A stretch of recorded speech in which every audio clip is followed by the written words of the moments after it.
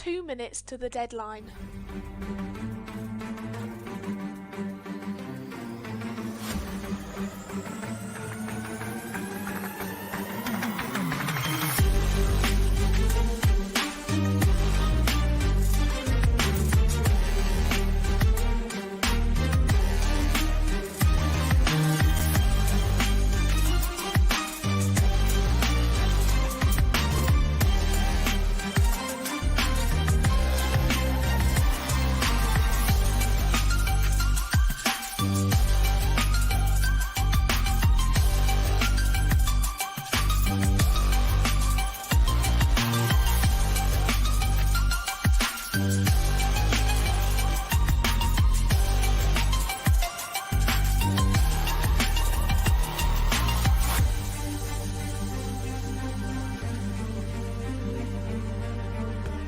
One minute to the deadline.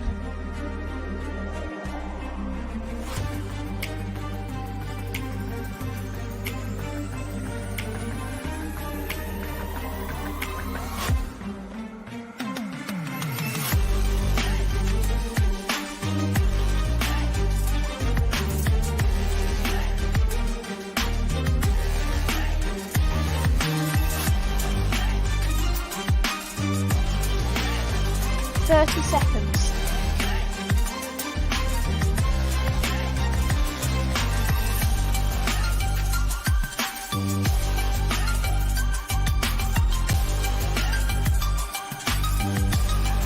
Fifteen seconds.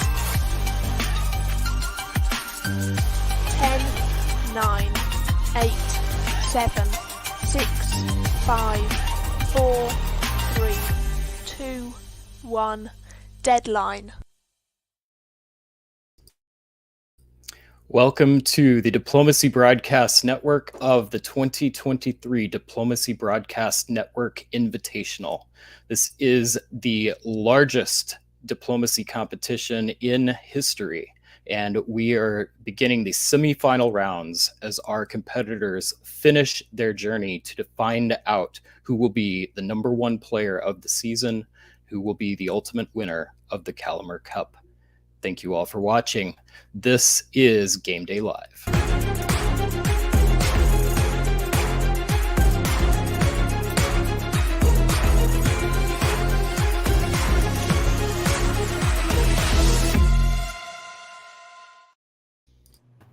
And my name is Brian Preble. I am one of the founders of the Diplomacy Broadcast Network, and joining me on air right now, I have three of diplomacy's sharpest minds. We've got Tommy Anderson, Michalis Kamaridis, and Andrew Goff. Welcome, everyone. Thank you. Glad to be here. Yeah. Tommy, we'll start with you. I believe you are known in the hobby as the Tornado. Kind of give us an introduction to yourself. Why should viewers listen to what you have to say? Yeah, definitely. I've definitely gotten a bit of a reputation for being a bit crazy, a bit chaotic. I've only been playing for about a couple of years or so. Started mainly during the pandemic, and just been tornadoing it up ever since. And Michalis. I've been playing 13 years now since I joined WebDip. Spent about a decade of that online, and then during the pandemic sort of came back into it and played virtual, and have had a few good results, a few not so good results, and yeah, I think I'm really looking forward to this tonight, and hope it's a good one. And Andrew, you're a multi-time world champion, but tell us, what is it that you're going to bring to the table tonight? Well, I'm a little bit of an outsider here because as good as I may be or may not be at face-to-face play, virtual is not my strength. So I'm just glad to be here. I think the quality of play is amazing, and I'm really looking forward to seeing how it differs and how it's similar. Yeah, it is definitely a different format, and that's one of the challenges. So Diplomacy Broadcast Network Invitational brings together the winners of all major formats of the game of diplomacy. So we've got players representing the extended deadline, the face-to-face and virtual face-to-face hobbies. All of those winners competed throughout the entire year to earn points to qualify for this event, but they're competing in the virtual face-to-face format, and that is a format that some players will be quite familiar with. They've earned most of their points playing that way. But there's a good number of players on these in this event that have not a lot of virtual experience. It's a different way to play, a different meta. It's maybe out of their comfort zone. And so I think one of the big storylines that we should all be watching tonight is to see how will players that are less perhaps familiar with the virtual face-to-face format fare in this event. All right, well, let's go ahead first and let's meet our players. So we've got a video introducing all of those players. So we will go ahead and watch that now. Nobody's safe. Nobody's safe. The field of the 2023 Diplomacy Broadcast Network Invitational Virtual Tournament is now set. 8 boards, but only one champion. The top 28 players. Diplomacy's big dance. February Fever is here. These players know how to push the pieces. To stab the ally or not stab the ally. It's not about how you play, it's also about who you play. Tim Crosby, Jason Massbaum, Katie Gray, Johnny Gillum, Jason Bennett, Morgante Pell, and Chris Brand. Peter McNamara, Josh Hennessy, Nicolas Sahugay, Carson Conniff, Noah Brown, Farron Jane, and Ben Kelman. Brandon Fogel, Ed Sullivan, Christopher Borgia, Nicolas Taillet, Robert Schupa, Greg Matthews, and Liam Stokes. Riaz Virani, Bradley Gray, Steve Personini, Andre Gribakal, Christopher Ward, Ruben Sanchez, and Luis Borgia. To try to step to me, I was snatch your turf and manifest sad. I was snatch your earth. You tried to breathe to see how the asthma works. We don't compete. I'm not in a class with earth. My boys are down the ball. If I say the word, the team is down the hall. If I call the third, what's happening? Best believe that a massacre. The winners will proceed to the championship game. Seeds 28, 27, and 26 must win.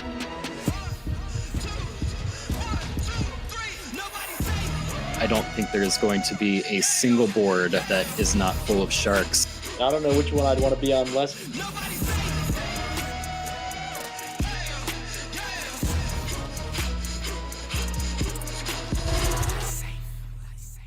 This should never have been allowed to happen, and it is happening, and I am so grateful for it.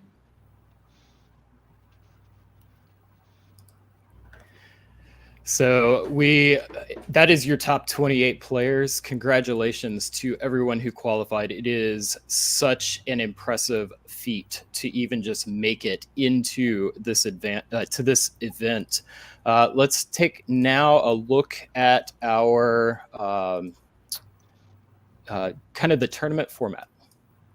So the 2023 DBN Invitational is going to be a multi-round event. You are currently watching our coverage of the semifinal games.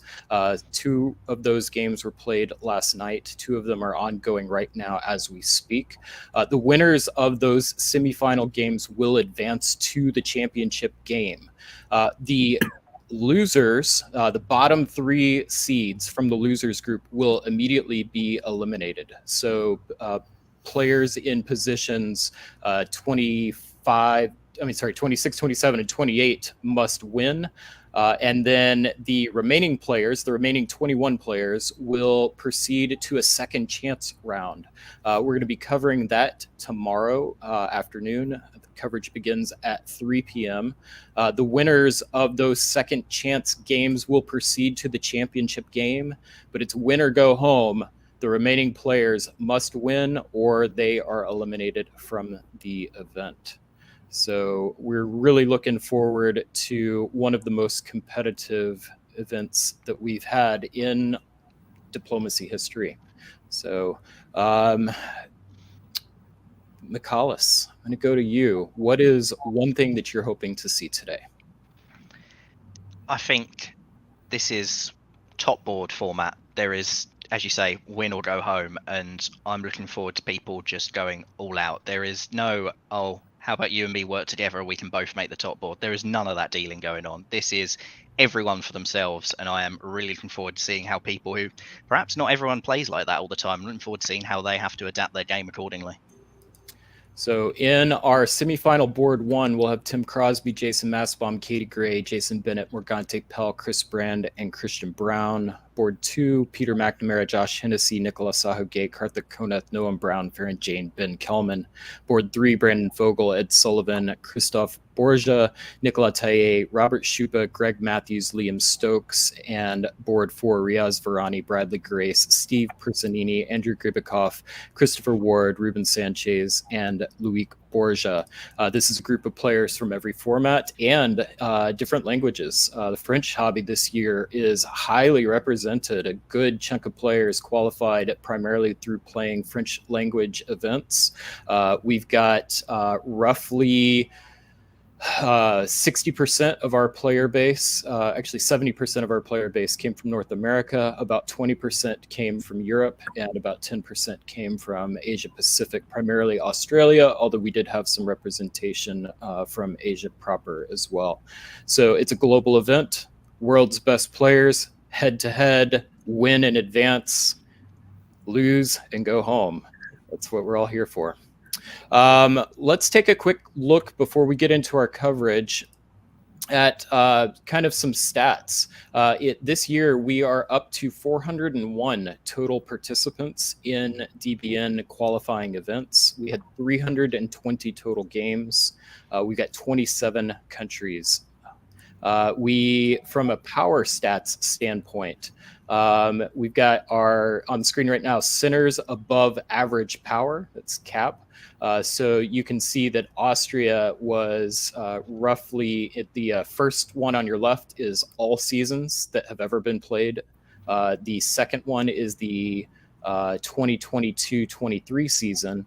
And then for this third one, we're focused on the DBNI. This is our third DBNI to cover. So we've got a little bit of history and a little bit of data. We thought it would be interesting to compare performance between everything from all time, past season during qualifying, and then what's happened within the DBNI itself. Michalis, I'm going to go to you for this one. What stands out to you about this graph? So obviously, you're drawn to Turkey with the much lower performance in past DBNIs. I don't think that will surprise many people with experience on Turkey in top board and top board formats. It's either huge or it's nothing, and more often than not, it's nothing. But I mean, the one that catches my eye most of all is Russia being such an average power. That is, I would have expected Russia to be doing probably better than that, and it's known as quite a good board for quite a good power for top board format. So Russia being so low just across the metric there is the one that really catches my eye. And of course, Italy. I'm always drawn to a bit of Italian propaganda, but they've done very well in this tournament in the past. I believe Peter McNamara won the first one playing Italy. So looking forward to seeing some more great Italian play. And next up, we've got our percent top share by power. So this shows us what percent of the time and what percent of the top are these powers doing. Andrew, what can you tell us about this one? This really strikes me as in line with the better play is, the more you see countries like Italy do well. The one that's really stood out to me, though, was Austria, because usually when you have really high-level play, Austria does a little bit better. But here we see in the past DBNI, it's actually doing worse than during the regular season. So I'm really hopeful that we can turn that around this event, and we'll see some really strong Austria gains. And England being so high, even higher than France, was a little surprising. We have seen over the past few years a very strong EF meta, so those two having strong correlations doesn't surprise me. But I was a little taken aback. I was going into it expecting France to be the one to get the better hand of that, but it looks like England, in the hands of our best players, tend to be the ones coming out with the tops. But that's not necessarily translating to center count. So there's a difference between the topping and the centers. So it's really interesting to see those two kind of play really close to each other, but there's just enough nuance in there that players need to keep an eye for that. All right, well, all of these games, this is a completely new format for us this year. Everything that we just looked at was all DBNI games, which did include top boards at the end of the championship game. But this year, every single game that's being played is a top board format. You win or you go home. So the way these boards are being set up, players were given a preference based off of time zone. They were grouped into two groups. Rounds 1 or boards 1 and 2 happened in round 1. 3 and 4 are ongoing right now. And once those players were grouped into rounds, then they were randomly assigned in seed order to distribute across the boards. So we started with the lowest seeds, and so positions 28 and 27, flipped a coin, and then they split to 2 different boards. And then we just worked our way up all the way until we got to number 1, which is how we got the board distribution.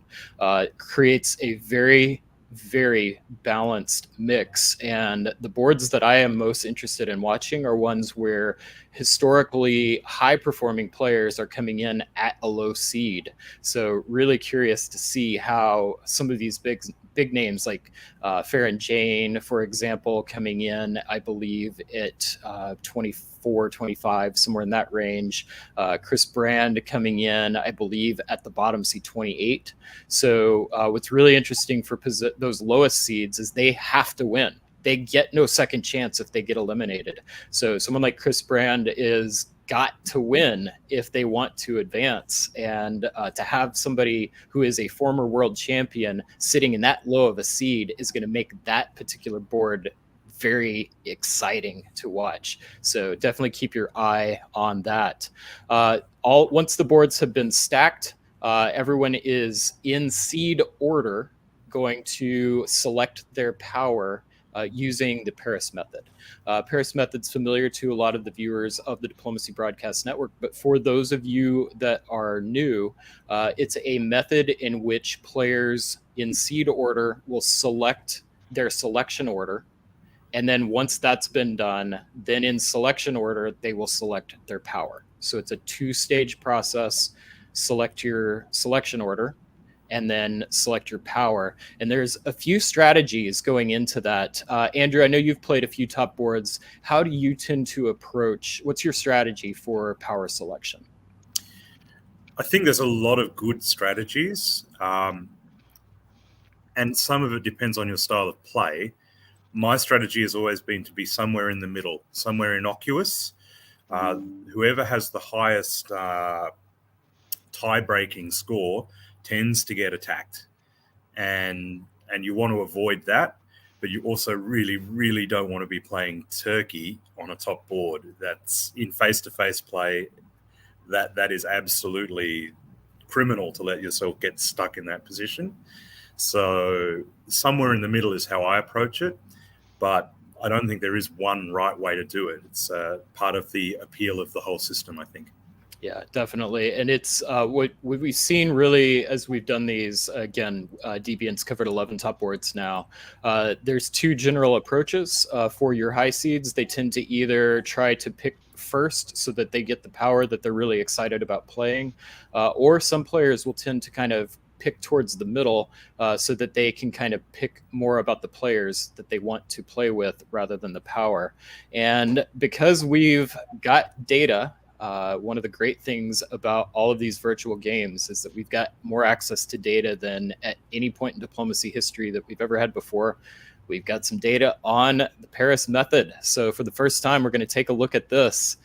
Here are the top board selections by seed. So this is the selection order by seed. This is a little bit of a busy slide, so I'll try and break it down for you. In the red column, that is the number 1 seed, and you can see at top 1.9 is the average place that they have chosen. So on average, 1.9. 6 times they chose to pick first. 3 times they picked second, 1 time third, and 2 times 4. So here you can kind of see most players have chosen to go ahead and take that top seed advantage and pick first so that they're ensured the power that they want.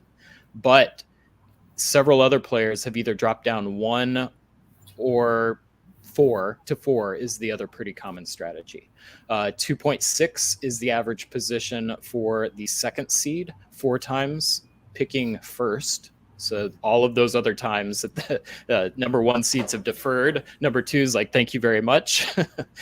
Twice at, or 3 times at the second, so on and so forth. So Tommy, what is it about this that stands out to you? Any comments about, or any surprises based on what you're seeing here?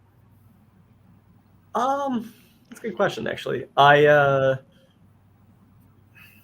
always find it kind of strange for myself because I always just whenever I remember doing the DBNI the past 2 years, and I remember trying to like do a gamification, like trying to figure out like power selection wise and not, and I tried to do things that people wouldn't expect. So like I always find it hard to like analyze how other like the normal people think. Next, I want to point out these are the top board wins by seed. Big shock. I'll just go ahead and say it. The number 1 seed coming into a top board has never won in all 11 games that we've covered. So we've got 3 wins by number 2, 3, and 4, and 1 win each for 5, 6, and 7.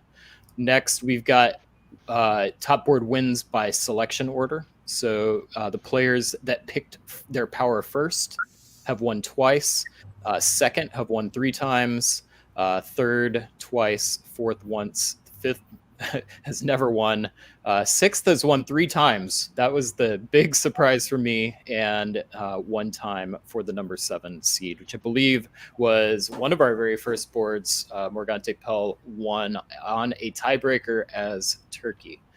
And then last but not least, top board wins by power.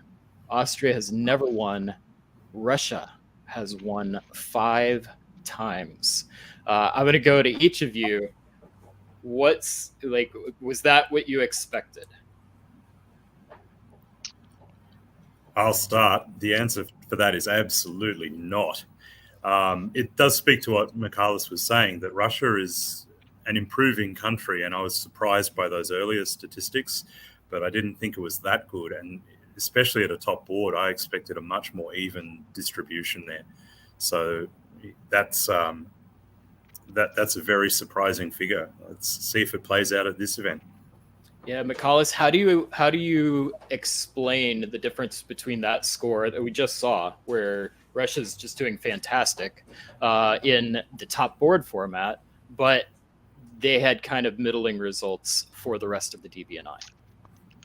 I think Russia it's a very boom or bust country. If Russia is big, it's in the conversation to be top. And if Russia is not big, it's dead. There's not really a middle ground. So I think it will average out between them to something in the middle, but actually its results will not be middle. There will be wild swings in range between those 2 scenarios. And for me, that statistic on Russia winning the most is especially galling, because I've played Russia on a top board in one of these and I did not win it. So seeing that Russia is that much better just really drives the knife back in there. Tommy, was there any other power that kind of was unexpected for you? And I'll just pull that back up so you can look at it. Yeah, no, well, definitely Russia for sure. I mean, I love Germany. So when I played the DBNI, was it last year? I picked my points in a way. And they had like, it was like the, what do you call it? Like the voting process for like you could like allocate points which countries you wanted to play. I tried to game it, and I managed to play Germany both games, and it's one of my favorites to play. I like being kind of in the middle where I can just kind of just have a little fun and just talk to everyone. Although then everyone just gangs up against me, unfortunately, because I lie to everyone, so that's fun. It is a very Tommy country. Yeah. All right. Well, that wraps up our pregame coverage. Before we begin, though, I think we've got to do one of our most important jobs as analysts to show how little we know about this game and make some predictions. Nicholas, I'm going to start with you. I want you to pick who is going to win the 2023 DBNI. Hard to pick just one. I think there's obviously a really good field. I think that there's a few players who are at the top of the standings who I don't think are going to win. I think that they're going to have all the focus on them. I think Brandon Fogel, who's just won VDL last month, and Riaz, who's won 2 tournaments in a row, you might think that they're the favourites going in. I think there's going to be a lot of attention on them. I'm looking for someone in the middle, maybe Katie Gray, Nicola Taille, somewhere around there, I think. And Tommy, do you have a dark horse pick? Ooh, that's a good question. I'm just looking at it right now, just double checking. I'm gonna go with Johnny Gilla, maybe. That would be a very, very dark horse pick. Unfortunately, we had a substitution. Johnny was unable to participate. So yeah, I about that. One of the big stories going into this, Christian Brown coming in as an alternate will be taking that place. So I'll let you think about that one. I'll go to Andrew. Andrew, who's your pick and who's your dark horse? Well, my pick is a dark horse in some ways, and I think Liam Stokes from Seed 25 is, I mean, what a terrifying field, first of all. I don't want to be in that field. That's such a high quality everyone. But I just, he's an impressive player and he knows the format. So I think what you said is absolutely right. The players up the top, they're just going to have huge targets on their back. So players like Peter McNamara, Nicholas Sahugay, even Karthik at Seed 15, they're all going to have these targets on them. So I think we'll probably see players from the bottom half of the seedings do better than their seedings suggest here. And Tommy, coming back to you. It's just so many good players. It's so hard to pick. Maybe Robert, maybe? Dark horse, Nice, Robert Chupa. Yeah. Robert's been hard at work at the sideline for many of our VDL games. Maybe he's picked up some insights into how to negotiate with these players. So, I mean, it's a tough call. There is not a single board that is weak, and there's not a single player that cannot win. You do not get to participate in this event without being one of the very best diplomacy players. And that's what we're seeing on this board. 28 of the very best all competing. I'm going to kind of go counter opinion, and I'm picking Riaz Varani. That man has been on a tear, and he's got some momentum. I watched him play at Cascadia, where he was a target, and he just dominated the rest of the field. And I think he's got it. I do think people will come at him, but he's my pick to win it all. So we'll find out. There's not been a single top seed that has won. We just saw that in our stats. So if I had seen those stats before making my pick, I don't know if I would have done that. But that's the pick. One thing for sure, if Riaz does top his board today, it's going to be a spectacular board to watch. So for entertainment's sake, I hope you're right. Absolutely. All right. Well, it is time for us to wrap up our coverage, and let's get to our very first game of the 2023 Diplomacy Broadcast Network Invitational. Here we go.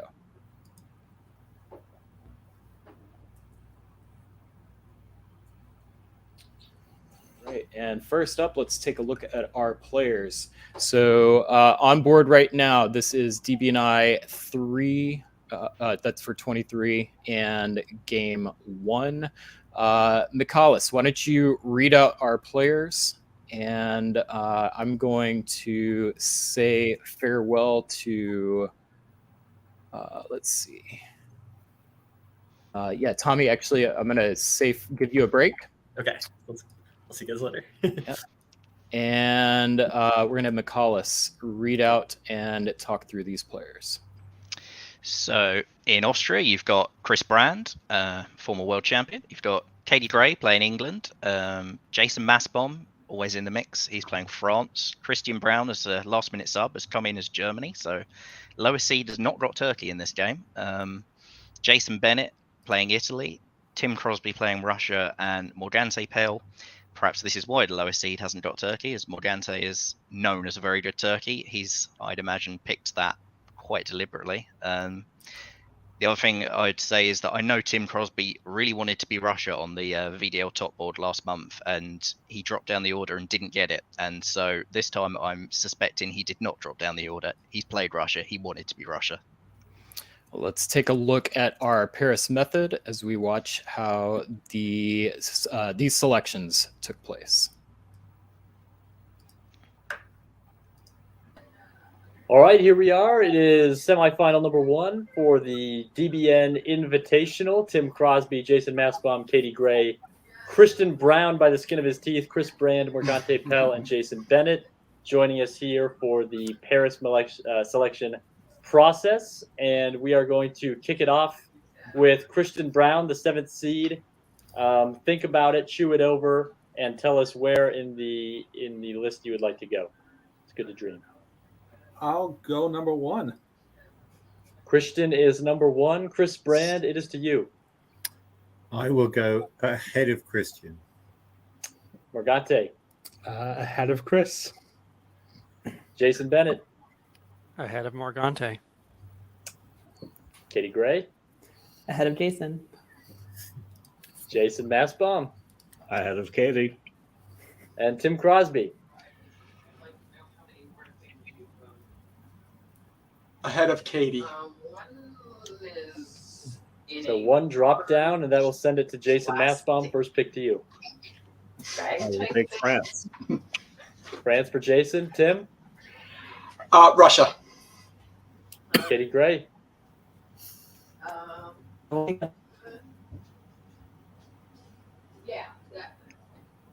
said something, I didn't hear it. I didn't hear it either. Oh, I'll take England. England for Katie Gray. Jason Bennett.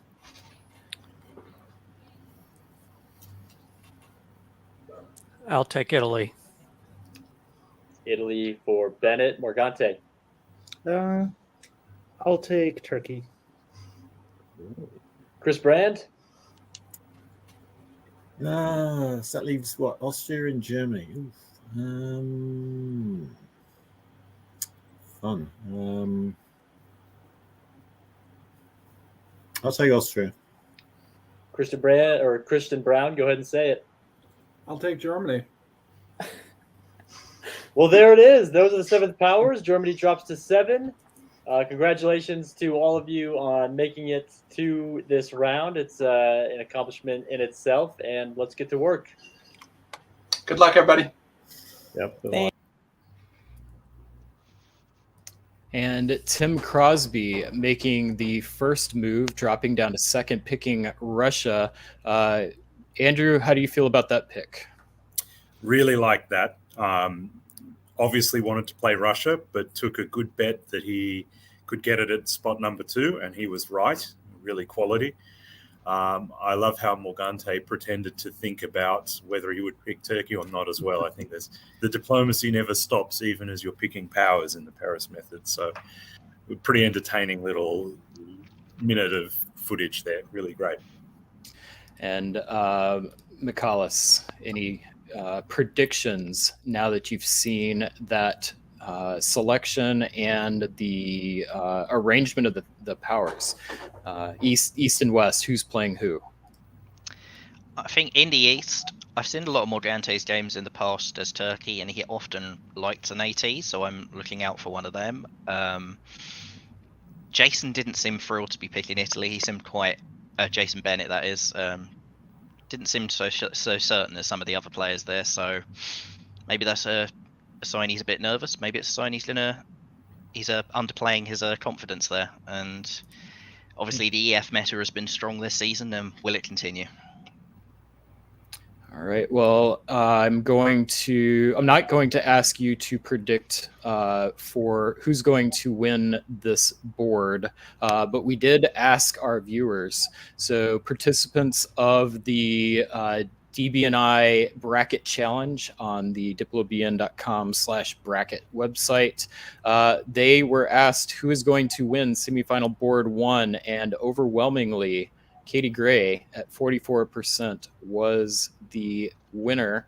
Morgante Pell coming in at 27.6%. And then Chris Brand looking like getting a couple of votes. Jason, Christian, and Jason each getting a vote. Michalis, how are you feeling about those picks? Jason Massbomb always finds a way to a top board. And the fact so few people have picked him, that surprises me. Whether it's today, whether it's tomorrow, Jason Massbomb will make the top board. Andrew? I agree with that, but the way Jason makes top boards is always the most entertaining. So I expect him to suffer today as France, just to prove that France isn't unbeatable, and then he probably wins the next game. I kind of agree with the viewers. I think Katie might be a little favourite here, especially now that England is a pretty good power to have, but it's a lot more even than the viewers thought. I think anyone could win this for sure. Absolutely. Well, today's board is named after Richard Walkerdine, who is a famous British hobbyist who is known for various firsts. He was a zine publisher to begin with, and then in 1974 he became the first UK Boardman number custodian. Boardman numbers were a very important part of the postal hobby in the early days of diplomacy, and British Game Starts had surpassed the capacity of the then Boardman number custodian von Metzke to keep up with. Walkerdine also started the first British zine poll, a tradition which is gone in the North American hobby, still takes place yearly in the United Kingdom, gauging the popularity of diplomacy zines through voting. Probably his most lasting contribution, though, is the fact that Walkerdine was the first person who proposed that we create a World DipCon to travel around the globe as a championship for face-to-face play. He suggested ManorCon in 1988 as the first WDC site, and the success of that has propelled the WDC forward as a concept through present time. So as always, we in this hobby are following in the footsteps of those hobby greats who went before us, and it's one of our it's a pleasure that here on the Diplomacy Broadcast Network we can recognize those players who came before us to make us have this event that we have today. So thank you to Richard Walkerdine, and let's begin the DBNI.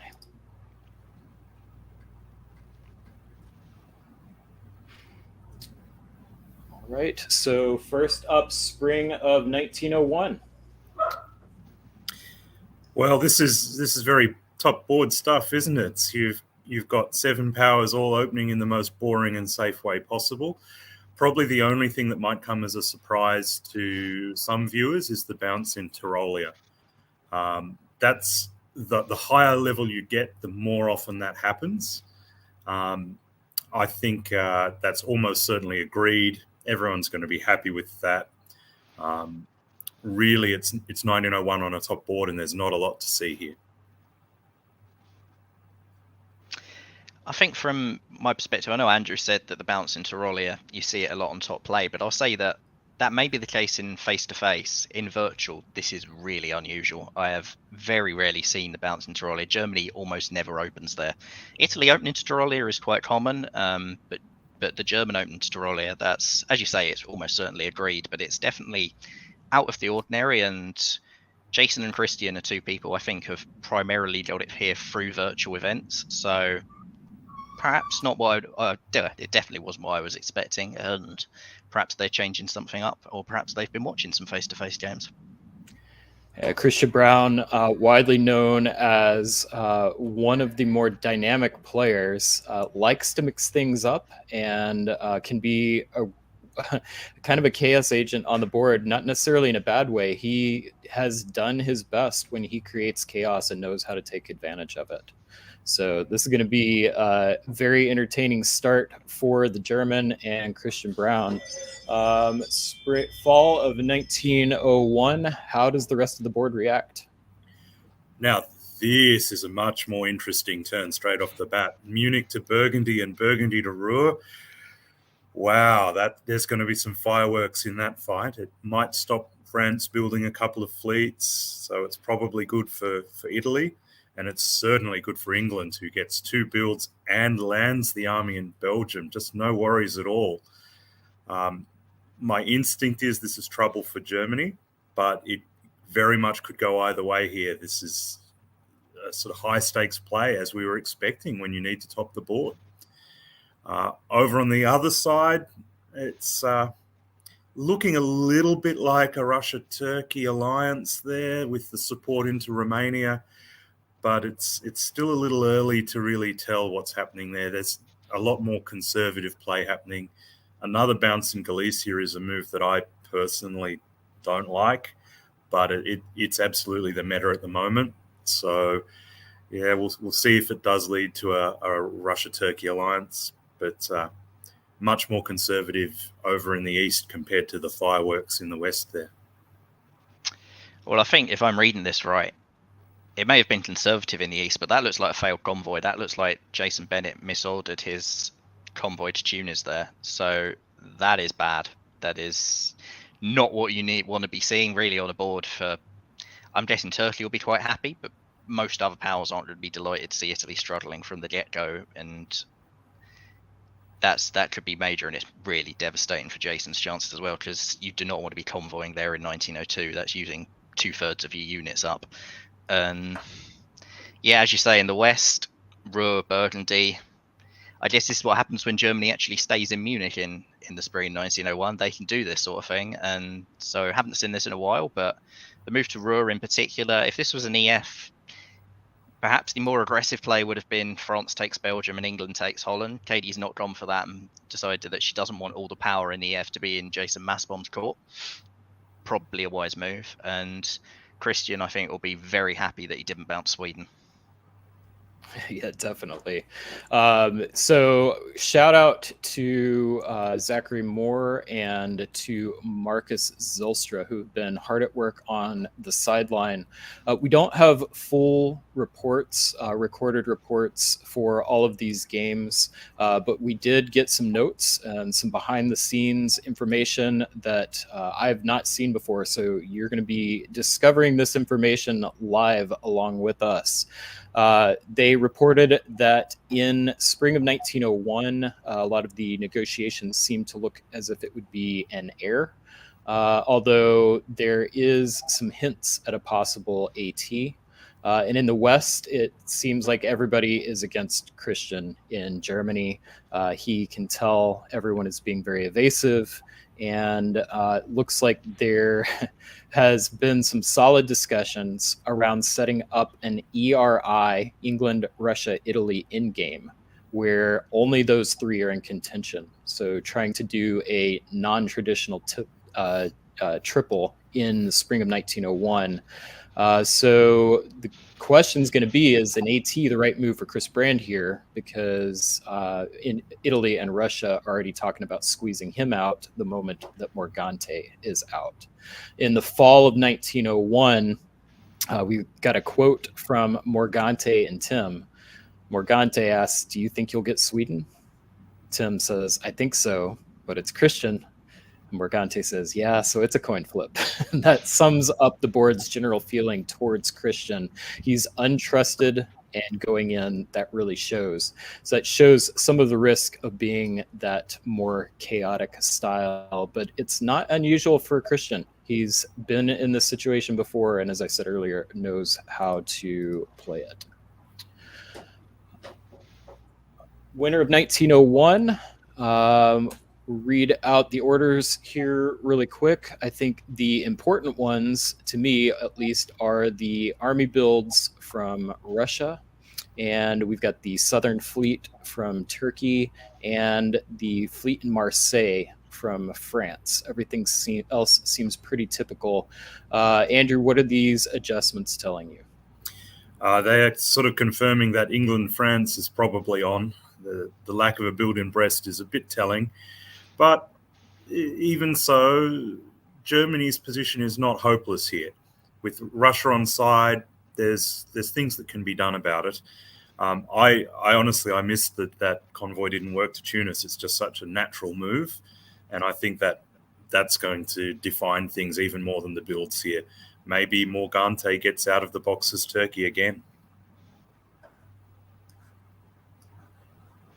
I think for me, Tim Crosby building Army St. Petersburg, that suggests that relations aren't that strong with Austria, or he's not sure about it for me. Because if I was him in that position with a weak Italy, if I'm confident that I've got a good relationship with Austria, I'm just sticking a fleet down in the north, and I want to be a northern power.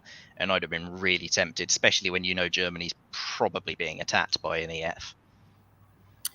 And we do also see immediately in spring 1902 that Russian army heading south. So it's a little bit complicated, though, because Russia has supported Chris's Austria into Bulgaria. So my feeling there is, if I've seen Italy not take Tunis, I'm probably a bit worried that Turkey's going to be huge, and that might change things up a bit. So that might be some of the thinking, but still early days in the East. It's still looking, to me, quite conservative despite that Italian misorder. In the West, a good bounce in Helgoland, particularly if you know that Russia isn't going to attack Norway. That's good defensive play. But at the same time, the French position is now rock solid. England's just manoeuvring. You need to be a little bit more aggressive in your defense here. You need to be doing something to split up that alliance, and we haven't quite seen that yet. So let's hope for Christian's sake that's coming in fall.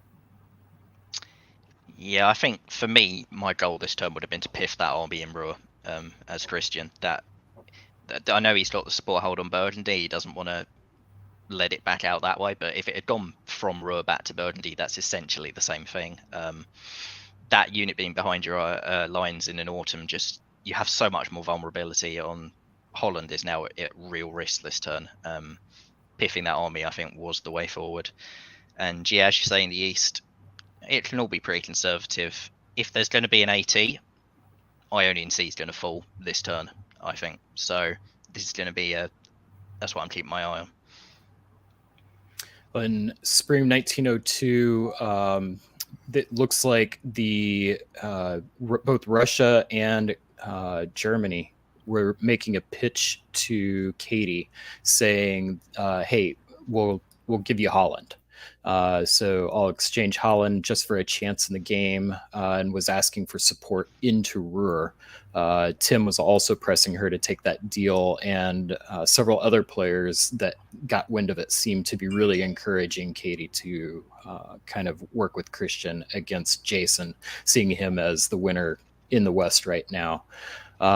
She had a really hard time making her decision. It sounds like she waited until the deadline to kind of make that choice. But in the end, she met with Jason and said, "I'm sticking with you," which is how we see the result right here.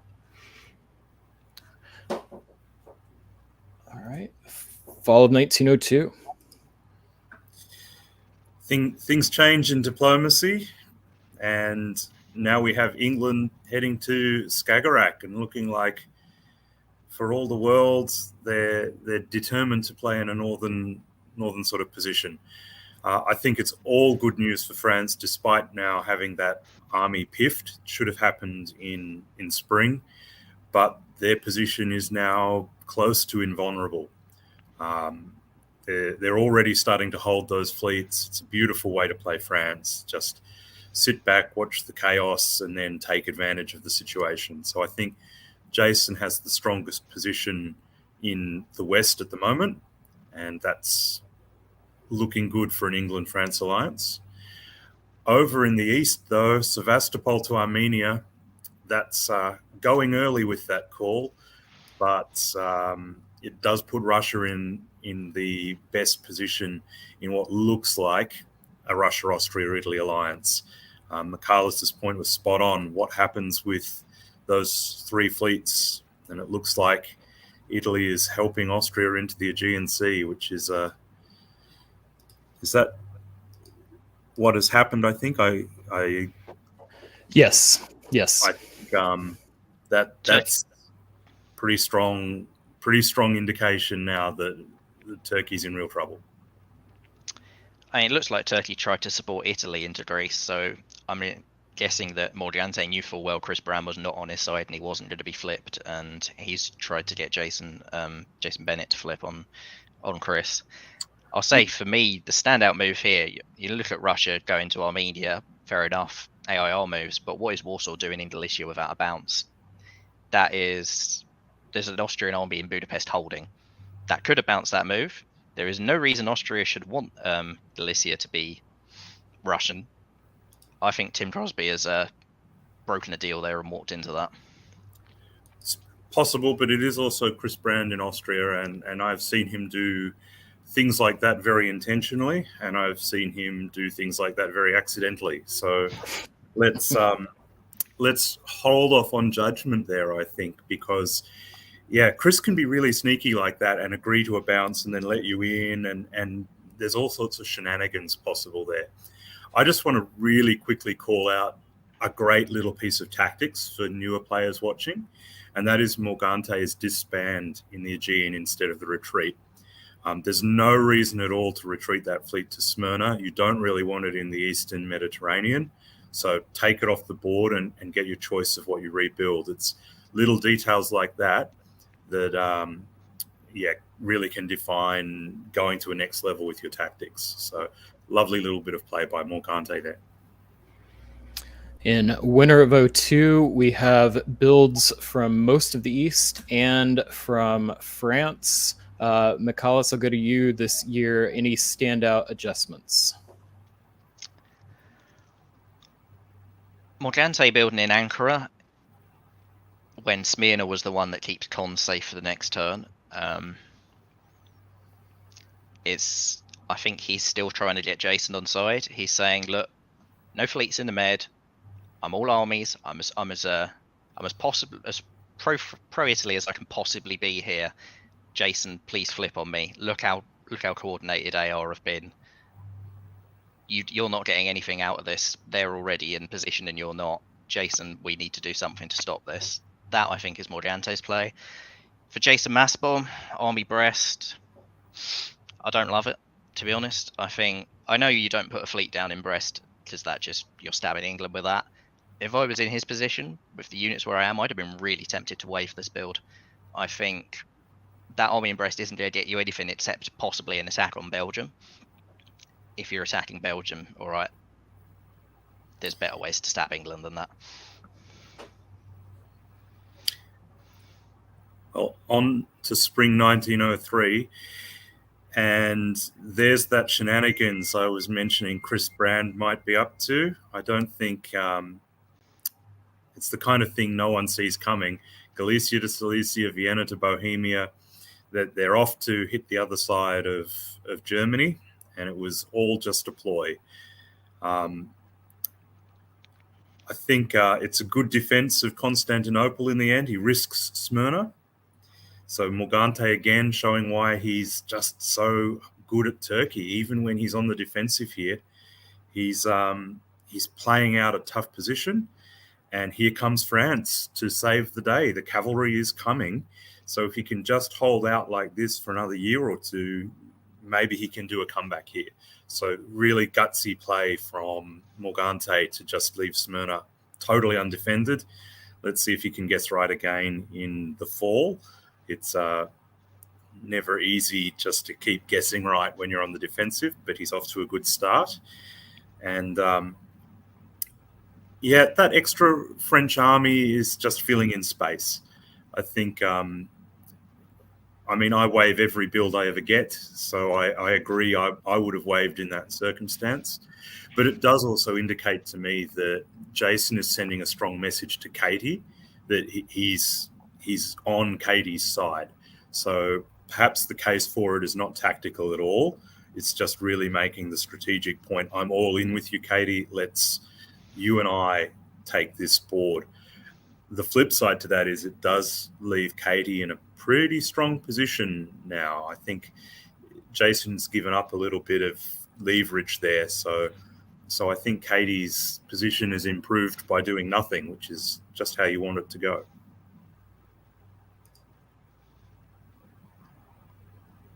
I think for me, the standout move here is that Russia, they're making this play on Germany. They're also simultaneously defending Denmark. I'm guessing that's a support that's been cut there. This is a really bold move to make when England can just walk into St. Petersburg at any moment, and you've not put an army back to defend from that threat. Ukraine is still there defending in case there's a sudden AT from the depths of nowhere. So Tim Crosby he's taking some risks, making the attack on Germany, going all in on the AR, but not going all in a way that lets him defend St. Petersburg. He's playing with some high stakes here. And the other thing I'm looking at is Jason Bennett. I mean, looks like the move to Terrain Sea, he saw the French attack coming. Good. But he's definitely not getting anything out of Morgante now. And that move to Trieste, was he sold that they were going to give him Trieste and give him a build? Did he really think that was going to work as a stab? Was he supposed to go to Tyrolia? A few things that army could have done, and just tapping Trieste like that is a bit of an odd one, unless he thought something different was going to be happening. There's a few little odd ones like that as well. Whatever is happening in Belgium, Rouen, and Burgundy seems more confusion than plan. It looks like Burgundy tried to support Belgium, but then Belgium moved to Rouen, and that all looks like it hasn't been either well coordinated or there's just been a misorder putting the orders in. So there's a few things like that. Venice to Tyrolia seems really natural here. If that was intended, then maybe the centre that was promised was Munich, in which case now Italy's in real trouble. Yeah, so on the sideline, a couple answers that I can offer. One, in regards to Tim's support from Sweden, he actually told Katie that he was going to do that and asked her to cut it. So that was an intentional failed support, but that did definitely, that meant Katie knew that St. Pete was, yeah. So very interesting to see how that plays out. And then in the East, it looks like the agreement or the conversation was around Italy moving to Tyrolia, but Jason Bennett did not want to go that route. And so Chris Brand said he's going to take a shot at Khan. And Italy said he didn't want to move to Tyrolia in order to not show potential for an heir. So he just didn't want to invite them coming his direction, I guess. So maybe France is there to help. That's certainly what I'd be saying if I was France. Yeah, help against those deadly Austrian fleets that are going the other way. Well, that terrifying Austrian tugboat has taken Smyrna, which is an unfortunate moment for Morgante. He has not guessed right twice in a row, and now that position is really tough. France kindly helps by supporting Tyrrhenian Sea to Tunis. He's obviously there to help. I think that's proven now. Otherwise, England takes Sweden and not St. Petersburg, which is, I think that's going to be a very interesting moment it absolutely solidifies England and France as the alliance on that side of the board. There's not a lot of room now for Germany to make a comeback. If they can, then that will be spectacular. But England and France are all in, and they just want to take the board and then sort out who wins between them. That 1901 talk of an England, Russia, Italy is officially dead. I really like Chris Brand's position now. He's going to be on 7 centres. He's got options on Constantinople as well next year. He looks like he's in the best position on the board to me now. Yeah, I think, as you say, Chris Brand's position now, getting into Smyrna, getting that extra build. Italy is completely on the defensive.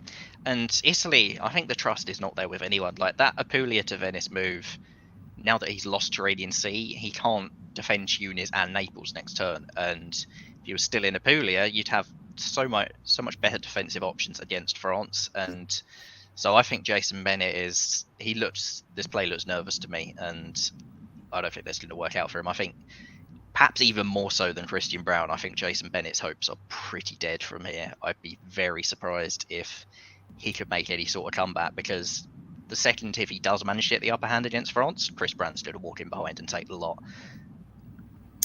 Yeah, especially when you're talking about topping the board.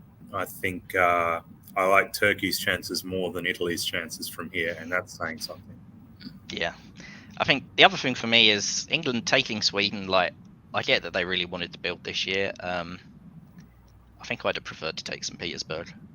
Take St. Petersburg, convoy the army to Norway. You've got Sweden next turn.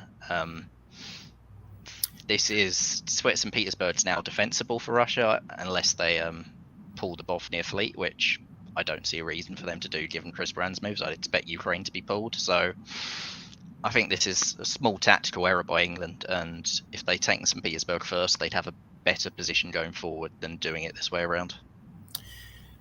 Yeah, it also creates a tough build here for England. Let's see what it is, because you want to build an army, but now you're slowing yourself down. You've got to... There it is. A 4th English fleet in an England-France alliance. You're hoping against hope that the board top is a 9 or a 10, because you're not going much bigger than that from this position. I really agree with what you're saying there, Michaelis. It's St. Petersburg, I think, was technically better, but then again, maybe 10 centers will be enough. Russia pulls Sevastopol, not Ukraine. Oh, that's certainly an interesting choice. I guess Ukraine can cover Sevastopol. And yeah, Chris Brand, the Austrian armies are advancing. Italy's the story here, though. Giving up Tunis to take Greece seems like a move I wouldn't necessarily have considered to have been in my own interests, but it sort of seems a little desperate. I guess the situation was desperate, though, so you have to try something. So good on Jason for actually trying something. But I think it really helps the other Jason. I think, just if Jason had known it was happening, he probably wouldn't have gone in with Tyrrhenian. He would have gone in with Western Med. But his position is still very, very strong in the Mediterranean now. I think perhaps, but also this could well be in a deal between them where Jason Bennett says, all right, I'll walk out of Tunis. I'll be the tip of your spear. I'll go harry the East. You've got to leave Tyrrhenian Sea to let me do that. And that's a deal that I think from Jason's perspective, it's a pretty good one. You don't need to be pushing too far ahead in case England, with those extra fleets, decides, actually, I'm going to come off to France. And Jason, he's biding his time, Jason Massbaum. And I think I like this from an FI perspective, where you have Italy as a puppet, is give them room to use all of their fleets to do as much damage as possible in the East. I like it from France's perspective, but it doesn't get you to a board top, which is the challenge of this format. So for Italy, it's hard work. I just also want to point out Ankara to Sevastopol. Ukraine did not cover Sevastopol, so okay. I mean, Turkey's position is hopeless, but he's obviously chosen who he's going to destroy and make sure they don't top the board as well. And yep, well done. That'll work. A little bit of chaos. Will it work though? Because to me, I'm reading that because it wasn't bounced, they can just kick him out of 7, kill him this year. Let's find out.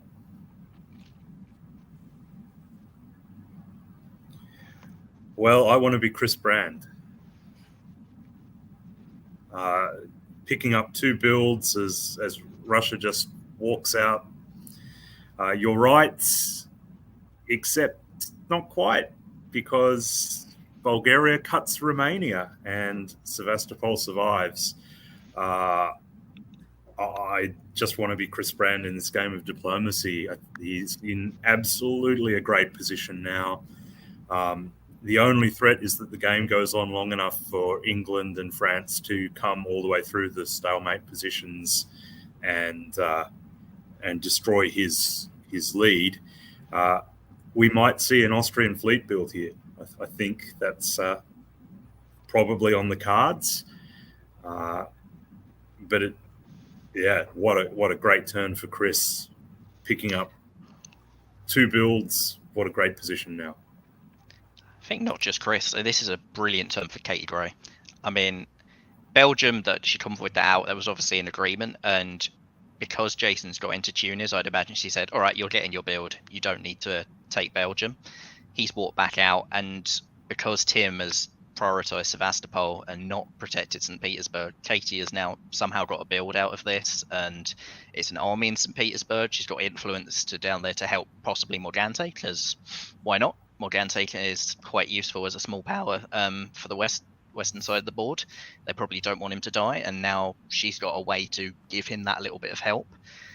And from EF perspective in general, you've now got Germany, by the looks of it, going east as a puppet, having already got Italy doing that, going east as a puppet. Bad turn for Tim Crosby, great turn for Chris Brown, great turn for Katie Gray. And just very quickly as well, before the games, we saw the statistics about Russia's average center and how often they top the board. This is a great example. At the end of 1901 or even into 1902, Russia's position could easily have topped the board, and it can just go wrong so fast. And it's probably nothing that Tim Crosby even did. It just can go wrong on 2 fronts at once, and this happens. So that sort of speaks to those statistics we saw at the very start of the coverage. Collis, I want to call out something you said in our sideline coverage. You were predicting a conversation between Katie and Jason regarding the exchange of Belgium and Tunis, and that's exactly what happened. Katie demanded that she keep Belgium because he was getting Tunis, and then agreed that if Marseille was covered, she'd allow him to build Fleet Brest. And I'm curious to see what that build ends up being based off of that negotiation, now that it looks like both Brest and Marseille are open. Tim Crosby was working really hard to try and get Katie on side, his pitch being, hey, if we fight, neither of us are going to win, but the sideline reporter's opinion is that Katie doesn't seem to be on board with that concept. I'm not on board with that concept. Yeah. So, all right, winner of 1904. Just a reminder for you and for our viewers, in the DBNI, we do have a year limit. It is year limited to 1916. So lots of time still left in this game. But it does look like a couple of powers perhaps have an advantage over others. Andrew, I'm going to start with you. Who do you like to win this and move on to the championship based off the position we have right now? Well, I think it's a race in 3 between England, France, and Austria. For me, it's 1904. It's too early to be really confident in any selection.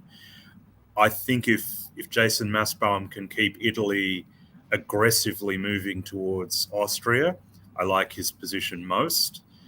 But if he can't, I like Chris's position most. I'll say that I agree with I think Chris actually has the best position on this board. Jason, I'm not quite so sure, because England has essentially done up north, and now England's going to start looking at, all right, is it time to stab France? And Jason, if he's committed in the Med, as he puts down another fleet in Marseille here, could be quite vulnerable to that. I'll say that Christian Brown is actually not out of this, because if England decides, okay, France is overstretched down south, now is the time to stab, Christian Brown's position with Russia no longer being a threat, Austria's walked away in the other direction. If there's now an EF fight, Christian Brown becomes a significant player in this game again. And the beauty of the top board format is it's going to force some of those tough decisions. If this were a traditional format, like an open format, where you're just trying to bank some scores to add up at the end of the event, you might be more satisfied with sitting back as England. But in this case, you're very rapidly going to be reaching a position where you don't have any dots left to get, and you're going to have to make a choice. Who's it going to be? Where is it going to come from? Or you've got to give up. And I don't see Katie as the kind of player who's going to give up. So I'm going to be watching that very closely. My only issue with that as a principle is if England attacks France, I think that gives Chris Brand a very big board top. So whilst if it's just the calculus between England and France and who tops, I totally agree. I think an England-France fight, it makes Chris's position even stronger. Yeah, so maybe because you have two stronger powers in the West, the balance, since you have one strong in the East, would go advantage Chris Brand. But it's still early. There's a lot of game to play. All right, winter of 1904, we've got that Southern Fleet from France being built in Marseille, and we've got the disband of the Fleet Black Sea, my favorite build on the board, Fleet Trieste. Always fun to see that second build.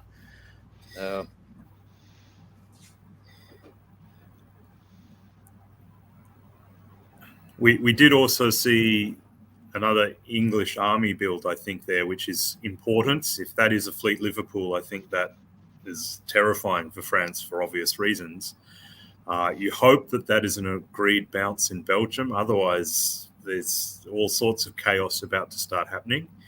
But given England has also pushed Norway to St. Petersburg and moved the army around aggressively, it looks like they're keeping it together, at least for now. Just strategically, England has one too many fleets, and that is a problem. Fleet Norwegian Sea hold, this is a waste of time. So that is problematic tactically, but also strategically. There will always be a pull to push it to North Atlantic Ocean. So that is a factor for sure. In the East, I don't know what Italy is doing.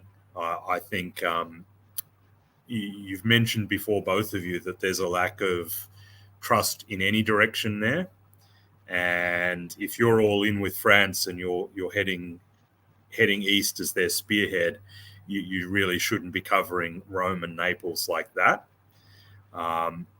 It's probably okay play if you are trying to just bank some kind of score, some kind of survival as Italy.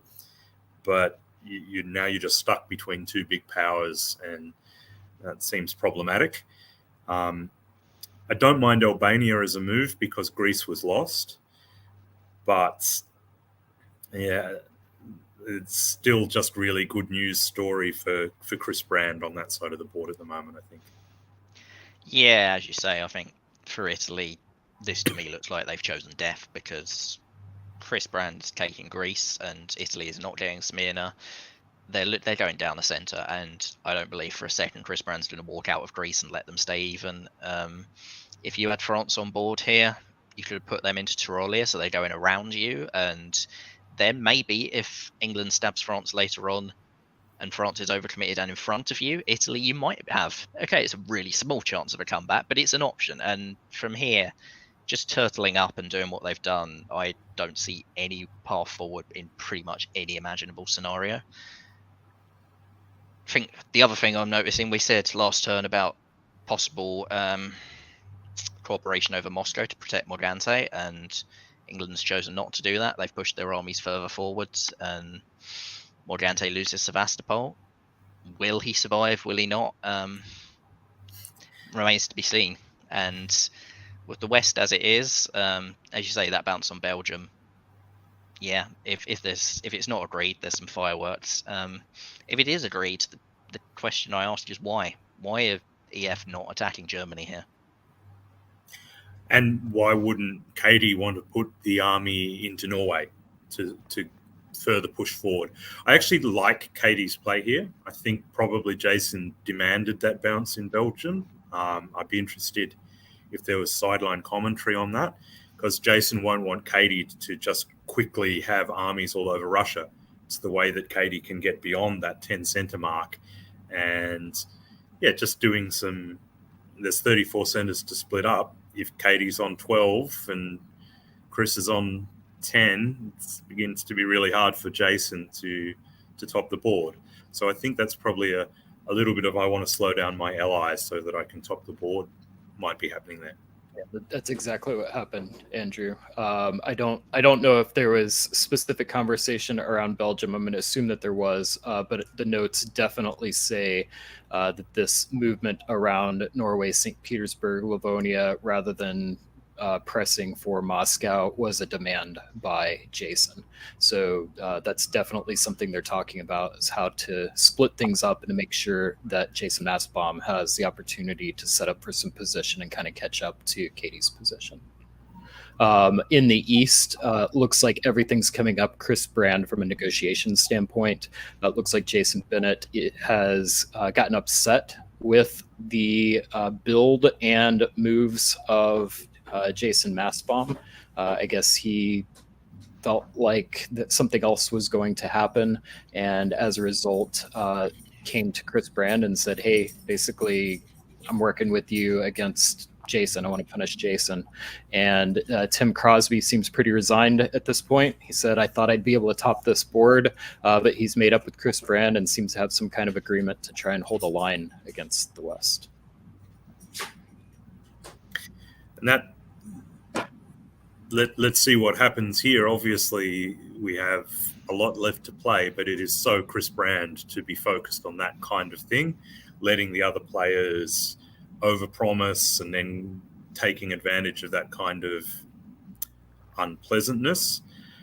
But here we actually see the opposite happening. Maybe the two Jasons have patched things up. Maybe it was a big ruse. Who knows?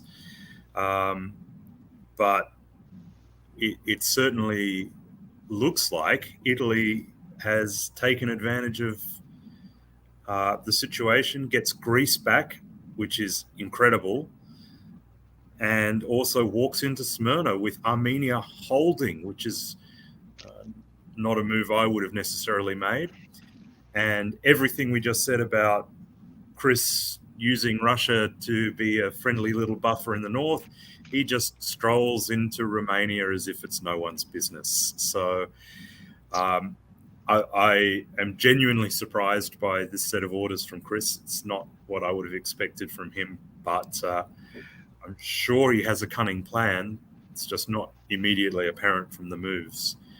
On the other side of the board, I think Jason can rest a lot easier now with North Sea moving to Helgoland.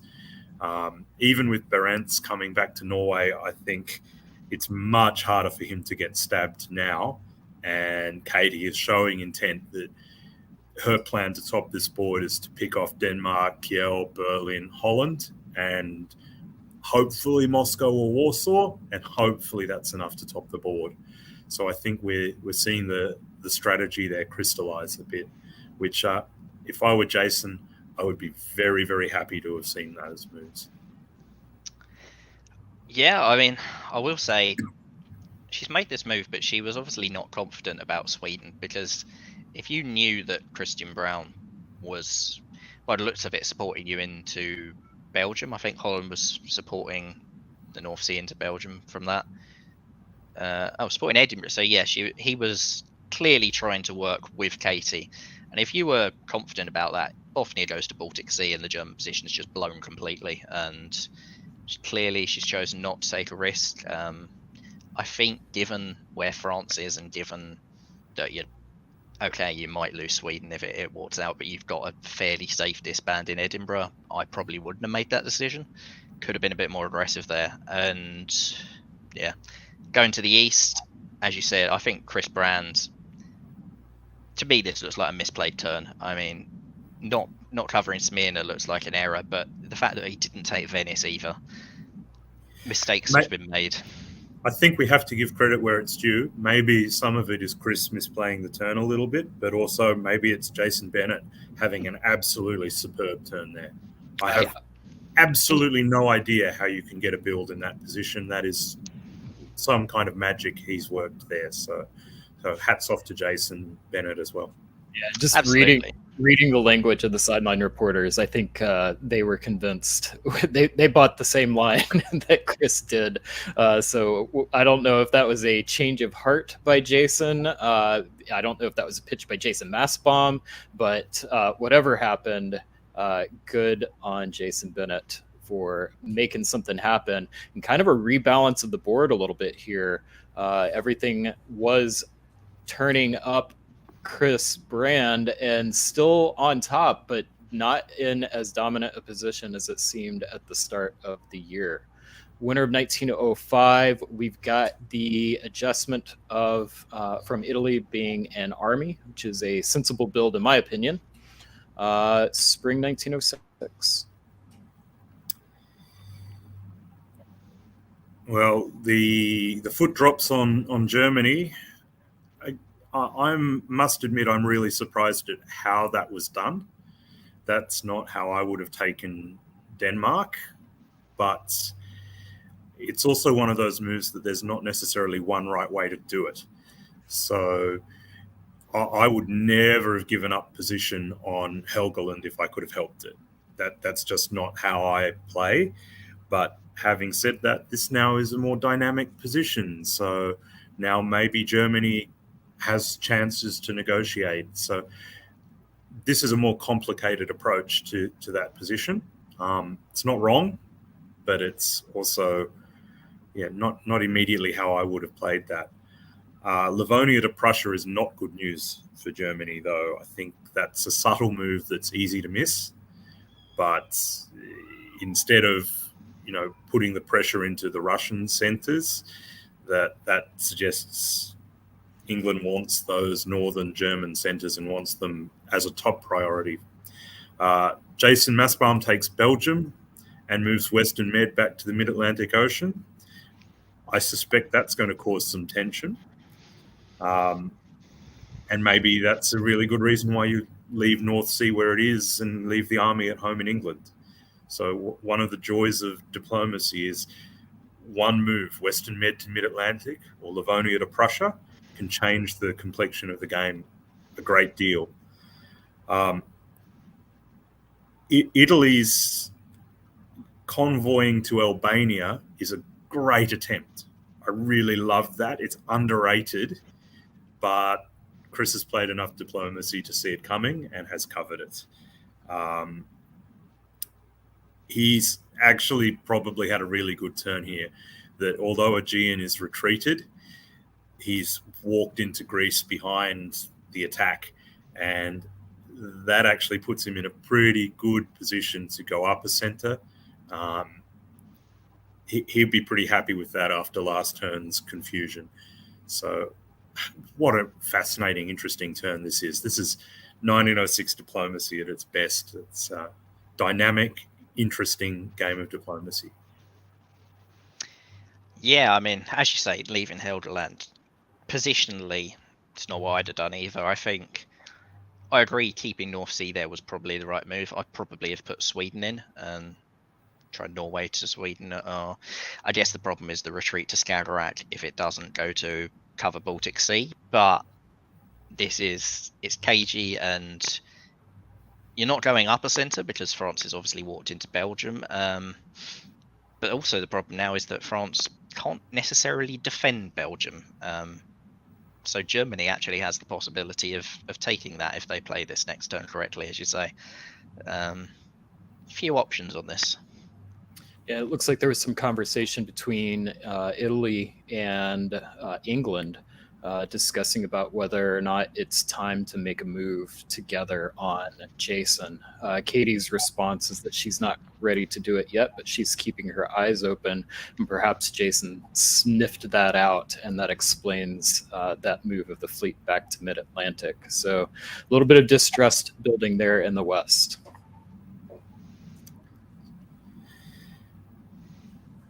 Right, fall 1906.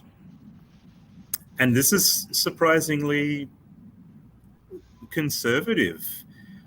Once again, Chris Brand is not going to let you into Albania. You can stop trying that now. That is not going to happen. Having said that, commentator's curse, it will happen next turn.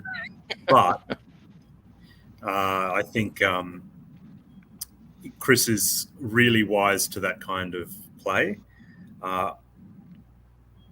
Everything else there is kind of just what you'd expect. We have to say goodbye to Morgante, but that's sometimes how these games work.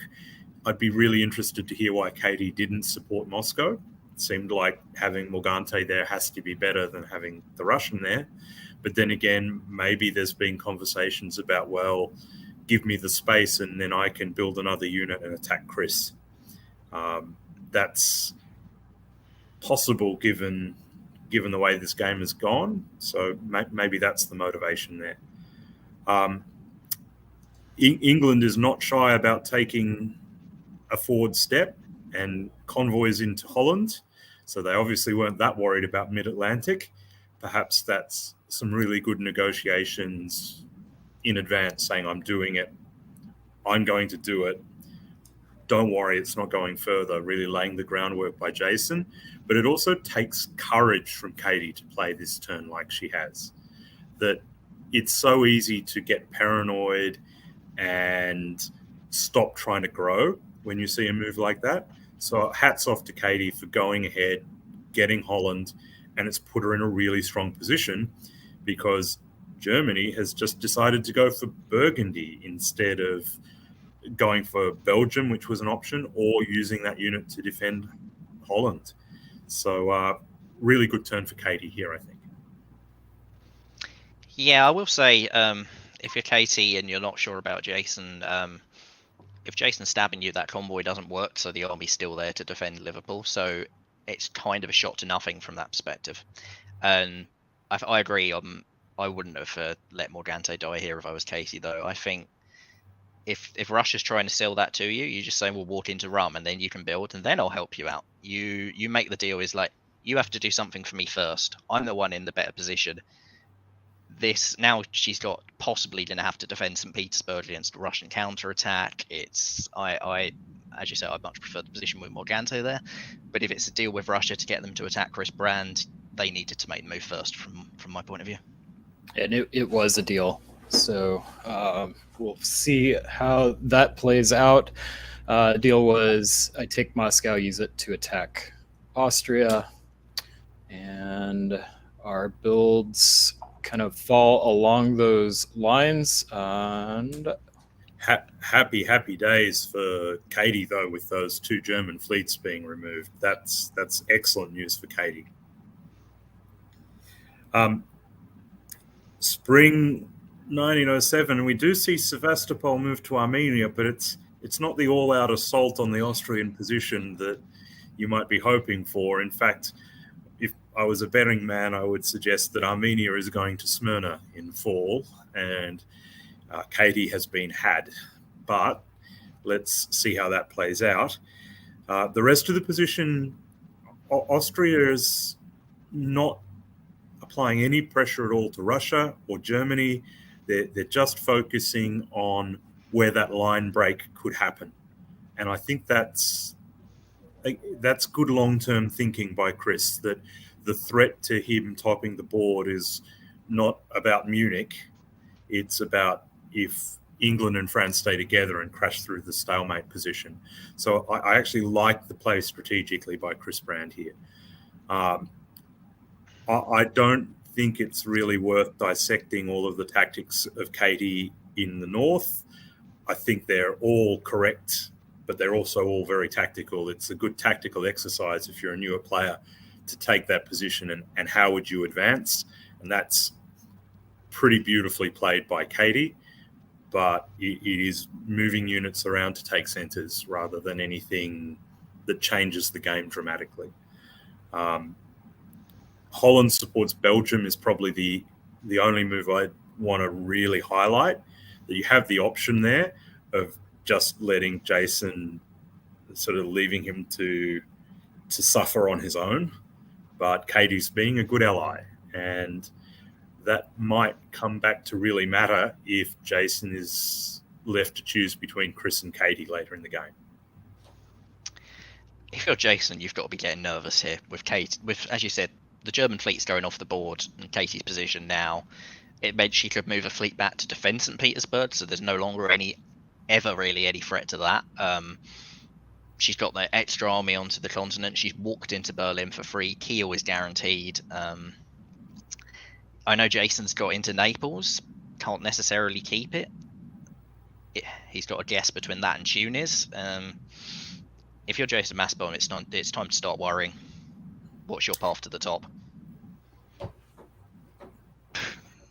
And as you say, Michaelis, here comes Katie into the English Channel. That strategic imperative of getting all of those northern German centres, it's just done. It's all over in 3 seasons. So it shows what we know about how to attack Germany. Katie got it exactly right. So well done to Katie. And now the push to top the board is on. I think it's bad news for Jason.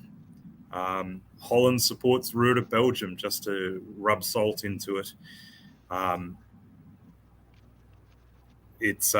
think your foreshadowing there was spot on, Michaelis. It's not good for Jason now.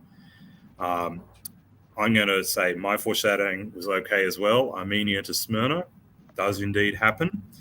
And well played, Chris Brand, for probably pulling some strings behind some promises that were made. And Chris does also get Venice. So that's putting Chris in a strong position. Jason won't be too unhappy with his outcome. He picks up Naples and Rome, which is some pretty fancy footwork to pull out of that tactical situation. But he has other problems coming his way now. Yeah, I mean, like, you can read this as it is a great stab by Katie Gray, and yes, it is, but. And that but is that Jason Massbom's just taken those 2 centres in Italy. He's building 2 from being stabbed because of the PIF in Belgium. This actually looks like a brilliant turn for Chris Brand to me. That is how I read this. This is now, I think, England and France are going to start getting locked up with each other. Chris, because he didn't take Naples, I see a little support on Naples there. He's sided with Jason in the south, I think. And to me, this looks like a turn that could have actually just opened the board top up to Chris Brand. We bid farewell to Jason Bennett. And I do want to take a minute and talk through a little bit of the negotiations from the winter. Basically, it came down to Jason and Katie saying, hey, we're going to race from this position. And then everyone else on the board saying, Katie, you need to go stab. Chris Brand is on side. Christian Brown is on side, and Tim Crosby is on side for whatever that's worth. And it sounds like we're going to see some action between in the West. It's brutal elimination there for Jason after a couple of really good turns. It's a very, very high wire to walk, and that's quite a fall. So I think credit to Jason for really sticking in the game there and trying to mix it up.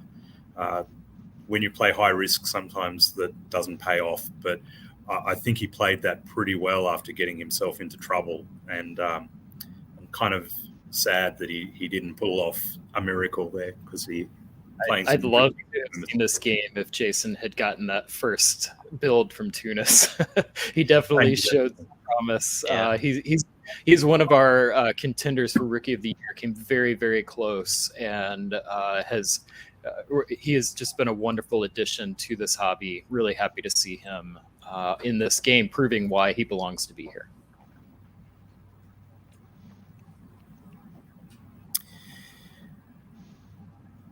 Well, Chris is giving Jason all the space he needs to pull back. Looks like everyone is happy.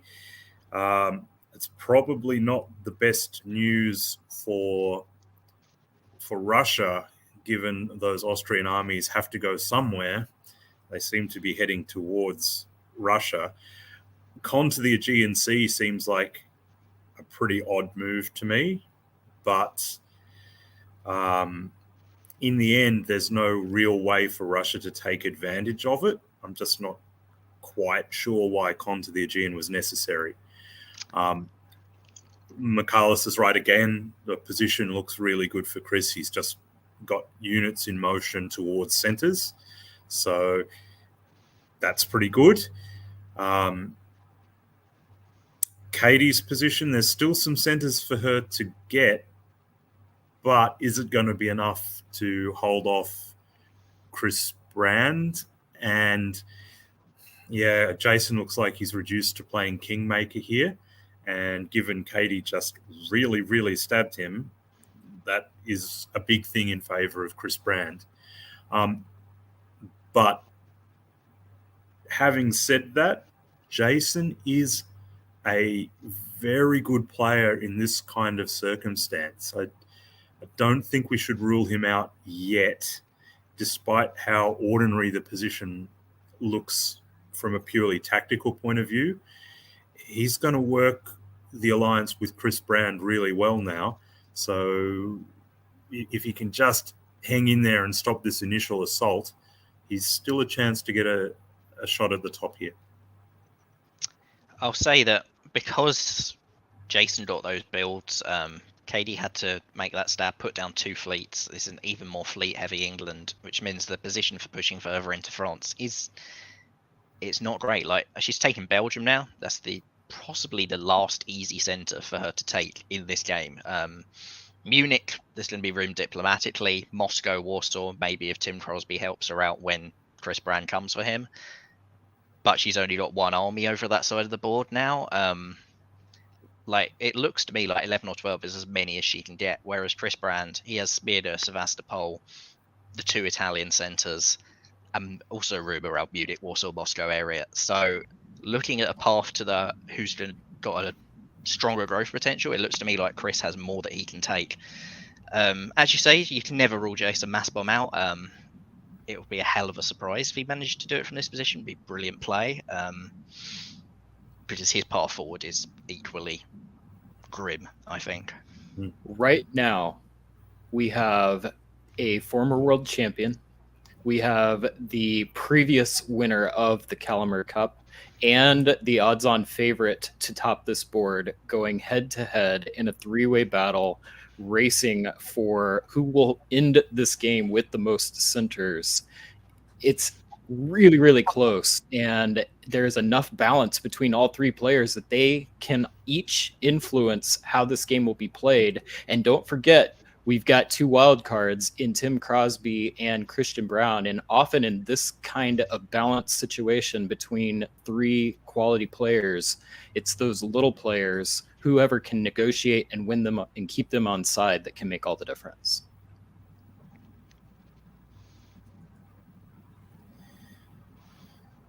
Moving on to fall 1908, it certainly looks like Chris is keeping Russia on side, self-bouncing over Smyrna, walking into Armenia as Russia moves their units up towards the line. I don't know what Katie is doing there with all of those fleet holds.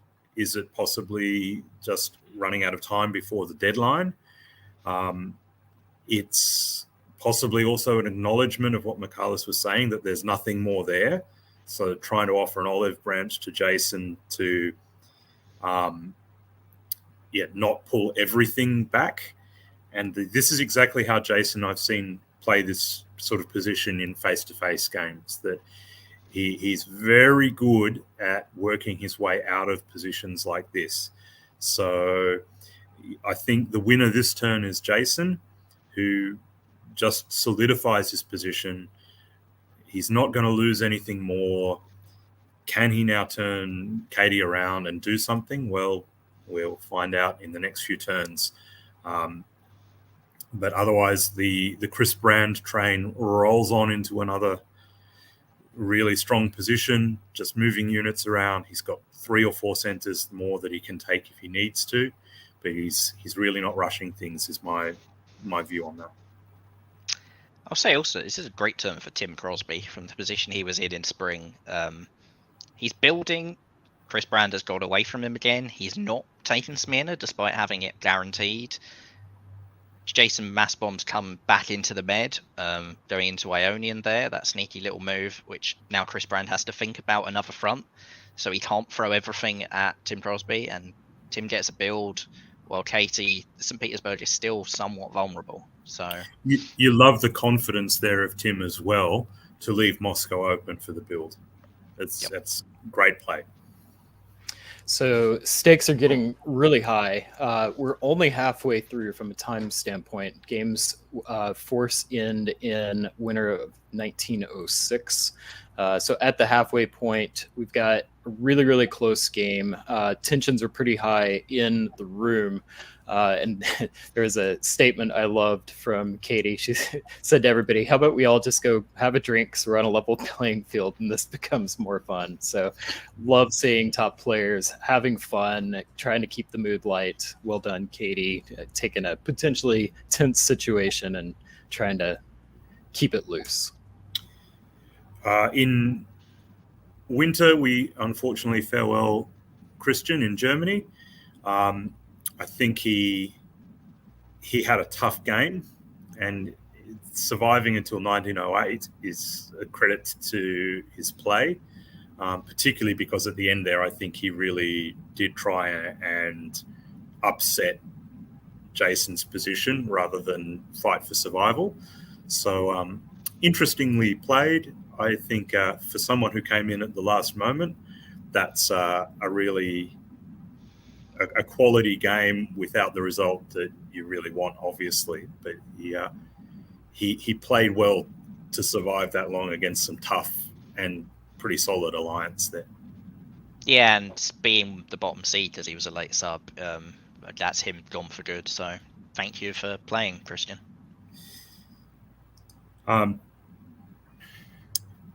Spring 1909, and we're seeing that Jason Massbaum magic. Wow, Wales goes back to London. Are we all friends again here?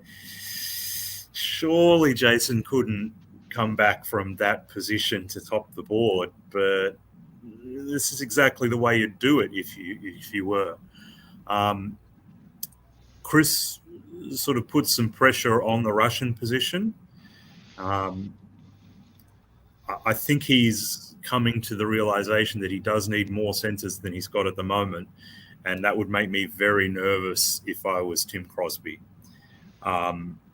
There's centers all over the board that he can't defend without help. So whether that's Munich or Smyrna or even Moscow and Sevastopol, his position is brittle. But then it's been brittle for 3 years and he's gone up a center every year. So let's see what he can do in fall. Otherwise, I just remain very impressed that Jason seems to have convinced Katie to just lay off a little bit, and that keeps the game very interesting. Yeah, I mean, pretty much everyone, like in the West and Tim as well, it was a very much nothing turn. Nobody really tried to achieve anything except Chris, who's moved his armies to put more pressure on Tim. But having done that twice already and then not followed through, it's a spring move. How much faith do you have if you're, say, Katie, who he's probably trying to get on side doing this, how much faith do you have at this point that Chris is actually going to follow through? Not that this is yet another ploy. I mean, Livonia's come down to Prussia, which means St. Petersburg is now more vulnerable than ever. Warsaw goes up to Livonia here. There's there's been a lot of negotiation between Katie and Tim. Katie's basically saying, hey, Chris has more to gain from you than I do, so we are better off working together to try and keep Chris from getting those centers.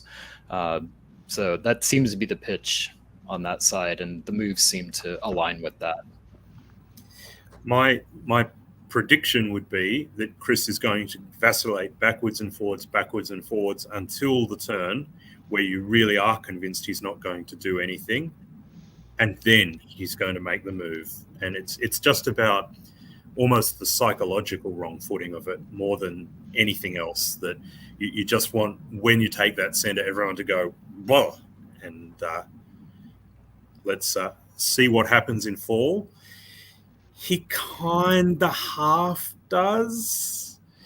He certainly takes Smyrna. He goes for Warsaw, but he probably should have expected Warsaw not to fall. The more telling move is Constantinople going to the Black Sea. So he is now coming for the Russian centers. He, I think, correctly realizes that he needs those centers in order to try and top the board. Jason continues to just have a decent position. He's not going to lose anything. The challenge for him here is it's really hard to find another 3 centers, let alone another 4. So he's got to start thinking about how he could possibly take Venice off Austria, and that's a big ask. In the middle, underrated move there is Kiel to Ruhr. Again, takes a little bit of guts to make that move because it leaves a hole in your line, but it does also now give you the option on Burgundy. So can Ruhr support Belgium to Burgundy and perhaps create some kind of play against the French position? It's a good move. Whether it works or not is a more difficult proposition, I think.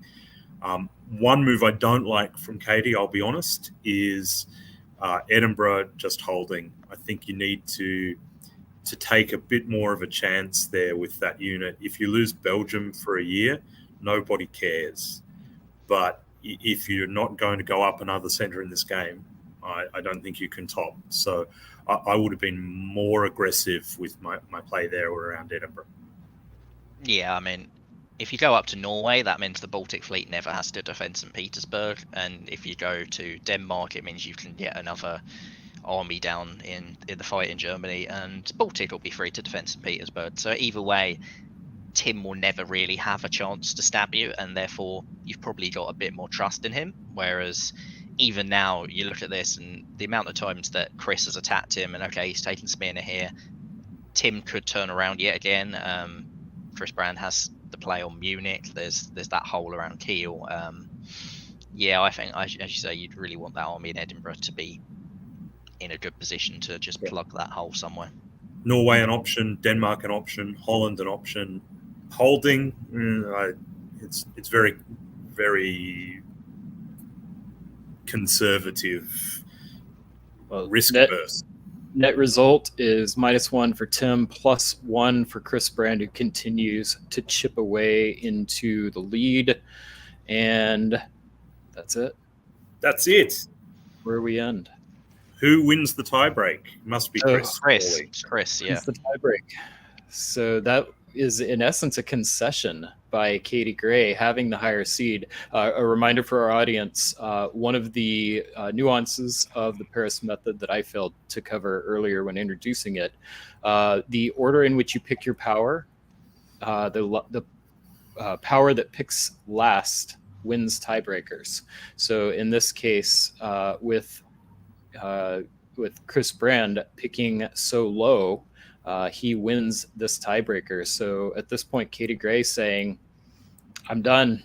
And I guess they saw it inevitable that Chris Brand could continue gaining dots, whereas Katie and Jason must have felt like they had reached their maximum without risking throwing the game to the other. This is the first time Austria's topped a board, I believe. So Go. for one of these top boards, congrats. Brilliantly played by Chris. Go Chris Brand, go Austria. I agree. Beautifully played. It wasn't a game that was faultless by anyone. But I think Chris's position, especially given the sideline commentary we were hearing, that he wasn't immediately loved by anyone at the start of the game. What a great result.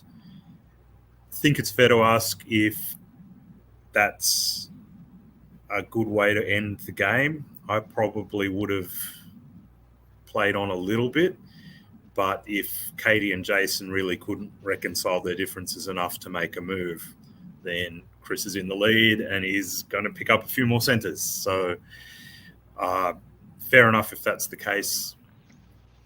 I think for me, the takeaway for this, for anyone watching and who wants to get better at top boards, is it's relatively easy for England to get to 10 or 11 centres in an England-France alliance, and often that is enough to top the board. But if it isn't enough to top the board, finding that 13th centre is really, really hard. And I think we see this here. There's, Michaelis, you mentioned earlier, England is fleet heavy. England is really fleet heavy. So there's not any real prospect of them getting and holding Moscow, Warsaw, Munich. And you can't knock Katie. 11 centres is often enough to win a top board. And she's had a really great game. So she'll probably be stinging a little bit from not topping there. And Jason, an 8 centre France is just a really good result. But in this format, doesn't get you the prize.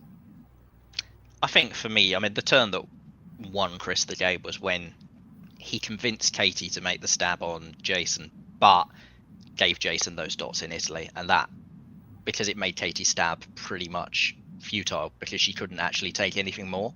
Whereas Chris, he just had all those centres to chip away at in the east. Jason was now pissed at Katie.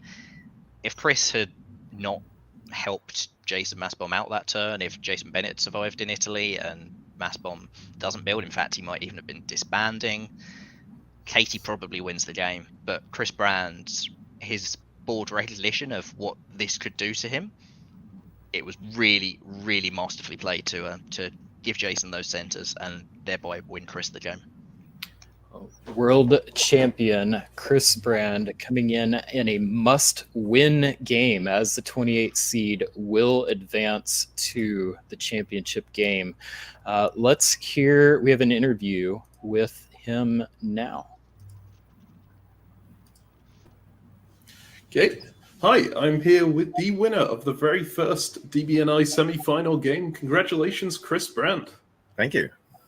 So you were actually one of the players, despite being a former world champion, by DBNI seed, you were not going to be able to play in the second chance round. So this was your only chance at the win, and you managed to pull it out. How are you feeling coming out of that? Yeah, I kind of scraped it. I wasn't in the top 28, so it was only because some people couldn't play that I was playing at all. So, so yeah, it's sort of scraped in by the skin of my teeth. And yeah, honestly, I went in with no real expectations. I went in to play a game of diplomacy and have some fun and see what I could do. So it's obviously awesome to now have to play another game of diplomacy and see what I can do again. I guess you kind of answered this. How confident were you going into that game, and how did your confidence level change as the game went on?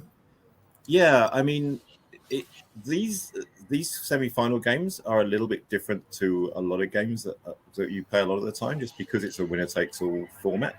I've got a fair amount of experience playing that kind of game, so yeah, I wasn't worried about it from that point of view. Whereas I think some of the other people, haven't played as many of that sort of game. So yeah, it's a little bit of a different dynamic, which I'm quite comfortable playing. But yeah, I didn't as I say, I didn't really go in with any expectations or any an awful lot of planning either. It was just like, yeah, okay, I know what I'm going to play. I'm going to go and show up and play the game and see what happens. Right. So, well, the game ended in a bit of a surprising way. That 11-11 draw. Do you want to explain what happened there and were you surprised at that moment? Yeah, it was a pleasant surprise where it was actually Katie, I think, who suggested that she came out into the game chat and said, would anyone veto a draw at this point? And then everyone else disappeared off into a room to talk about it, left me there to look at it myself. I triple checked with Zach now. Just want to make sure how the tiebreak works. If we have a draw now, I win, right? So, but yeah, I think Katie was feeling that, yes, she could take Munich, I could take Sev, but then it was pretty much going to end up. There were three big powers, and then Russia was fairly out of it at that point, fairly irrelevant at that point. So the feeling was that there was very much going to be a dynamic of if one of us attacks the other, then the person who's attacked can throw centers to the third person. So you get that sort of a three fairly equal power situation can be fairly stable just because no one can afford to do anything. So I think that was everyone's feeling was that there wasn't really much more play in the game at that point. Maybe Russia gets killed, but it probably doesn't change the result. Having said that, I mean, there's definitely an argument you could make that, well, why not play on a bit and see if it actually works out that way? But obviously I wasn't going to vote against the draw at that point. Yeah. Well, congratulations on coming out on top of that. What do you think contributed most towards your win in that game? Yeah, like I say, I'm pretty comfortable playing that kind of game. I managed to get to the point where I was in control in the East. Well, maybe not in control is the wrong phrase, but dominant enough that when things didn't go my way, I could deal with them. Yeah, the early game was fairly nice to me. We managed to take out Turkey. And yeah, then, I mean, I had some setbacks with neighbors deciding that I wasn't such a good ally after all. And but every time that happened, I was able to fend them off pretty well. And then, I was talking, I actually wasn't talking very much with Katie, but I was talking a fair amount with Jason Massbaum, who, so there was a point when we talked about, well, why don't we just get rid of Italy and share his dots between us? And eventually we engineered that. And at that point, then I wasn't really worried about that front as much. I could concentrate on Russia. So it was I mostly managed to avoid being attacked by too many people at once. I was dealing with one person at once and I outnumbered them. And yeah, I made a couple of judgment calls that with hindsight I would make differently, but in every case I evaluated the downside, and the downside wasn't too bad. So I think I played a good game. I'm happy with the game that I played. I think you should be very happy with the game you played. You won it. Oh yeah. You got it better. Alrighty. So, of your opponents, 5 of them are going to have another shot in the second chance round. Of all 5 of those, who do you think is most likely to make it into the championship with you? Yeah, that's an interesting question. I mean, the first thing I have to say is that there was no one on that board who didn't deserve to be there. Everyone stands a chance of winning this thing. Well, except Christian, I guess, now, because he doesn't get a second chance. But yeah, if you forced me to pick one, I think I would probably put my money on Jason Massbaum, just because I think he's better able to adapt to that style of play for that kind of winner takes all game. I think some of the others have got a bit less experience of that sort of game, and maybe their play isn't quite as suited to that sort of game. But as I say, it's not like a sure bet. Understood, right? And okay. Finally, have you got any strategy in mind for the championship game?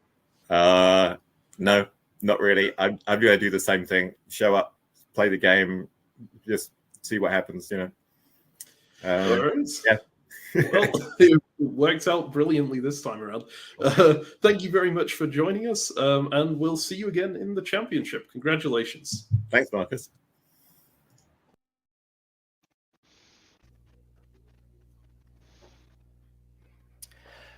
Welcome back. You are watching the 2023 Diplomacy Broadcast Network Invitational on the Diplomacy Broadcast Network. Thank you all for joining us. Just a quick reminder, if you are enjoying the broadcast and the stream, do us a favor, like and subscribe. Helps the algorithm, helps share the game that we love so much with a wider audience.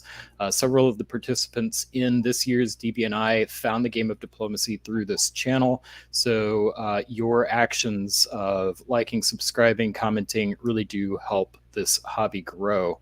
Tommy, you just had a chance. I mean, that was a fantastic start. What was your thought on that game? I loved it. I mean, well deserved. I mean, it was a lot of back and forth, a lot of play going on there. But like, I kind of had a thought that Chris Brand was gonna kind of take it at the end there. And he had a lot of room for growth still at the end there. And he's like, okay, yeah, we'll take the draw. Why not? Let's go for it. Well, if that is a taste of what is to come, I cannot wait. We are moving on to our next board. This is semifinal board number 2. Let's find out what happened in... I thought I had it ready, and I don't. We will find out in just a moment what happened in our Paris method selection. And here we go. All right, we're back. It is semifinal number 2 of the 2023 Diplomacy Broadcast Network Invitational. We have Peter McNamara, Josh Hennessy, Nicolas Sahu-Gay, Ben Kelman, Farron Jane, Noam Brown, and Karthik Conniff. Congratulations to the 7 of you for qualifying. It is a big achievement. We are going to select the order in which we will pick our countries, and we're going to pick our countries. So coming onto the screen is the Paris method selection tool. And the first pick is going to go to, well, not really the first pick, but Ben Kelman, go ahead and arrange your name. Sure, throw me up on the board there, Zach. I'd be happy to do exactly that. So Ben Kelman into the line. And Farron Jane, you get to go before or after? I will choose before Ben. Noam Brown? I'll choose before Farron. Karthik? I'll choose before Noam. Sahu-Gay? I'd choose after Karthik. Ooh. Josh Hennessy? I'll choose before the lot of them. And Peter McNamara? I will choose second. Well, Josh, it's to you then. Pick your power. All right, France. Peter? Russia. Karthik? England. Sahu-Gay? I'll take Italy. Noam Brown?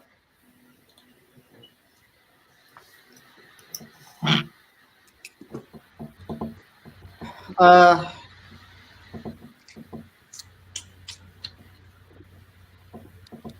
go with Germany. Farron?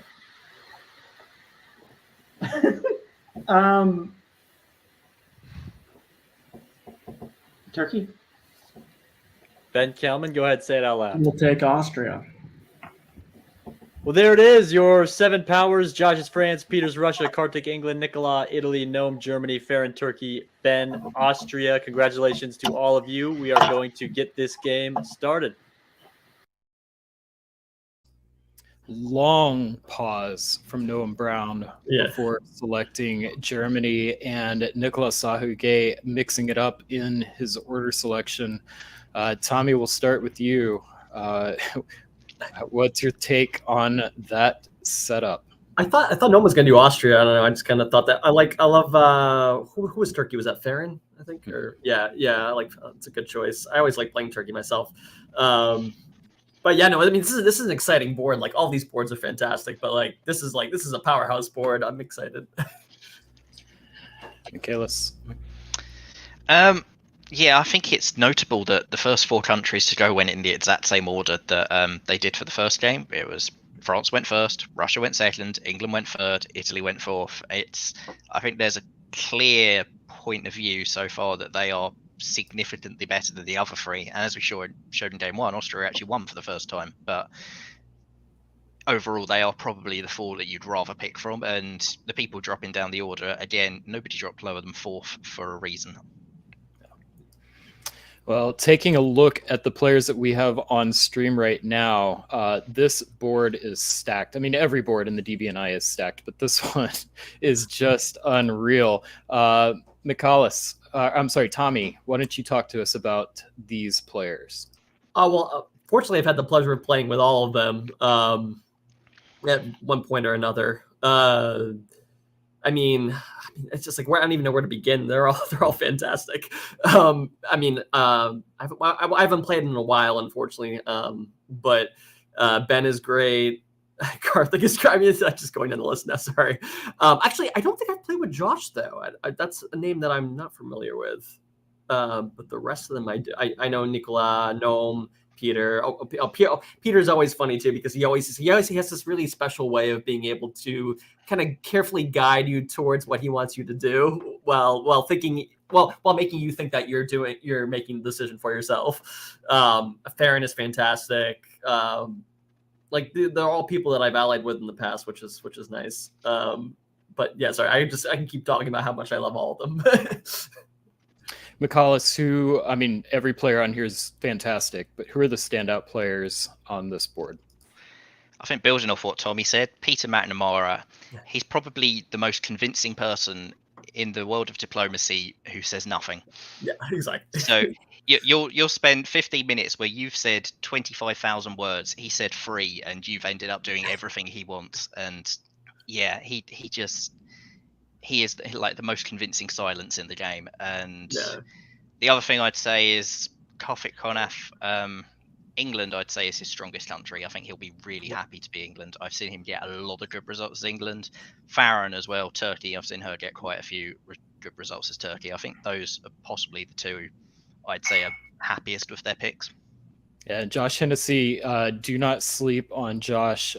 One of the top extended deadline players coming in. Not virtual is not unfamiliar to Josh. Has had some success. I don't think he's won any major events, but won really big with points at the Nexus Press League.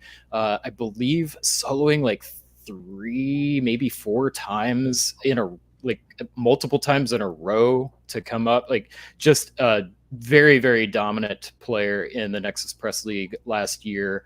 I've been impressed every time I've seen Josh play. We asked our audience who they thought would top this board. And in semifinal board 2, Nicolas Sahu-Gay, someone we did not even mention in our highlights, shows the strength of this board. Multiple time world champion. But our audience knows what they're talking about, picking 47.4%. Peter McNamara second, 36.8%. Karthik Konath, 10.5%. And Noam Brown at 5.3%. So stacked board. What do we say we get to it?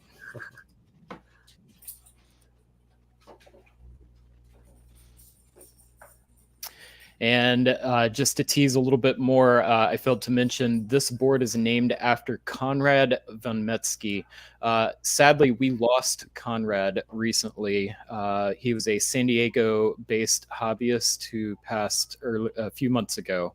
He served as both Boardman number custodian and Miller number custodian, Miller numbers being the press numbers for variant games, was an editor of Diplomacy World and a bunch of his own zines, and he famously started the first non-face-to-face game of diplomacy in 1962, a postal game which did not get off the ground, but paved the way for diplomacy to explode into non-face-to-face play the same way chess did.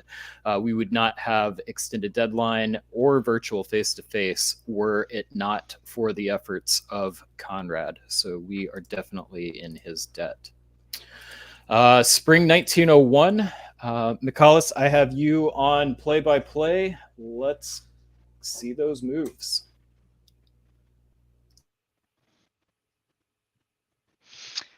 All right, so obviously, I think the thing that jumps out to you is the Armenian fist bump going on there. Very apparent friendship between Russia and Turkey in that regard. Farron getting the fleet straight out towards the Med if she wants to. Yeah, really good for Farron. Turkey's a tough country to play, so you need a friendly neighbor. Someone has to be friendly to you, and she's seemingly found it early on with Peter here. Other than that, it's all pretty standard. France makes the supported move to Burgundy, which is pretty much the standard move in the current meta. And Italy makes that move to Tyrolia, and it's Nicolas Sarkozy. Who knows what he's going to do with that, but I'm sure he's got a plan.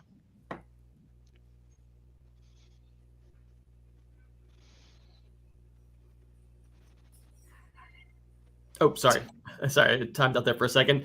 Yeah, no, I mean everything looks pretty standard to me. I like the Armenian fist bump. That's a new one. I like that. Armenian fist bump named by Sabia Huja. This has become a extremely popular opening in this season. Up until that point, it was just kind of a novelty opening, but it has become one of the most common openings for Turkey this season. So for anybody that's either new to the game or is just wondering what in the heck is going on, this is not like every player on this board knows how to play this game. This is not as unusual as one might think. Yeah, I always do it myself. I love playing Turkey. 'Cause I'm weird, I guess. Apparently, I think it's a really good opening for Turkey. It's the risk is all on the Russian side, so of course it's great for Turkey. Yeah, that's great. And then standard English and all that stuff. Sorry. Yep. Belgium. Oh, Belgium. There we go. Yeah, England gets the convoy to Belgium.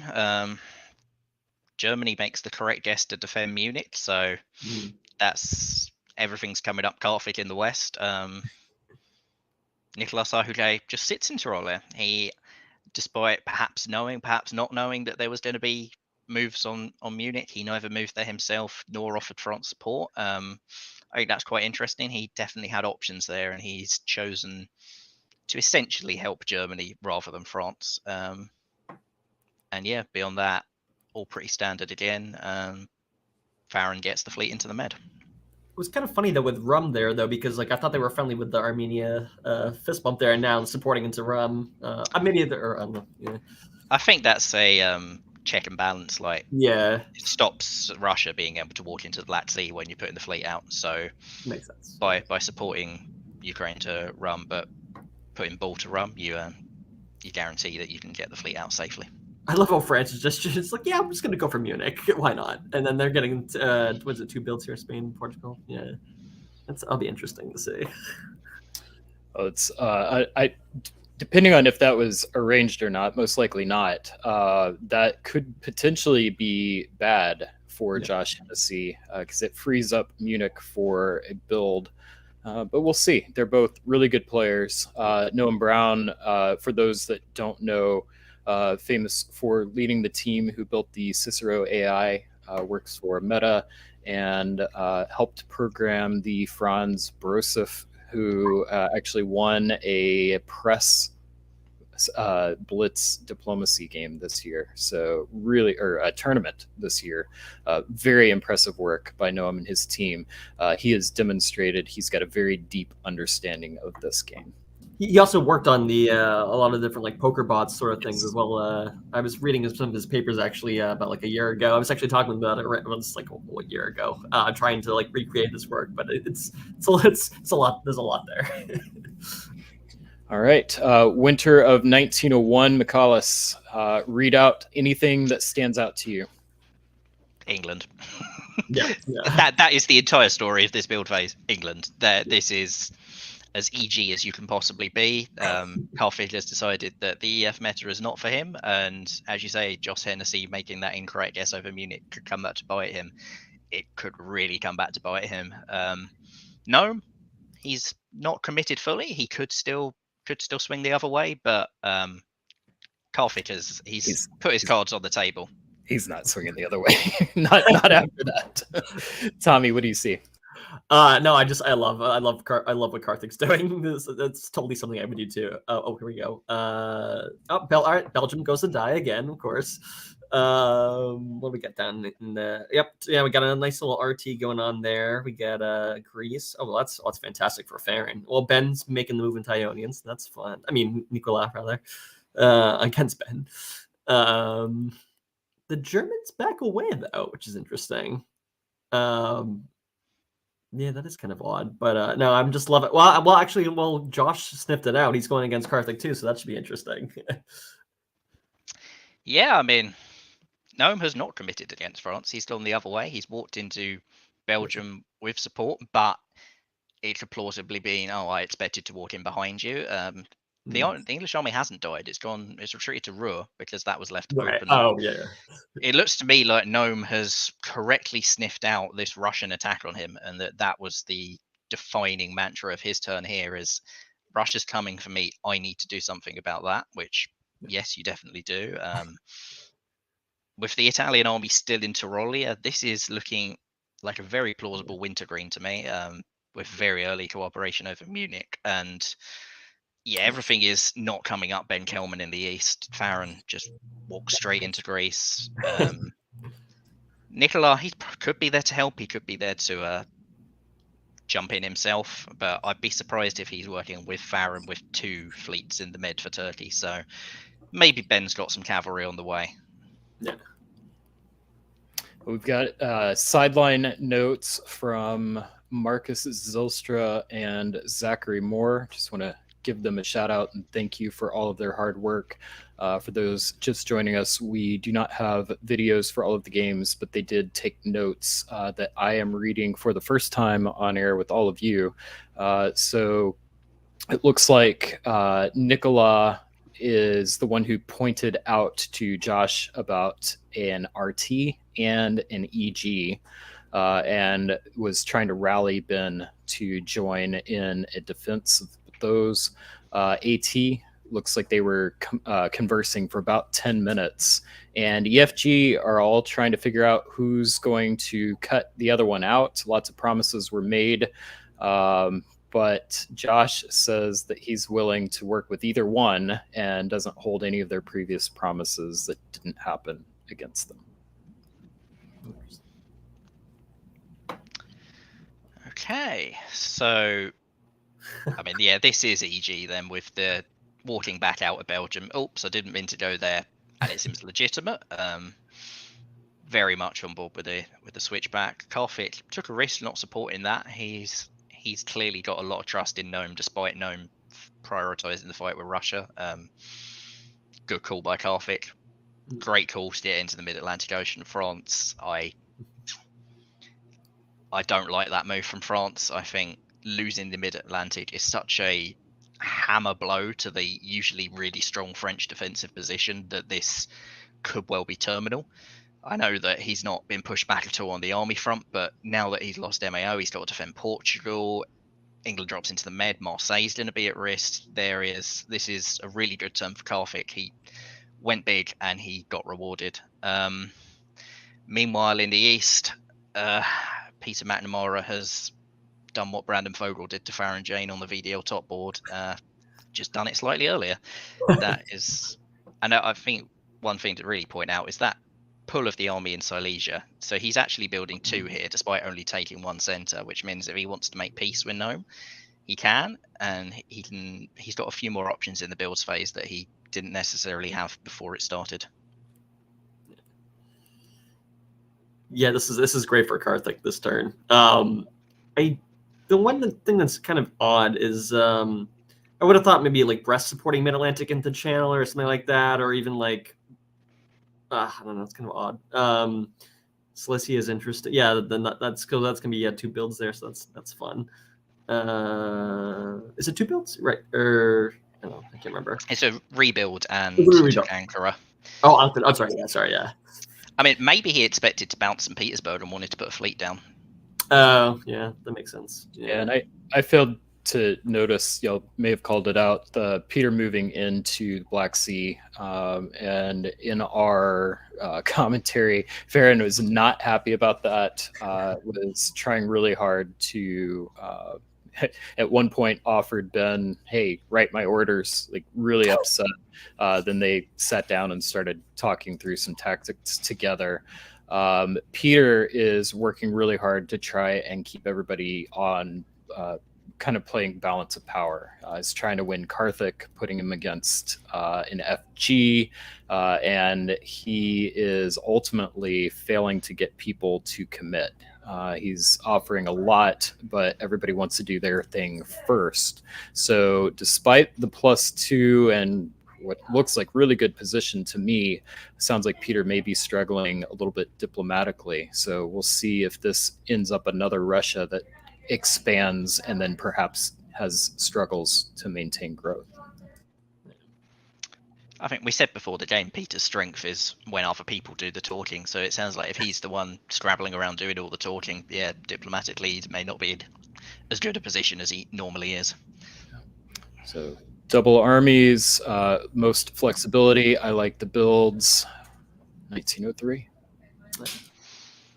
And diplomatically, it's followed up with it going badly tactically for Peter. Yep. I mean, 80, Ben really wisely doing this. I think this was his best shot of getting some sort of foothold back in the game after how poorly it had started for him. So really like the move into Romania and to Warsaw.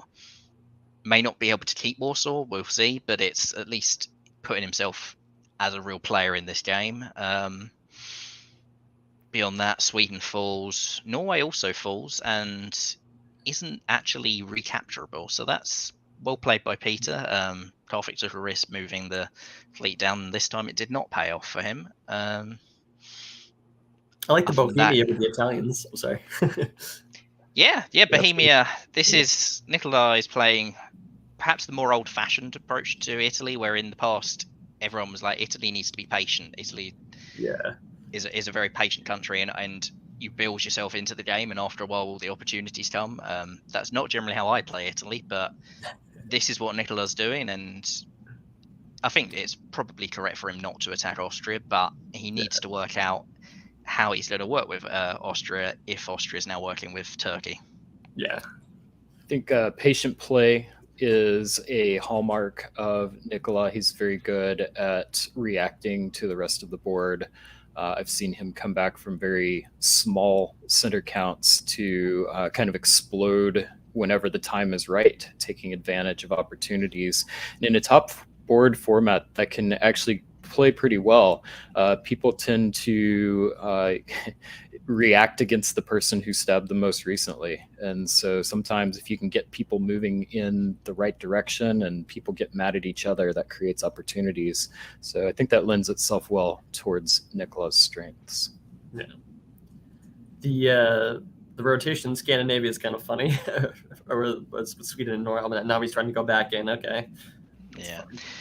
Yeah, I mean that was the problem when he lost it last turn. There wasn't a guarantee to retake it, and now Karthik's got a disband, and he doesn't have a good disband. So this year hasn't gone quite as well for him. He took the risk to try and get forward position on France, and that's not really worked. I guess he's helped Germany into Burgundy, but so what is sort of the French response to that.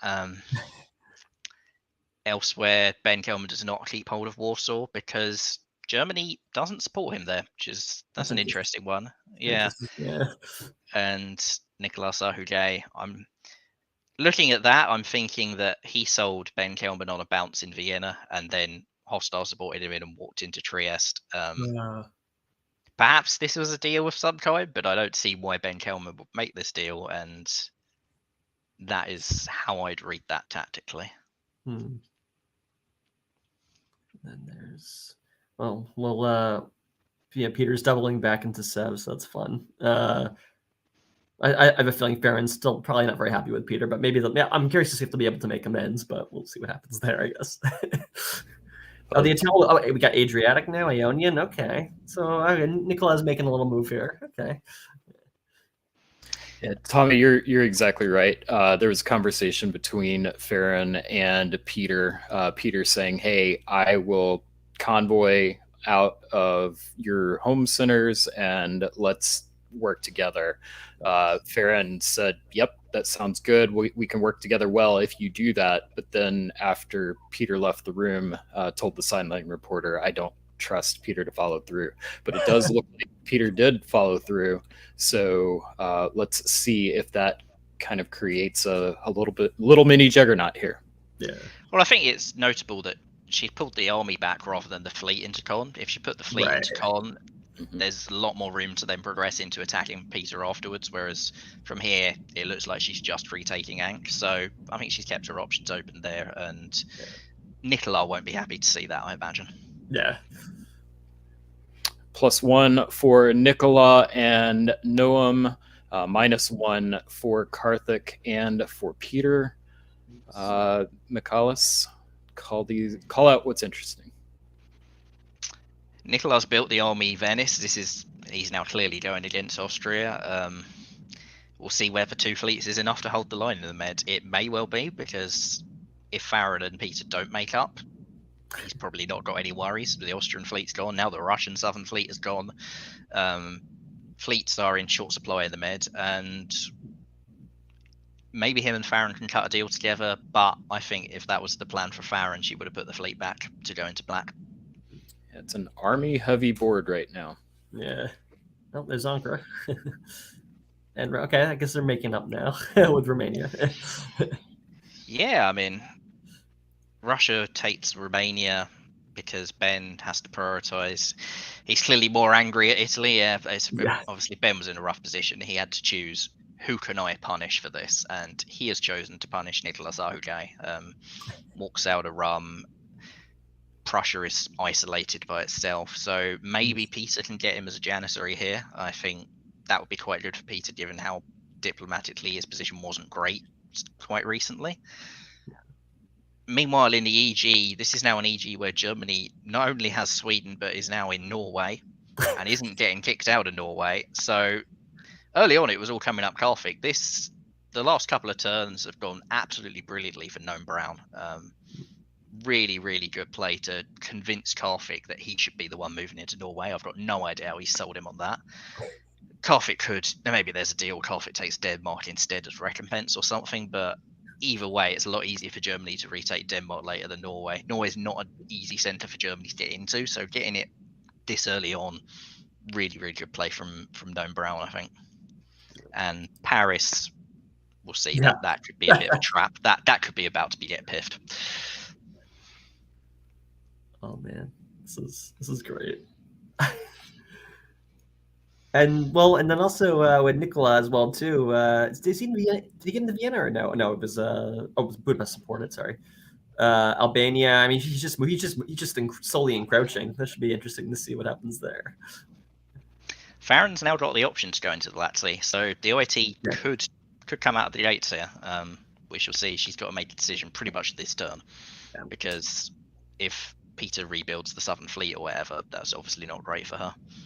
Yeah, with Noam being in Norway here, it does make that choice a little more interesting to me.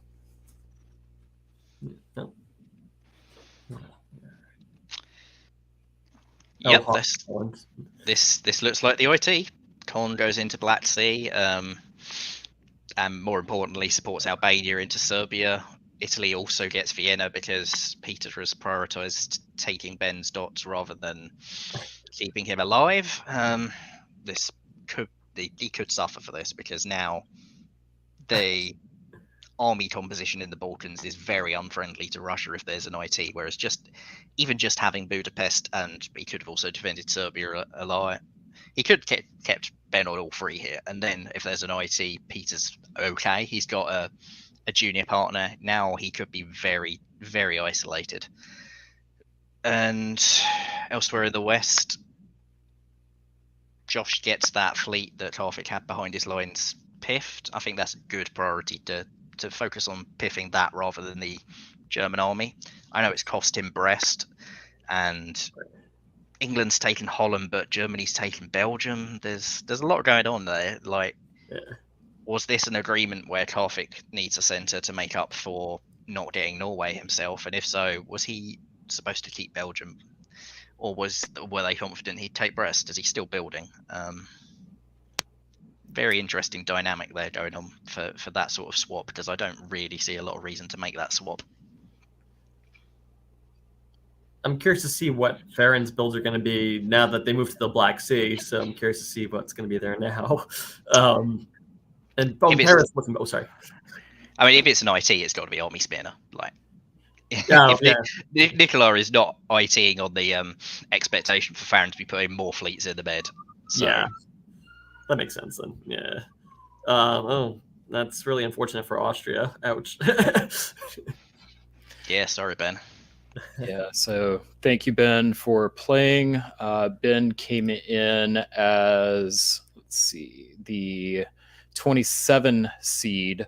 So he will be eliminated, but will be the first alternate. So if someone else who is ranked higher is unable to play, because Johnny Gillum dropped out, he would be first up for an alternate. But for now, we say farewell to Ben. Thank you for playing. We've got, looks like the Kraken could be happening here. I don't know if it's quite early enough to see whether we release it or not, but I will say I like Farron and Nicola together from a personality standpoint. Those are two players who understand exactly what they need in order to win. They do just enough. So I think they're very, very aware of how to play this game and how to make forward progress and how to do enough. I'm really curious to see how the two of them go up against Peter McNamara if they decide to work together, who is widely considered to be one of the great tacticians of this game. This could be a matchup to definitely keep your eye on. In the West, Noam's position looks great, but Karthik +2. McCallus, what are you putting down if you were Karthik?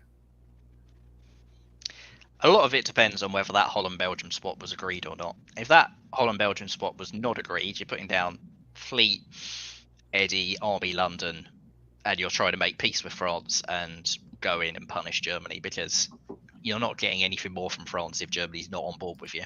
So if it's not, if it was agreed and England and Germany are still on the same page and they were just playing let's swap dots for reasons, for funsies.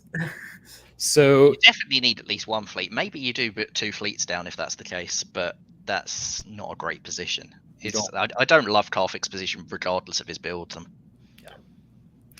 So 1904, this is where we make predictions on who will top this board. It's not a big front runner right now. Tommy, who do you like? I like Nicola. I just think that's going to be fun with those two builds. I also actually, you know what, like with Karthik, if he built a fleet in Eddie in London, that'd be hilarious, and just go against the Germans. Like that would be kind of funny. But I think Nicola has like we were talking about before, he's like a slow builder. He's very controlled, very measured in that sense. So I think he may do some good work here.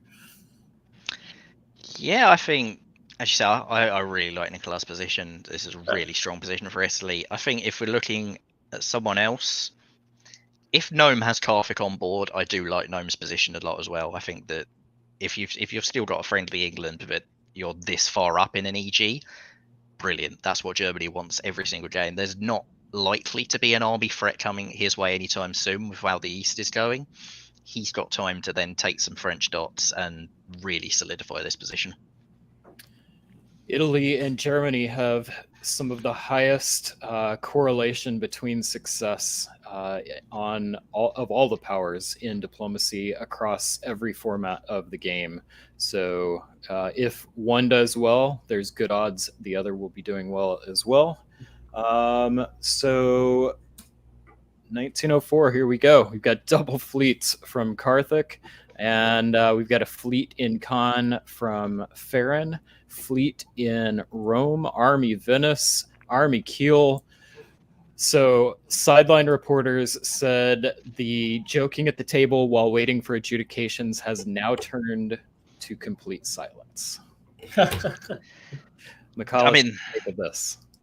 The Turkish build is not what an IT builds. Turkey does not build a fleet column in an IT here. So could be some trouble ahead there. And also with Karthik's builds and with that Turkish build looking like more chaos in the east, Gnome's position just got a whole lot better despite not really doing anything himself.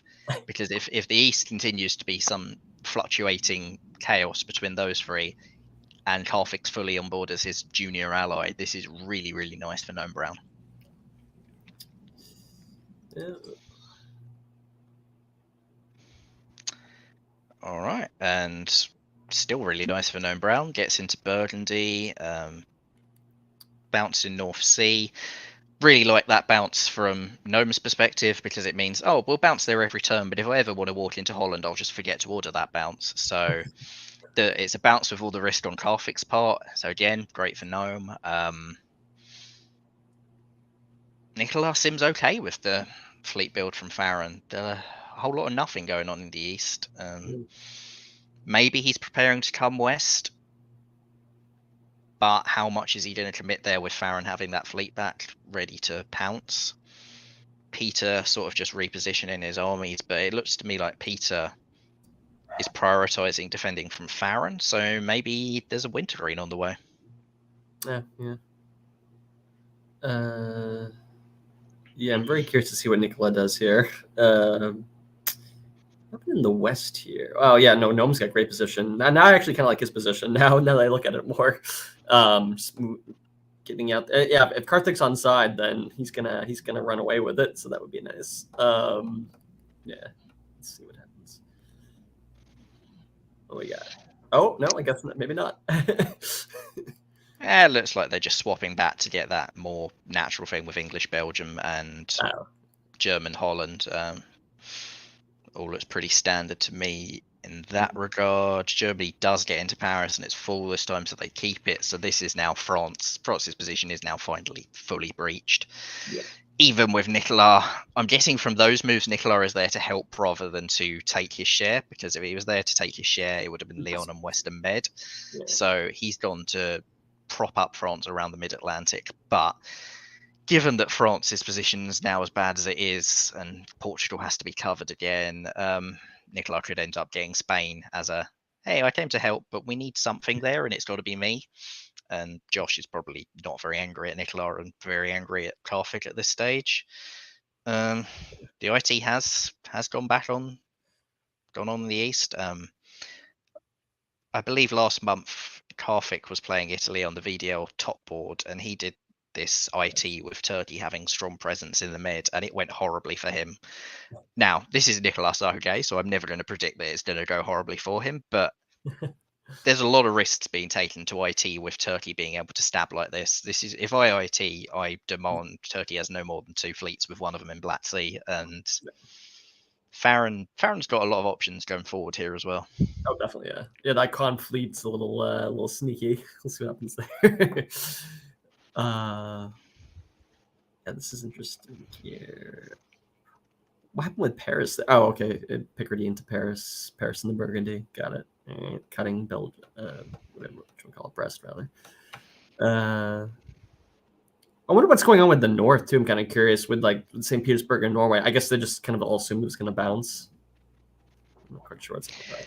I think that was just a clever move by Peter in case something funky did happen between England and Germany. Oh, look, I've got into Norway. So, sneaky perspective. Yeah, didn't mean to get in, but it's no risk move for him to make. All right, so it looks like we had is it business on Catanomadia, a new viewer to me, called this the Sprite Alliance for the green and yellow. They said it's refreshing. I don't know if that was an intentional pun, but they are the ones who gain 1 each at the expense of Peter McNamara losing 2.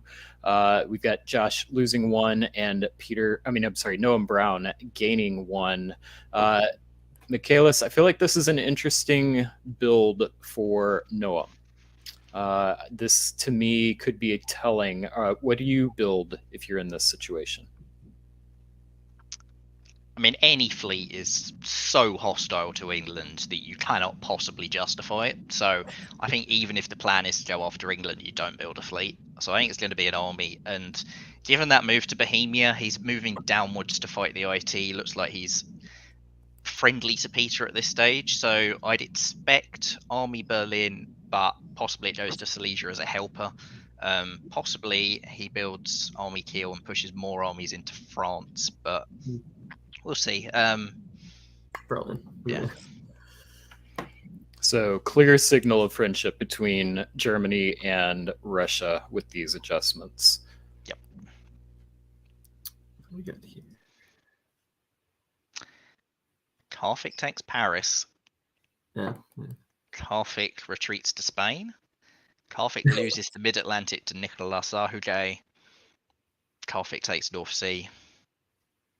Ugh. I mean, it looks like Karfik has stabbed Germany. I cannot imagine that Paris was under agreement at all. It kind of looks like Germany expected it. It looks like Holland and Belgium moved to each other, and there was no support for a move into Gasly, although maybe they were doing it through Burgundy and waiting for the next turn. I can't say I like this for Karfik. I think that this is premature with Nicolas coming where he is. Like, Italy is in the Mid-Atlantic Ocean in 1906. There's 10 years of this game to go, and there is no plug on where that Italian fleet can go from now on. So it's very early to call it, but I kind of feel like Karfik can't possibly top with that Italian fleet behind his lines, because it is going to wreck anything he does for the rest of this game. Now we have a guest with North Atlantic and Irish for Liverpool, so that'll be interesting to see what happens there. Yeah, I mean, yeah, he's just going to move to North Atlantic because nothing can stop it going there. Oh, yeah, that makes more sense. Yeah.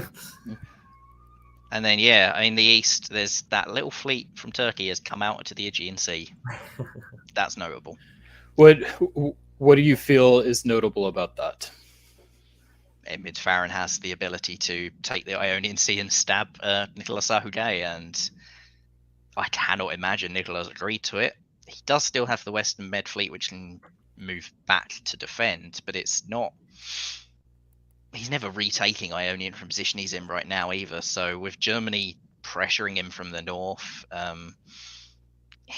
Nicolas may need to change tack. I think there's a lot of room for him and Peter to do something on Romania here. So if that diplomatic approach is, if that channel is still open between them, now they really need to be communicating hard, because if Farron gets a successful stab on Nicolas, that's not going to do anything for Peter either. And the alternative where Farron supports Peter into Budapest and he's just back in that really difficult to defend position, whereas if he gets centres with Nicolas' help, I think he's got a much more solid position and base to try and grow again from. So both witches potentially setting up for an early stab, possibly premature. Let's see if that ends up the case. Oh, okay. Interesting. Well, Italy is in the North Atlantic, retreats there. Clearly, Nicolas and Farron, whether Aegean was agreed or not, they've managed to make it work. Nicolas has taken a lot of risks, and it's so far paying off for him really nicely. He's now got Germany walking the other way. Perhaps Germany thought that there was about to be an IT war, so they've managed to convince Nome this isn't the direction to go in. Nome, his response to being stabbed by Karfik is to stab Peter. That may be an error. Maybe not. I mean, this EG war just looks like a position that neither of them gains from there being a war. So logically, they should make up. So far, they haven't. So far, Nome is making a pointless attack. Well, maybe he thought France was going to help him. France, I think, chose wisely that Karfik is the lesser threat, so you want to be keeping Karfik more viable than Nome at this stage. So well played by Josh in that regard. But yeah, I don't really see a reason for EG to fight here, and perhaps Nome sees that and that's why he's gone for Peter, but it's going to be really hard to maintain Warsaw. This is sort of a temporary. I'm getting the dot for 1 year because you're not keeping that.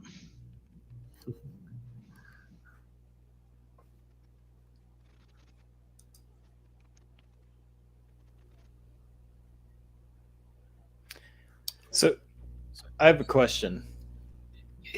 We've seen coordination between Italy and France. Do you think that I'm curious what the army move into Spain was? Is that just a force, like to try and force the retreat to mid-Atlantic, or do you think they were trying to set up for a convoy or something? What did Portugal do? Go back to it. I think supported Spain. Spain into mid-Atlantic.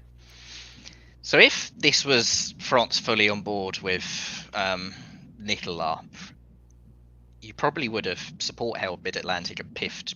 Oh, actually, no, it could retreat to Lyon, so you couldn't piff the fleet. So maybe this was all by agreement. Maybe this is Nicolas trying to get EF to work together because Nome is the big threat on the board. They are the two leaders. That is the sort of thing I'd expect from Nicolas Sarkozy. Brilliant. He's always really, really strong at that sort of board reading and balancing the other side of the board. And he probably doesn't want Karthik and Josh to be fighting, but he also doesn't want Karthik to start growing again. So he's going to do what he can to help Josh without it being at the benefit of Gnome Brown, I'd imagine. It's definitely fun.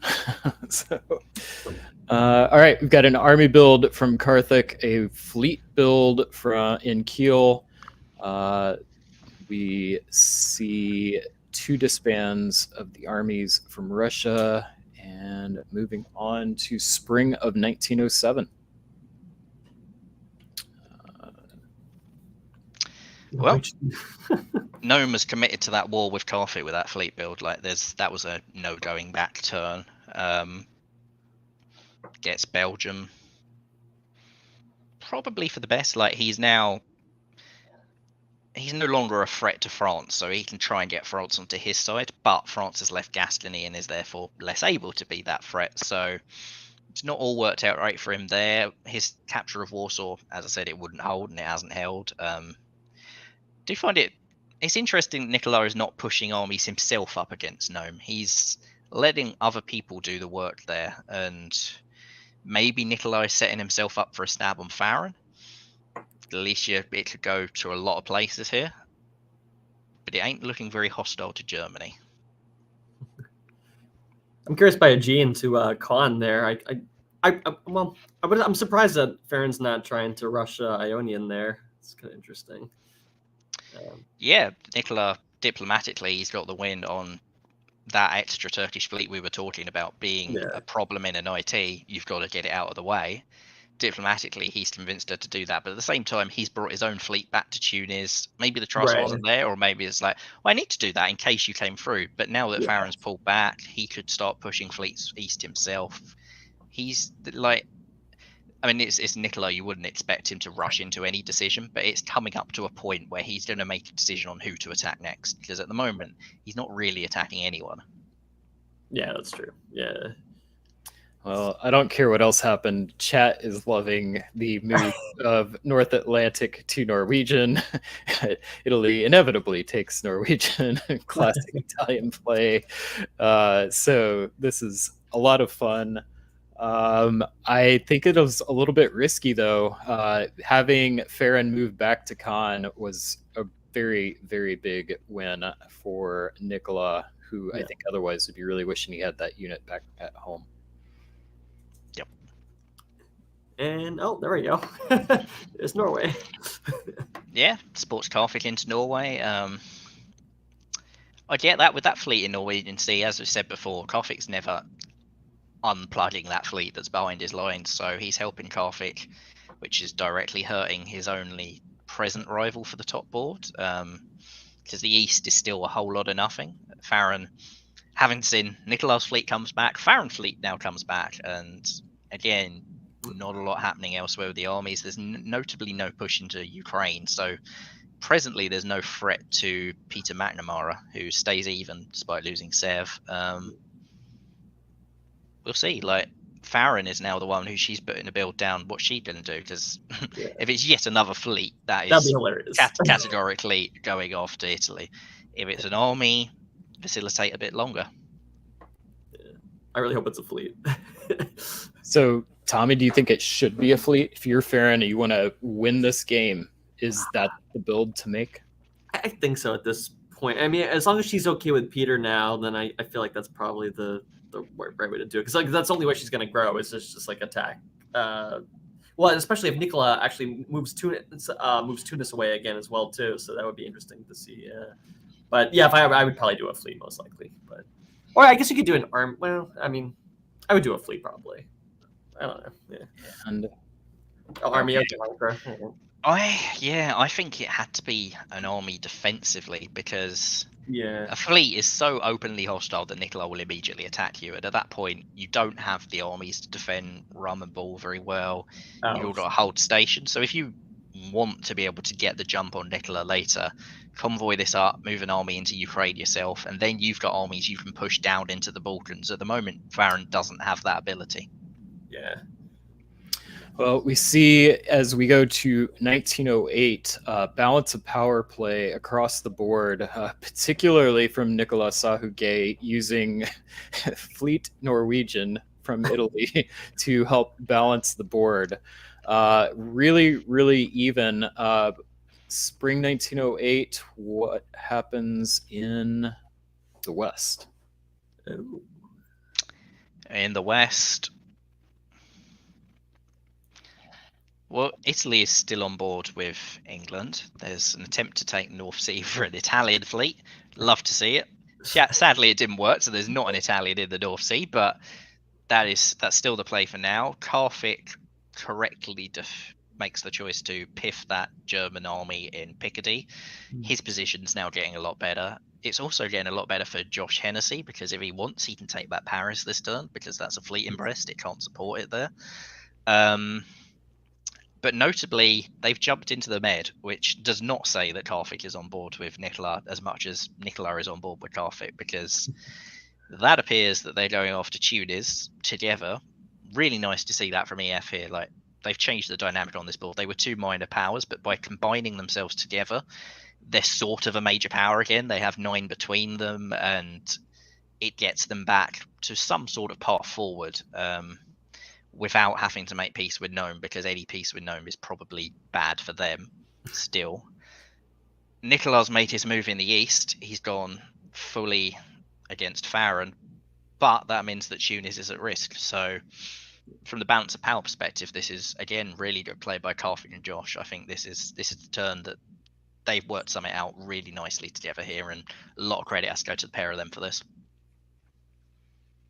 Yeah, there's definitely a lot of back and forth here. They finally, I think, established their working relationship now. They go against Nicola. Yeah. Do we feel like Peter McNamara is working with Nicola? Just try and force that, or do you think he was just out knowing, hey, I need to protect Ukraine? He's not working with Farron. I think we can say that for sure. Peter's also got the options now with Farron going to be defending, so maybe Peter can go after Sev or St. Petersburg. So Peter's also got, for the first time in a while, he's got some real options open to him. I wouldn't expect him to be helping Nicola too much, because balance of power, you don't help the leader. Yeah. Try for St. Petersburg, I guess. Guess it. Oh, he doesn't. What am I saying? Sorry, yeah, I misread the arrows.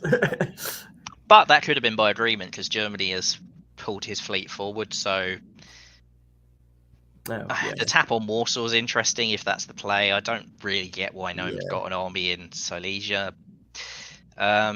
Meanwhile, the great play last turn by England and France is not rewarded because Farron has very quickly made up with Nicola.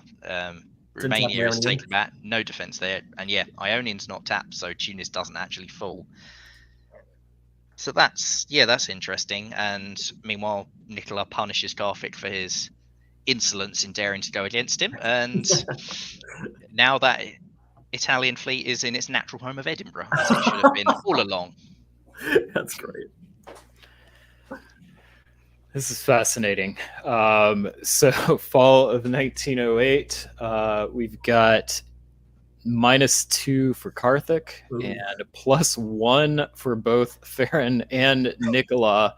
and Noam and Peter. So kind of a rebalancing of centers a little bit at Noam's expense and Karthik's in particular. So that Western power definitely got pushed back. And that seems to be a diplomatic shift, primarily based off of, I would assume, those fleets moving into the Med. Yep, we see fleet Rome from Nikola and fleet Smyrna from Farron. Those are the standouts to me. Michalis, what do you make of that? I mean, fleet Smyrna, you can't read that as anything other than hostile to Italy. Yeah. But then you have to ask yourself the question of, if Farron is hostile to Italy, why did she not help Tunis full last turn? How could something have changed that quickly? Because Nicola obviously followed through on any agreement they had to give back Rum, because she got rat Rum if he didn't defend it. So yeah, Farron is seemingly not too sure whether Nicola is on board or not. I think the trust isn't there between Farron and Nicola anymore, at least on Farron's side. Nicola clearly does have that trust, as he put the fleet in Rome rather than Naples. Probably all of this is to the benefit of Noam Brown. Yeah, I know. Yeah. What happened in North there? Oh, they bounced. Oh, sorry. That's interesting. He covered Denmark. Why did he cover Denmark? That's interesting. I guess maybe arranged with Karthik, I guess. Yeah. This, I'm really liking the dynamics. This is like every single turn it's changing up who's working with who. This is proper balance of power.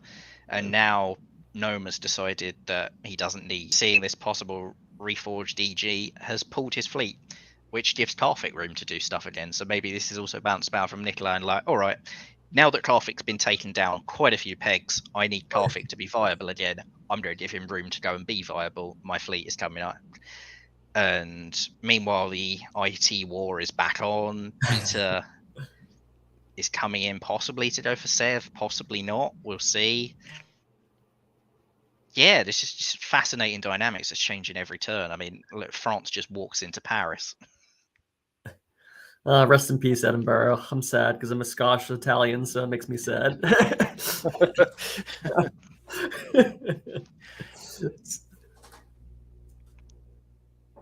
What we got here? And it's back. Liverpool's in there now. Bouncing everywhere.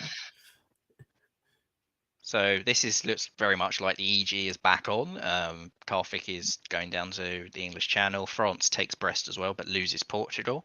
Is still building, which is important because France with 4 centres can defend. France with 3 centres can't, really. So that's quite good for Josh Hennessy. Meanwhile, this time the war in the East actually stays as a war, and it looks like Peter has sided with Nicola. That's a very interesting bounce on Vienna, because no, doesn't seem that hostile to Nicola elsewhere. He's got his armies going west rather than south, but just keeping him a little bit honest there. If you were Peter, which of them would you side with, Tommy? If I was Peter, I would probably.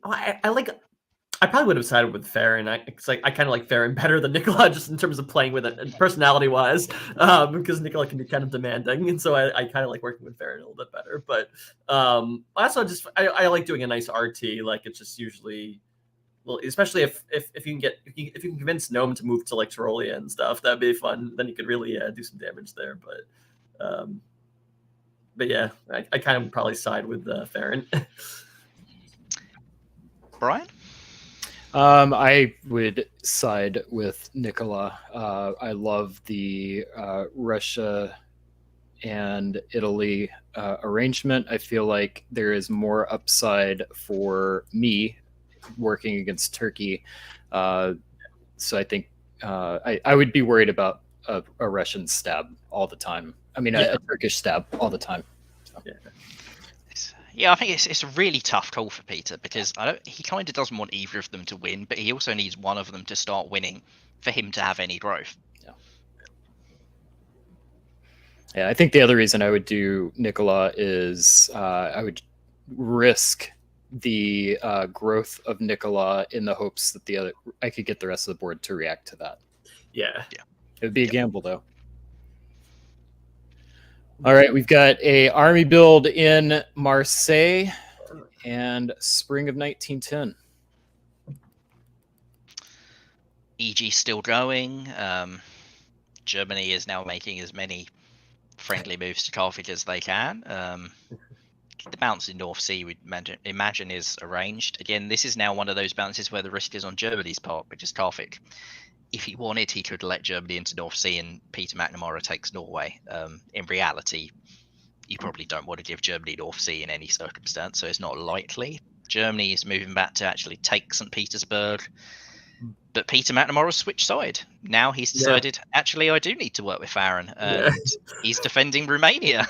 And so Farron doesn't lose anything to these fleets by Nicola. So great turn for Farron Jane. Really good diplomatically to get that friendship. Because if Nicola had attacked Sevastopol here, she loses Romania, possibly loses Bulgaria as well. Her position is pretty blown if she loses both of them. So really big kudos to Farron for getting Peter to flip around here. This is why I asked the question like in the build space, because what Peter did would be really huge in the east, and he's now decided that it's Nicola who needs to be taken down the peg. Nice. I like it. So our sideline report said that a couple of interesting things this turn. Noam just let it slip to Josh that Karthik is throwing to him. Oh. So keep an eye out on how that plays. And then this is the first year of reduced time. So for players in the DBNI, you have 15 minutes through 1909, and then beginning in 1910 to help keep the game moving forward, it drops down to 10 minutes. So this is the first year of time switching, and Noam said he forgot to refresh. I don't know exactly what that means, but let's see if we can figure out what kind of impact that would be. There's not like any units that haven't moved where you'd expect them to, so it all looks. Maybe he had some plan to stab Carthage, and that was what he agreed late on. But if Carthage is thrown to him, I don't see a reason to do that, and it's within Carthage's repertoire to do that, and it's also that is the position on the board right now. Is Carthage is very, very pro-Germany. I mean, an EG where Germany is getting Brest is about as pro-Germany as an EG can be. So, yeah, I suspect that there was some kind of agreement that did not happen, and the claim was that it was due to the timing. So. Yep.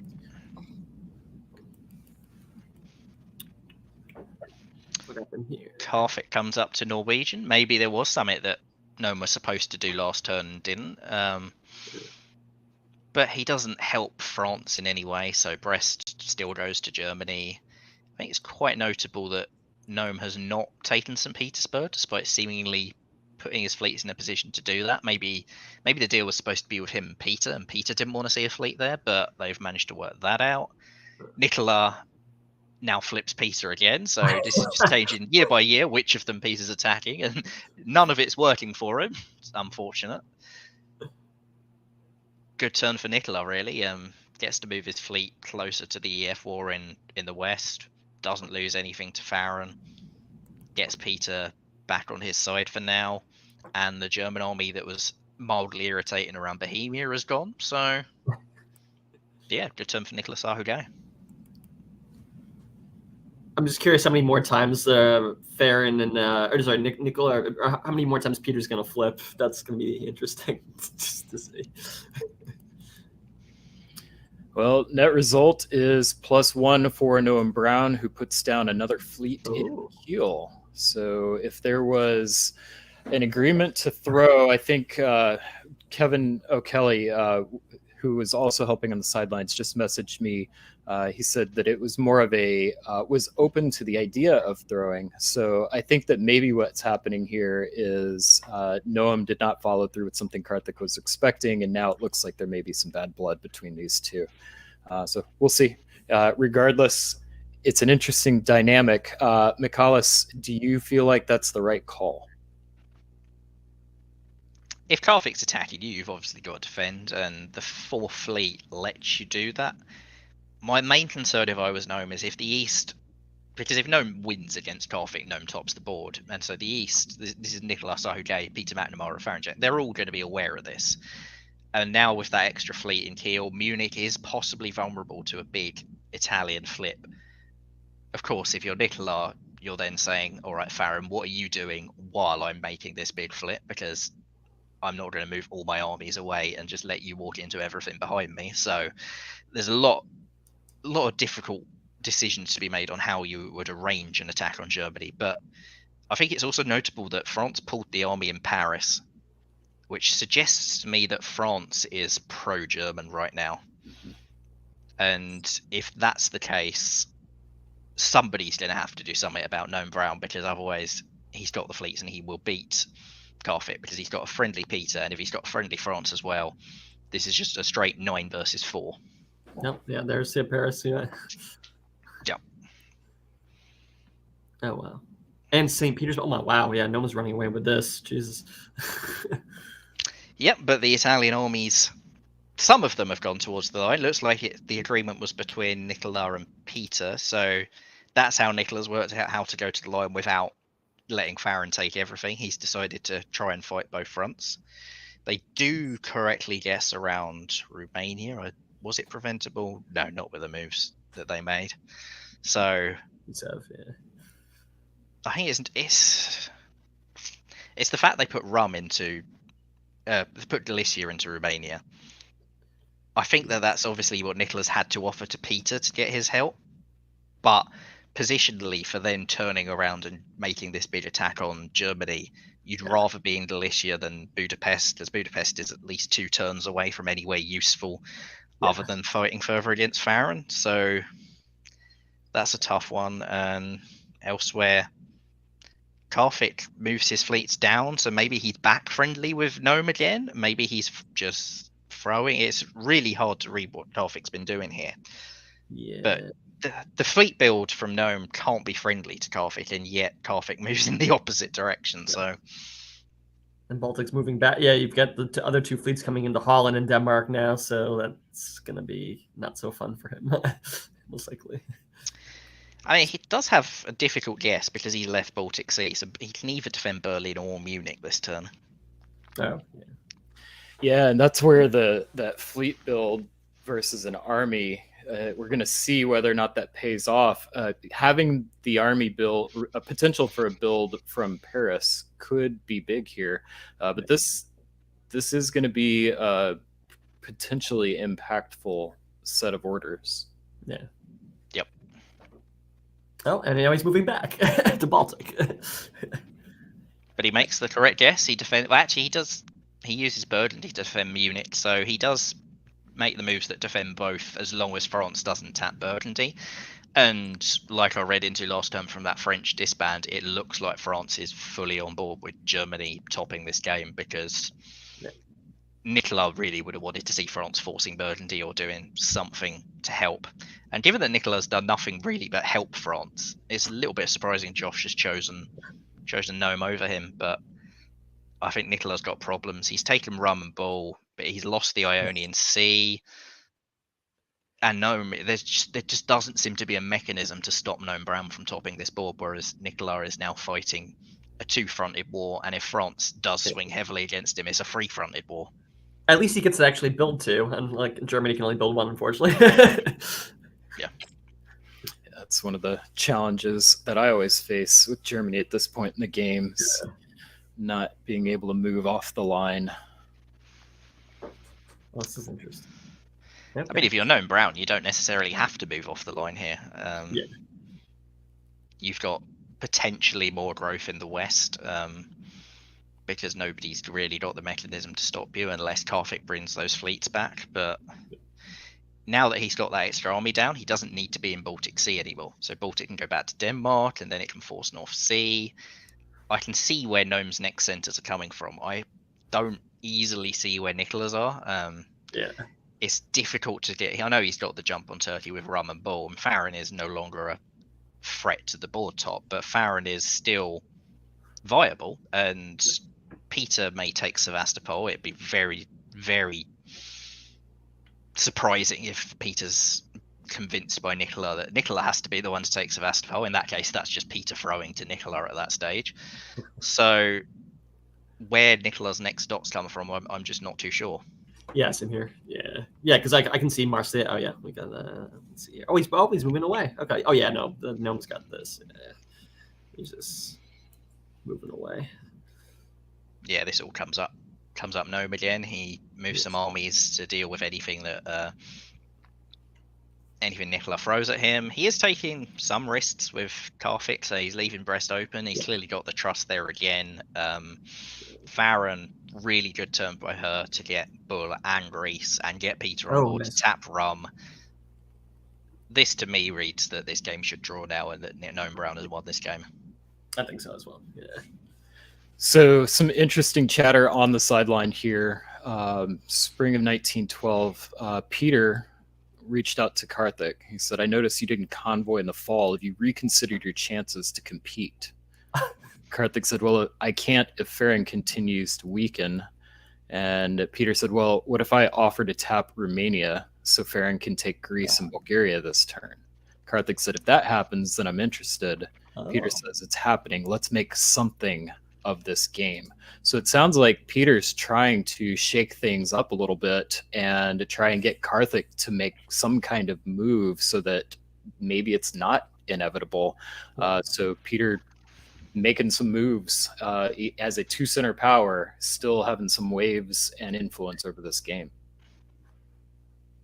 He may be getting a build here unless he loses Warsaw, but Ukraine can defend Warsaw. There's no way that Gnome or Nicola are going to support each other into Yeah. it, so he should be building unless there's some deal where Farron and Nicola work together over Sev. Right. Oh, covers it. Yep, there you go. Yeah. Nice. Karthik makes his move. He moves into Brest, takes Spain with support from both sides. That's always nice when that happens. Does lose North Sea, but the retreat to Skagerrak is a nice place to be here. Karthik's trying. Karthik is trying to make something happen on this board. He is potentially the only person with much hope of making something happen. I mean, Nicola, he isn't losing Greece, but he is losing Bull. Farron is a build, and to be fair, given that that's been taken off the board, it's two builds, just one's a rebuild. Peter finally gets back up to 3. Perhaps he can now do something, keep this game viable. I think it's difficult to see how him and Karthik can work together, though, because that fleet in St. Pete South Coast, I don't see any time where Peter's going to have the room to send 2 armies on St. Pete, and Karthik's also going to be able to do something about Norway. So I guess that their hope to help each other is that one disrupts Nicola, one disrupts Gnome. All of the centres sort of come back down from where Gnome and Nicola are both well ahead at the moment to some sort of, I may be able to top on 7 centres, that sort of thing. But for that to happen, Peter and Farron need to really outthink Nicola tactically, which is not easy. All right, winner of 1912. We've got 2 players neck and neck. We've got Nicola Sahuguet in Italy and Noam Brown in Germany. These were our early picks. Looking like that's going to pay off. Tommy, you've got to pick one of these. We've got 4 years left. Who do you feel like wins this game? I'm gonna go with Gnome. I think Germany's got. I mean, between like this, there's so many places that he can still grow, especially if Karthik's on side. Like he has so much he can do to grow still with that, or even just like stabbing Karthik. So that'll be interesting to see. But I mean, it could be. I mean, things could change. Nicholas? I mean, right now with Karthik putting 2 down and being in Skagerrak and seemingly hostile, it looks great for Nicola. Yeah. I just don't think he's quite going to make it. I kind of feel like Karthik will probably back off and let Gnome win if Karthik can't top himself. That's what I was kind of thinking too. Yeah. So with Karthik going in on Noam right now. I feel like that could mix things up. I think these adjustments are going to tell us a lot. But I think one thing to keep in mind is I believe Noam wins the tiebreaker. So I think that if this does end in a tie and go to 1916, that could end up being the difference. So Noam can stay equal. Nicola needs to win, needs more centers. So let's watch if that changes the dynamic here. Double fleets from there we go. England, Fleet Con. We've got France disbanding the army. Tommy, what is this telling you? Okay, I guess I was wrong. I guess Karthik's going to go against Gnome with the double fleets there. And I figured Warsaw, because Peter wants to be in the action. Fleet with Farron is interesting. Well, it may make sense to just keep going against Italy. Was that Apulia disband? Yeah. Marseille, rest in peace. That's interesting. The French. I guess they're just going to Janissary. It looks to me like France is still fully on board with Gnome Brown, and that they might work together on Brest or something. Yeah. We'll see. Okay, so Peter makes the move into Rum with Farron's support, which was basically guaranteed now that Peter had the build. Farron, like, she built in Con rather than Smear the last turn, which maybe she was trying to sell that to Nicola as, I'm not actually hostile to you, and maybe that's why Nicola didn't push his fleets forward. He was hoping she was telling the truth. So maybe this was a strategic misdirection by Farron to make sure that she could get the fleets out while not risking Bulgaria. Now that Nicola's lost Rum, he's also lost Gal, because Peter is on board with Gnome.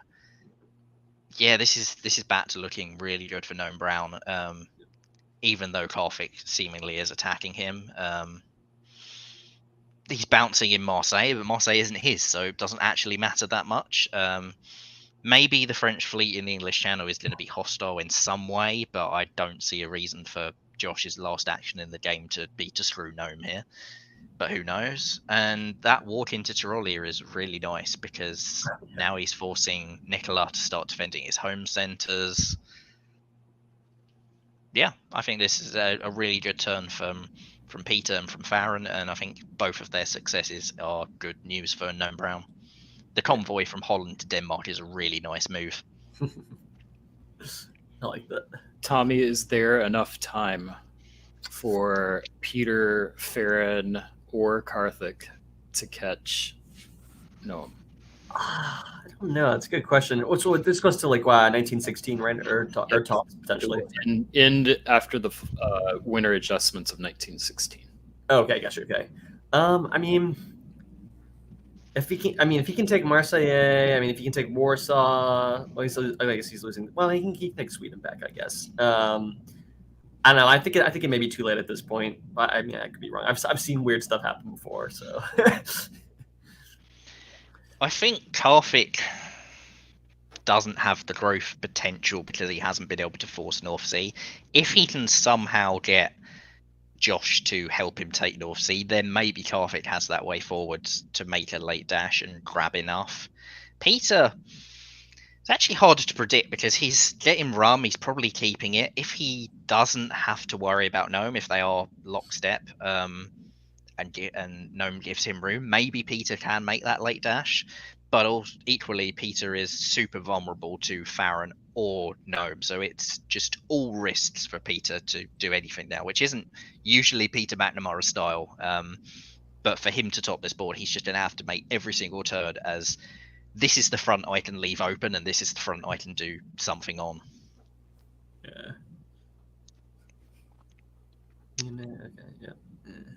Yeah, I mean, he pulled out a Galicia, which he didn't have to do because Gnome did not attack him, but he has still got the gain in Serbia, which is, it's a dipsy doodle around Bulgaria, Serbia, and Romania there, where they've all moved into each other's. But the only person who gains from that is Peter, because he's the one who now goes upper center and builds. Nicolas Ahuguet does not have a disband because Marseille has gone to him. France was indeed on board with Gnome, so his last action was to try and screw Karthik. Unfortunately, they guessed wrong, but fair enough. Thank you for playing, Josh Hennessy, and we'll see you in the next game.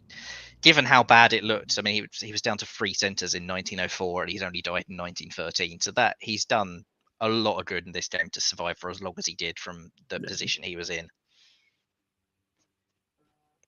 Yes. But another good turn for Gnome. Yeah. Does he get a builder now? I can't remember. No, I don't think so. No, but he doesn't go down, whereas Nicolas... I know he's rebuilding one, but they stay even, and Gnome is the one who wins the tiebreak. Nice, okay. All right, winner 1913. We say farewell to Josh Hennessy. We've got an army build from Nicolas and an army from Peter. Spring 1914. Peter's made the call that now's the time to attack Germany. He really needs this to work in him to get St. Petersburg this year. Germany has the ability to possibly defend it, so this is time for Karthik to give his payback to Peter for that earlier communication between the two of them. Karthik has to tap Bothnia or do whatever it takes to help Peter get St. Petersburg. I think from Gnome's perspective, it's probably wise to leave St. Petersburg to Russia to help Peter here, even though it's your own center. You need Peter to be your friend, I think. If Peter just keeps moving away from Nicolas, the ball swings back in Nicolas' favor. Farron gets Bulgaria, but it's Peter who's lost Serbia. Tried to take Rum rather than... So the brief alliance between Peter and Farron has lasted about a year, but yeah, an awful lot happening here, and Belgium gets into English Channel. That's a surprise. Yeah. Breath's holding. Yeah. So, sideline report. We've got Nicolas and Peter having a conversation. Nicolas asking in a very Nicolas kind of way, do you want me to lose this game? Peter said, no, I don't want you to lose. Nicolas said, but you want to make me work for it? Peter said, yes, you must work for it. So good for our players. That's how this game was meant to be played. And that's what we're seeing. We're seeing some of our best players go head to head, fight, scrap for every center. I have no idea how this game is going to end up. It is so close. Anyone's game, and only 2 years left. Fall of 1914.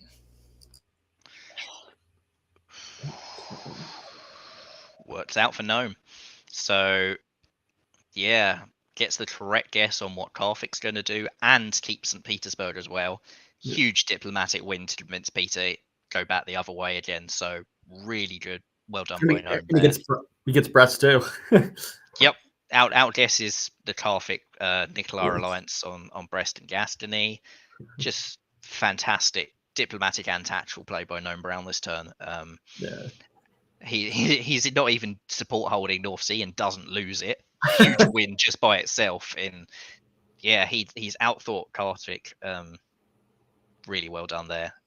East, Peter is going to be disbanding that army in Albania, which is good news for Nicolas. Well, I imagine he's going to disband that. Who knows? For Farron, she's back up to 5. She gets another build. Nice. Yeah, I think this is still looking good for Gnome, but with only 2 years left, we've seen how quickly it can change, and it's so tight at the top. Like there must be a lot of tension between them on what's happening.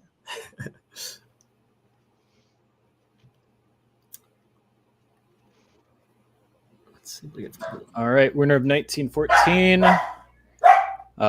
McCullis, talk through these adjustments. Karthik pulls Fleet Baltic. Gnome probably wins game. Yep. Basically. That frees up so many units for Gnome that is no longer behind his line, so that is again, massive. Maybe this was Karthik throwing the towel in after last turn. Oh yeah, they're friendly now.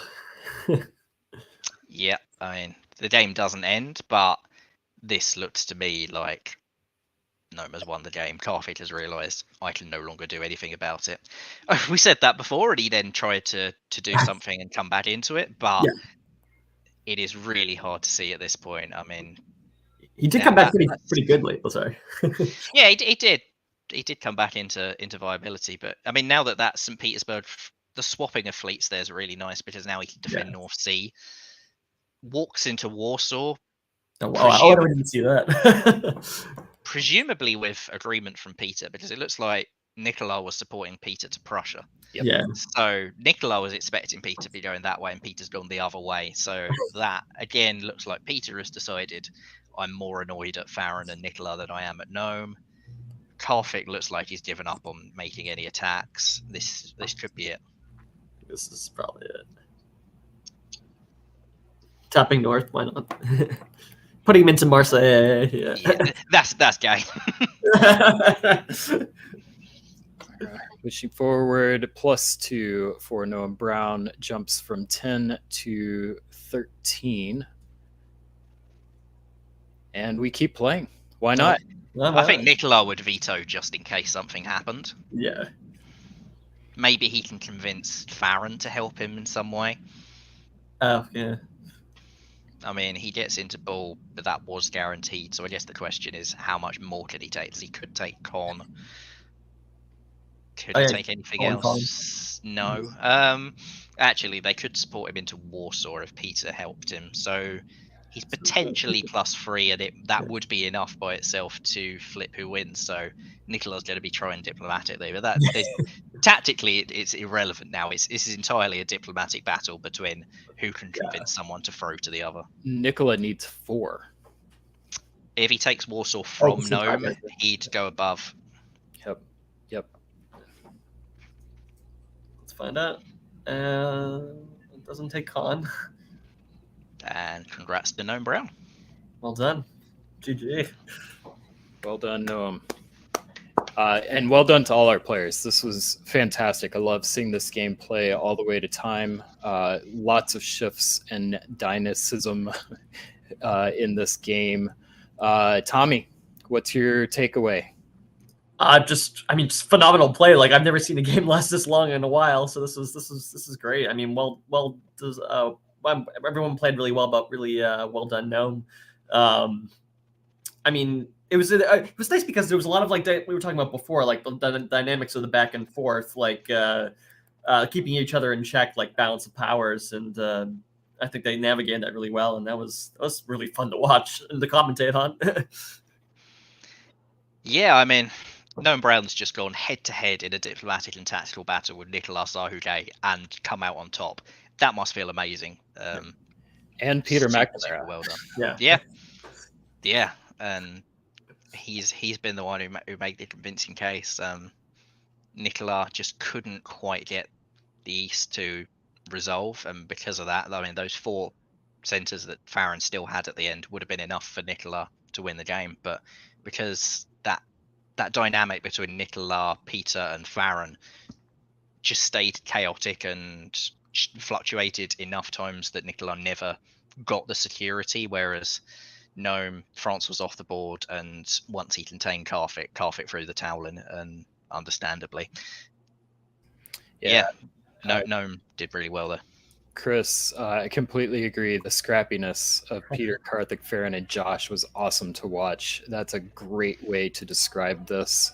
And the endurance, I guess, of Noam to be able to survive and continue to just chip away and not get ground down by all of that was all the more impressive. Let's go ahead and hear from Noam now. We've got a interview with him.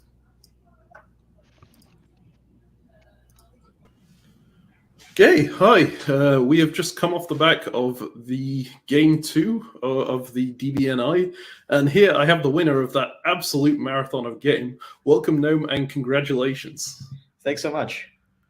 Yeah, I'm going to ask you a couple of questions about the game. First off, how confident were you going into this? And how did that confidence level change as the game went on? I was not confident at all going into this.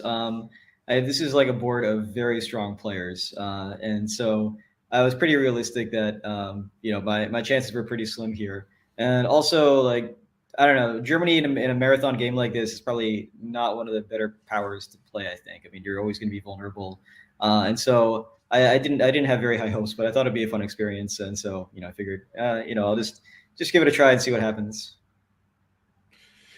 And it was an absolute marathon of a game, as we mentioned. Went almost full time, actually, probably the full time, if I'm remembering correctly.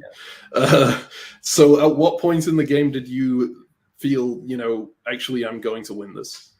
There were actually there was a point in kind of like 1911, 1912 where I thought I finally had it locked up, and we did a draw vote, and then the draw vote failed, and I was like, okay, well, this is just like Nicola trying to, go one more year to see if he can pull it off. And then I got stabbed by Karthik, and then it looked really bad for me for a period. Like I really thought like, oh, I blew this whole thing, and it's all going away. But I got a couple lucky guesses, and then I think by like 1914, I think it was pretty clear that I had it locked up finally. Yeah. It was a very well played end game. Congratulations on that. What do you think contributed most towards your win in that game?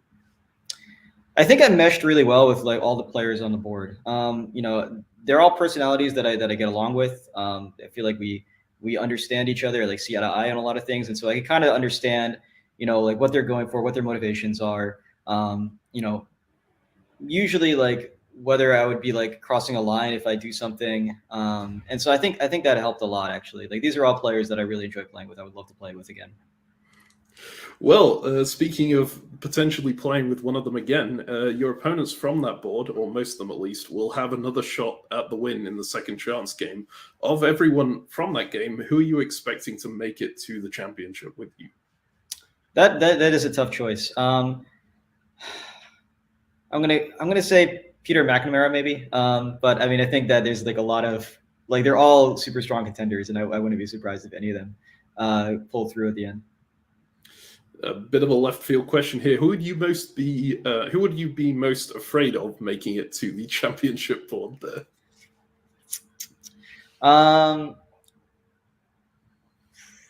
Probably Nicola. I feel like Peter I can understand. If he like I think we think in similar ways, and then Nicola just like he's a player that's tough to beat. He's done. He did really well this previous game. I played with him before. He always does really well. So that's gonna be a tough guy to beat at the final table. Well, we'll see if he makes it there or not. Finally, real quick, have you got any strategy in mind for the championship game now that you don't have to worry about the second chance one anymore? I think I'm gonna keep a close eye on like the other boards. Try to see how different games evolve. Like try to get a sense. Try to like learn a bit about like the relationships between the players going into it. So I kind of get a sense of like, are there any grudges between players, or are there any people that are really likely to ally together, and see if that gives me any insights into like possible alliance structures going into the game.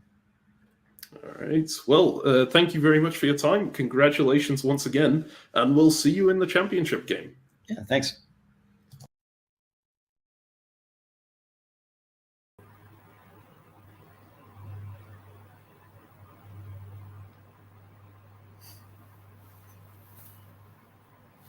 We'll say goodbye to McCallus. We'll welcome Tommy Anderson and Andrew Goff.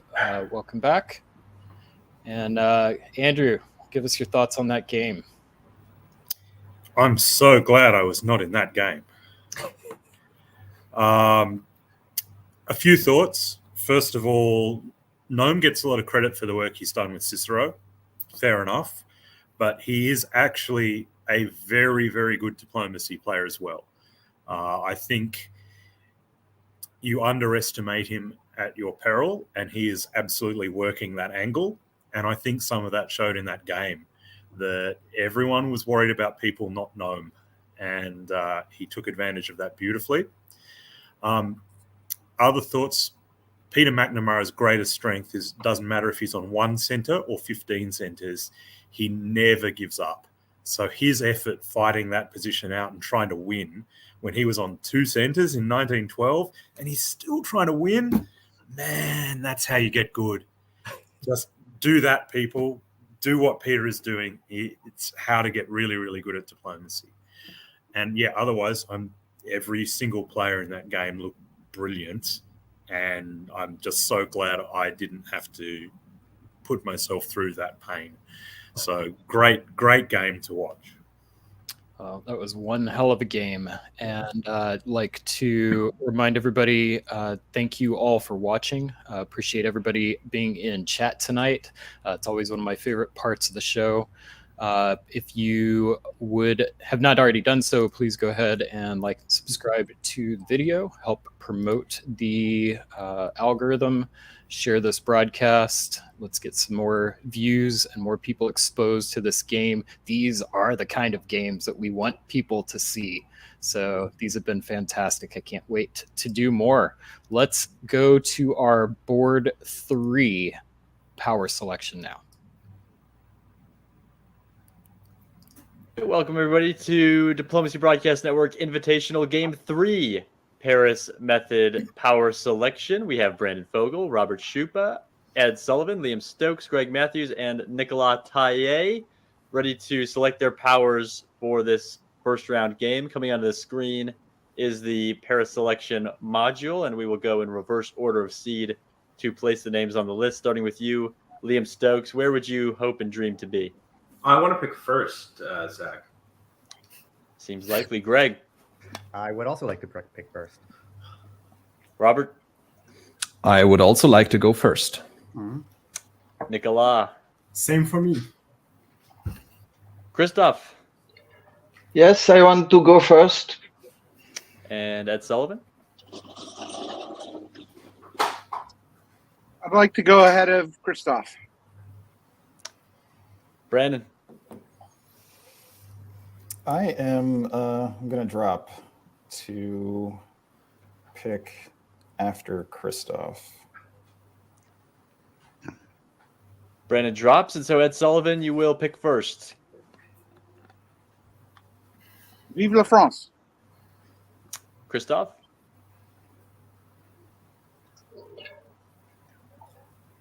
England. Vogel?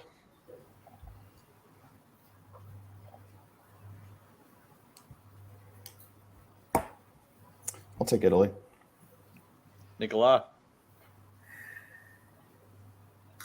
That's interesting. I'm going to take Austria. There's a fine line between courage and stupidity. You may have crossed it. Robert? I would like to pick Germany. Greg? I'll take Russia. Liam Stokes, go ahead and say it. Oh, I'll pick Turkey. Yes, you will. And here are your powers for Game 3 of the Diplomacy Broadcast Network Invitational. Congratulations to the 7 of you. We will get to the game. Not a single bad board in this competition. These players are amazing. Andrew, we'll start with you. Any surprises from this power selection? Not really, to be honest. I think there's a few people who won't be very happy with what they've got here, which leads to an interesting dynamic early in the game. But the people who picked first got the countries they wanted. And even as soon as our third pick there going for Italy, obviously wanted England or France and did not get England or France. So, yeah, I think most players didn't get the country they want, which shows the advantage of picking first in this Paris method. Tommy? Yeah, no, I was going to say, I'm not surprised by Brandon picking Italy. Well, I mean, I guess, yeah, he would have wanted England or France, but wasn't terribly surprised by that. And I guess in terms of, was he the only one that dropped it? Everyone else wanted first, I think, right? Okay, yeah. So that was interesting. I would have maybe went for second, but Makes sense from the few times I play with him, interacting with him. Yeah, Brandon does like to drop. He likes to. He feels, at least from my perspective, a part of his strengths is the diplomatic game. So picking who his neighbors are is a big part of his game. That can be pretty risky sometimes. And with the pick of Italy, that's kind of in the middle. So it's going to be curious to see how that plays out. I suspect that the thought process is, as the number one seed, it's very difficult. It's very common to be ganged up on, and Italy is a pretty defensible power. So that may be just a play to kind of give himself some time to let the board kind of break up a little bit, so he's got a chance it doesn't get dogpiled right out of the gate.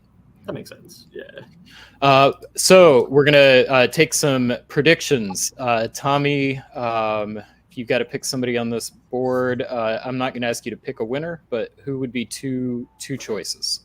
Well, I said the dark horse earlier. I said Robert, so I'll throw him out there again. And I mean, it's just so many great players. This is kind of hard. Like, maybe Brandon. Let's say Brandon and Robert. Andrew? Well, I went with Liam to win the whole thing at the start, and even though he's now playing Turkey and the number one seed is in Italy, I feel duty bound to stick with him. This is just another really great board. This is the quality of this whole event is amazing. So go Liam. I'll be going for you, particularly at World DipCon in Vermont. His play was super impressive. So I think he's an upcoming star, and I hope we get to see the best of him here.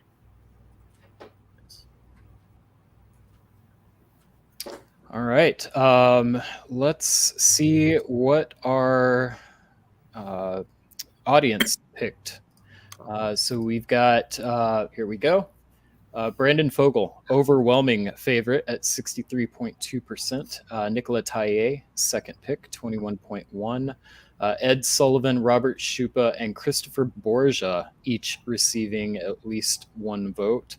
I think Christopher Borgia is a name that does not get a lot of notice in the virtual face-to-face hobby, primarily because he plays a lot of French language games. So he'll be a player that I suggest everyone keep an eye on. And then Ed Sullivan is just a fantastic.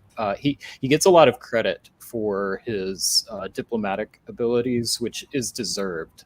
But he's also he's developed over the years a really good tactical sense as well. So he's a good all-around player, liked by many of the people on this board. So he'd be somebody else to keep your eye on. So I think between all of us, we picked just about everyone. Yeah. I want to throw in, I played against Christophe at WDC top board in Marseille, and he doesn't have any weaknesses in his game. So he's that sort of difficult to play against. You're not going to outplay him in any one area of the game.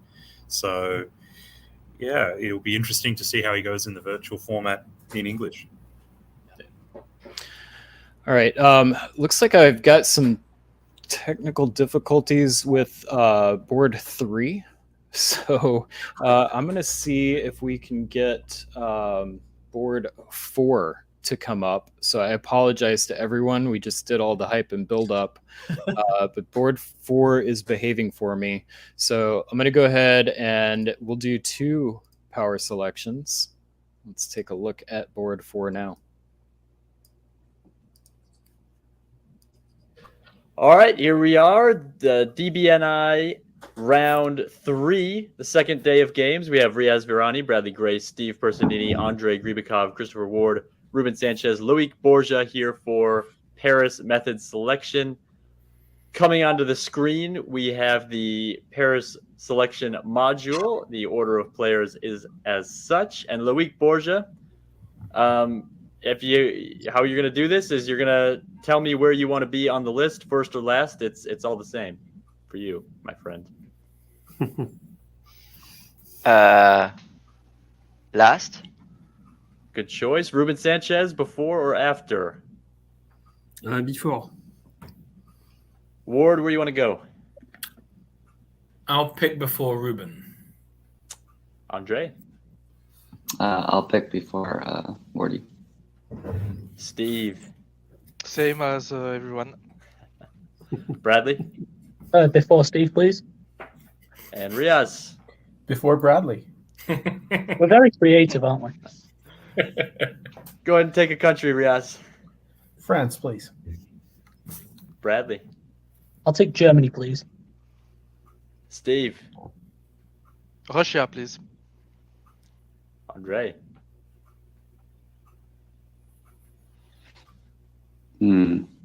Interesting.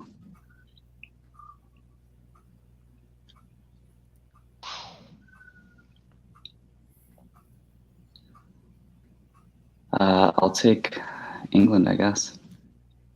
Christopher Ward? I'll take Italy, please, Zach. Ruben? Turkey for me, please. Loic, would you like to say it out loud? Oh, Austria. Austria for Loic. All right, thank you, everybody, and congrats on qualifying. We are going to get to the game right now. All right, that was so fun. We did it twice. Another solid group of players there. Andrew, I'll start with you. Who do you like on this board? Any surprises? Who do I like? I don't know if like's the right word. Riaz is one of the few players in the entire hobby that I get on a board with and I go, oh, I'm worried. So I think Riaz in France is a pretty hard to top proposition. So everyone else has their work cut out in this game, I think. But having said that, there's some quality players in this board as well. That Ruben, if anyone can pull off a board top from Turkey, I think Ruben is the one to do it. It'll be either a quick elimination or he'll show his incredible ability to talk his way out of a corner, in this case, literally. Tommy? I like Andre. I love playing with him. Him and I feel like get along when we work together. But also, Riaz as well too is phenomenal. I was a little afraid to work with him, or afraid to play against him rather. I like working with him when we do get to work together. But I mean, again, another phenomenal board. Like everyone is, it's great. All right, well, let's get to our next game. We're going to go to DBN Invitational Semifinal Game 4.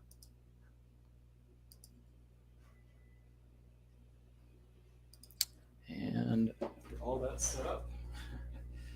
A gift on the stream.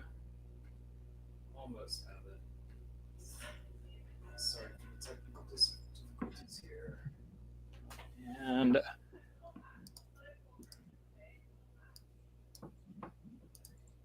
let's see.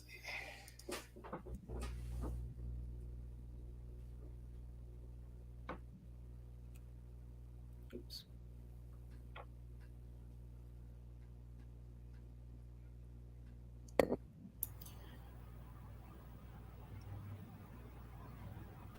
All right, here we are, the DBNI. There we go. Sorry about that, folks. We are professionals here at DBN. Hope you bear with us. And here we go. DBNI rounds board 4. And Tommy, I've got you on play-by-play. I got you guys. Sorry. Let's see. Let's take a look at the West. Standard openings: Germany, France, and England. Nothing crazy there. No Northern Open with Russia. We have Venice holding, Serbia, Albania, Apulia, and we have a little bit of Armenia fleet fun stuff going on. We do, but we don't have a fist bump. Yeah. We mentioned this in the previous game that the risk for this opening is on the Russian side. That's a pretty solid start for Turkey getting into the Black Sea. The other thing that did stand out to me is Riaz obviously expecting everyone to attack him from the outset, so opening to the channel in Burgundy. and no one moving in his direction at all. So perhaps that's paranoia, or perhaps it's just setting up for the best possible position he can at the end of 1901. Yeah, I missed the channel part there. Sorry. Moving on to fall. Oh, interesting. We okay, so we got a little bit of FG going on there. Denmark to north. We got Let's into Sweden. Makes sense. I guess they must have sniffed out something going on there. So what happened down in the east here with 7 Armenia? Forcing Armenia. Okay, so we'll see what happens between Ruben and Steve there going forward. And Austria's in a good position, getting Greece, covering Trieste, and the Italians picking up Tunis and a little Tyrolia action. Put a little pressure on Germany. Interesting that Italy moved to Tunis with the fleet. It sounds like it's one of those deals. If you are attacking Russia, then I won't do a Lepanto, and actually followed through on it, which is uncommon, but very interesting position now in the east. And I mean, this is why I said at the outset I'm scared of Riaz. I mean, there's a German fleet in the North Sea at the end of 1901. That's probably not good for England. Right, winter of 1901. We've got fleet build in Brest stands out to me. Fleet South Coast is probably the biggest statement of all. And then we've got Fleet Smyrna. Tommy, I'll go to you. What are you seeing from these adjustments? Yeah, the Fleet South Coast is interesting. Especially, well, I'm kind of curious to see how well they'll be able to negotiate with Turkey going forward after the whole little Armenia finagle, whatever you call it. What Italy, and then Fleet Tunis is interesting. That makes sense, I guess. Yeah, I guess, I mean, England's just kind of being defensive with Army London there, and the French are just going full on with the Germans with the Fleet Brest. Yeah, I guess really anything that really kind of stands out, I guess, maybe Fleet South Coast, kind of. Is that a misorder? Was it meant to be a fleet on the North Coast? Because if you swap coasts there, then that makes perfect sense to me. But on the South Coast, that seems a very odd build to me. We'll see what the intent is there.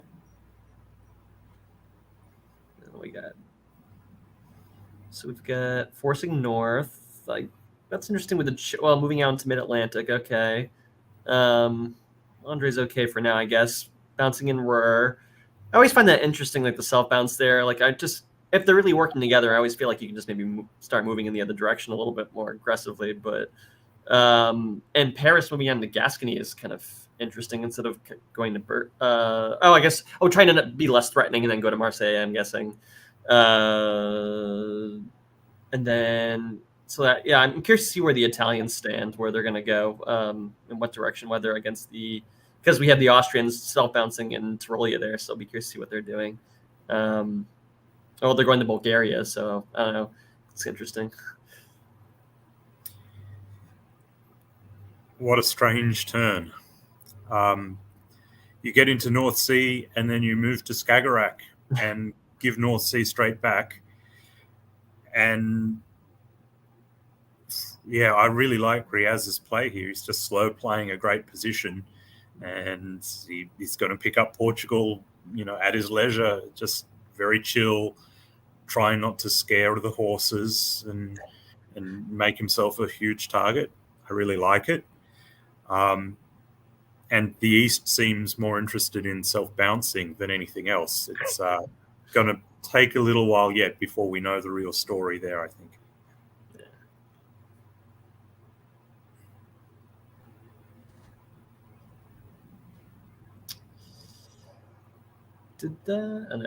Well, I guess the Italians are working with the Turks now. I guess they made a decision. They're going to Greece. And then what happened in the north here? Skag gets piffed, and the French are still going against the English. A lot of self bounces in Ruhr and Burgundy again. taking Portugal. Yep, makes sense. Covering Venice for the Italians, and moving to Baltic. So I guess no one. I guess the French are the only ones I like. The Germans, I guess, at this point. So that'll be interesting. It's almost like someone just changed the rules and allowed self bounces. Yeah. We have Vienna and Trieste in Budapest, Belgium and Gascony and Burgundy. England tried to self-bounce in Skagerrak, and Russia supported Norway in.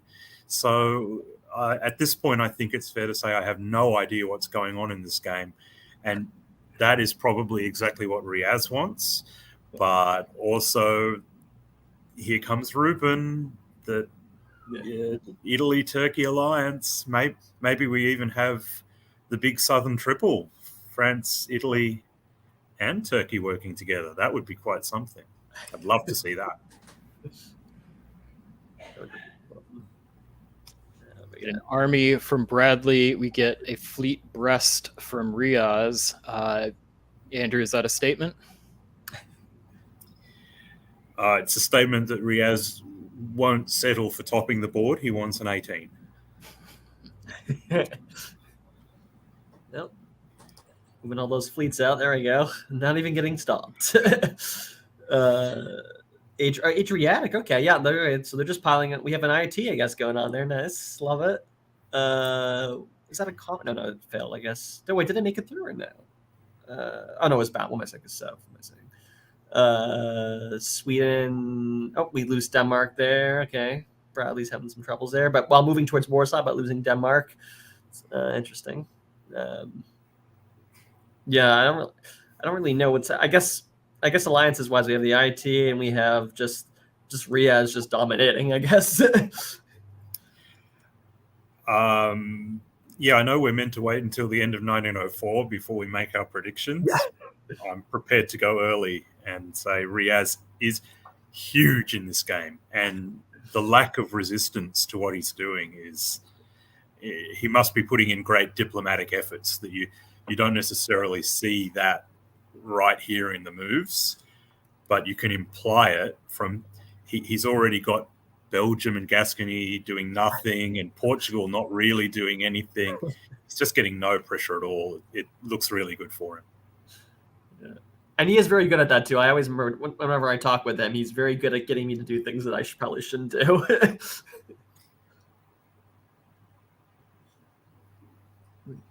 Right. Fall of 1903. Oh, and a convoy too. Oh my god. That's just brutal. Oh, but he loses Belgium, I guess, too. Yeah. You'd have to think losing Belgium is by agreement, though. Yeah, probably, yeah. And then what happened with Denmark there? Support there. I don't know why Germany didn't try to force it when he gets Belgium. That's interesting. I mean, he wouldn't be able to force anyways, but good tries for Warsaw. Convoy did not make it to Bulgaria, unfortunately, sadly. We'll conscript support to Greece. Well, the Italians had a valiant effort with Trieste, I guess, instead of walking into Munich. But yeah, Riaz just keeps marching on towards Munich, going across the forest the other way. Yeah, I don't have much to add there. Again, one person is moving all their units, and everyone else is bouncing. And this is the sort of if I'm playing France, or indeed if I'm playing any country, this is what you want to be seeing happen. Your units are being effective, and everyone else's are bouncing and supporting and doing nothing. So I love Riaz's position here. It's just great. Oh my goodness. Yeah, it feels like it's a very balanced East. We've got two alliances that are kind of locking forces against each other, while in the West we've got someone that's a clear winner. The question for me is going to be whether or not in a top board format will the rest of the board see this and respond. Is Riaz getting ahead too quickly? Yeah. Okay, well, they're moving. Well, no, I guess Germany's just going to walk back into Denmark now. Sorry.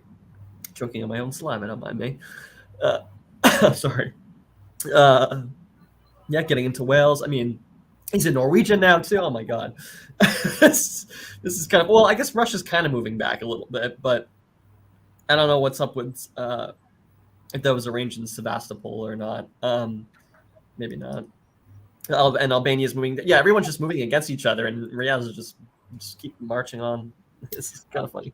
Unless we have something from the negotiation table to suggest otherwise, I would bet my entire life savings on Sevastopol not having been organized. Yeah. That is exactly how a Turkish player of Ruben's caliber gets out of that little corner, that you take that opportunity when it presents itself. And I think that's quality play from Ruben. It's the first sign of life on the eastern side of the board that anyone really is going to challenge this terrifying, just absolutely horrifyingly well-positioned France. Well, I'm curious what the Italians are doing too, marching around to Bohemia Tyrolia. So that'll be, and but then Albania falls up behind the Adriatic. So I don't know if they're going to be able to get on the same page or not. Those two.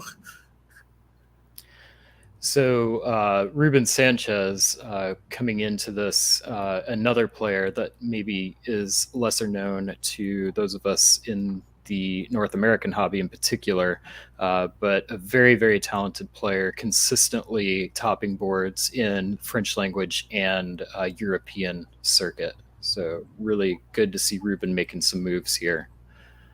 Fall 1904.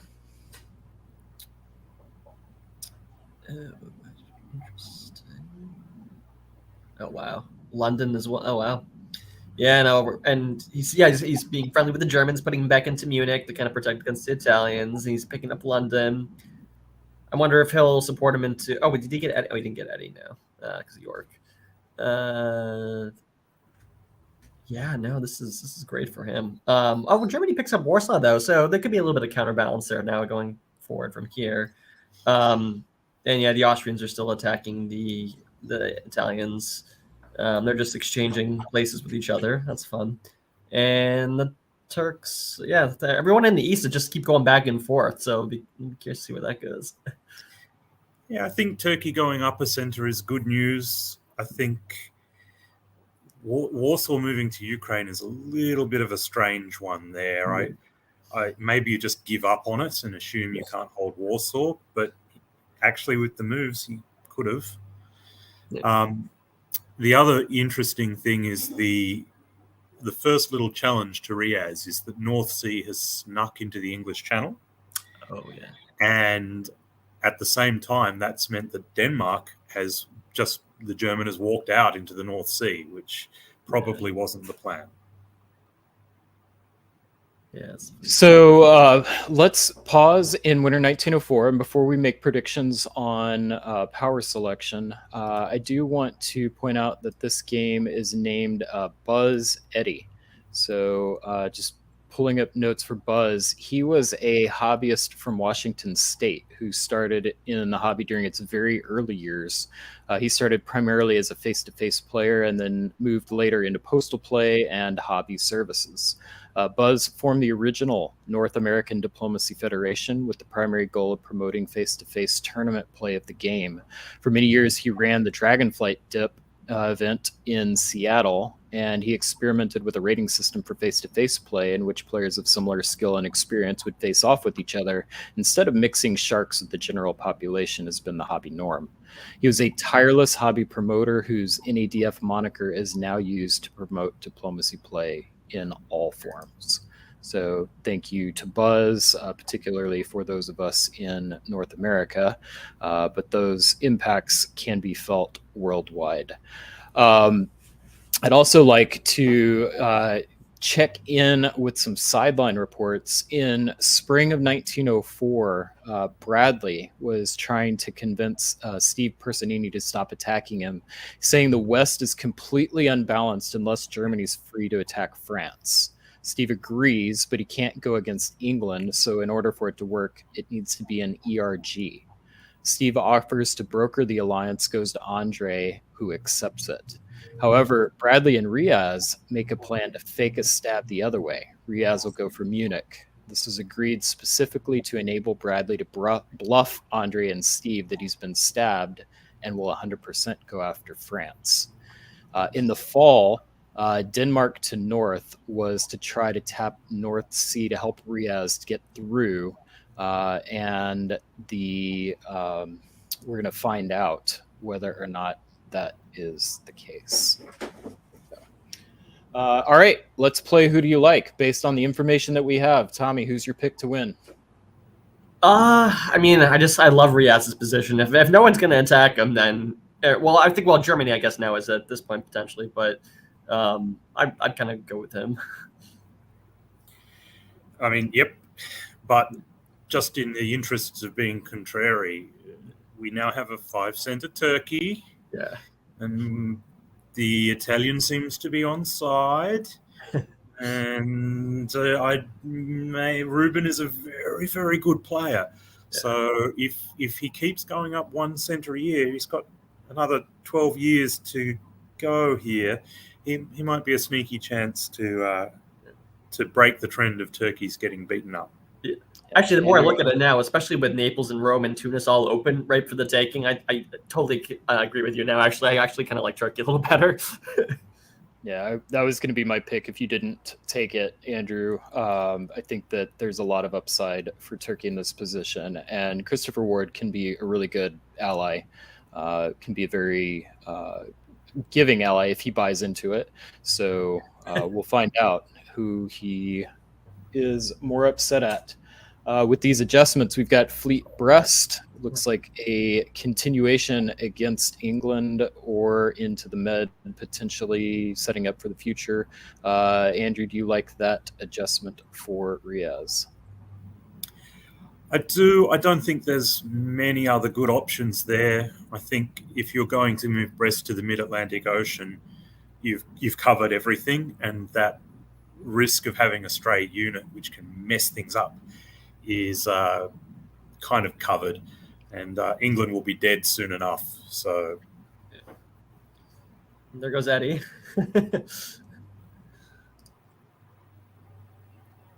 Okay, well, I guess they're working with the Germans now. I guess with Norway there, nothing happens there.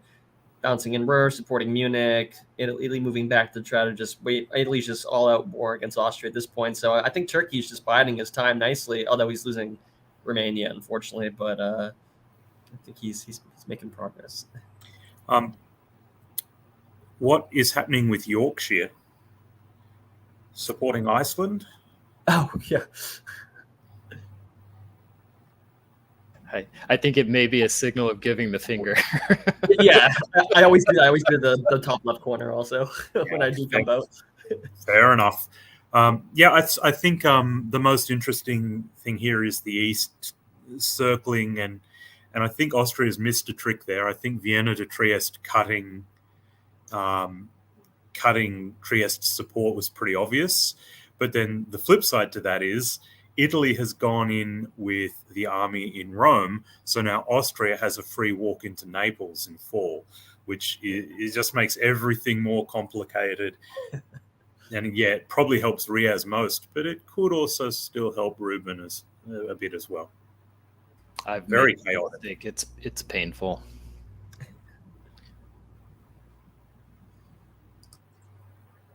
Oh, the Turks pick up, was it 2? Or they lose Rum. They pick up Greece and Sev. Oh no, then Bulgaria too. Or no, sorry, they save Greece, but yeah. Okay, well, I'll see you later, Austria, I think, at this point. Italy's picking up 2, it looks like, as well. No, they lose Naples. Never mind. What's going on in the west here? Do we take back north? That retreats to Holland. They're in Belgium as well. Okay, yeah, and Eddie as well. Oh wow, yeah. Riaz is just running away with this. This is great. Yeah, we say farewell to England. Unfortunately, that was quick and painful. I'm not sure Andre did anything particularly wrong there, other than pick a power that was next to Riaz. That's just a brutal attack from 1901 that just got the job done. The other side of the board is much more chaotic. I increasingly like Ruben's position. He's up to 6 now. He's got his armies in all the right places.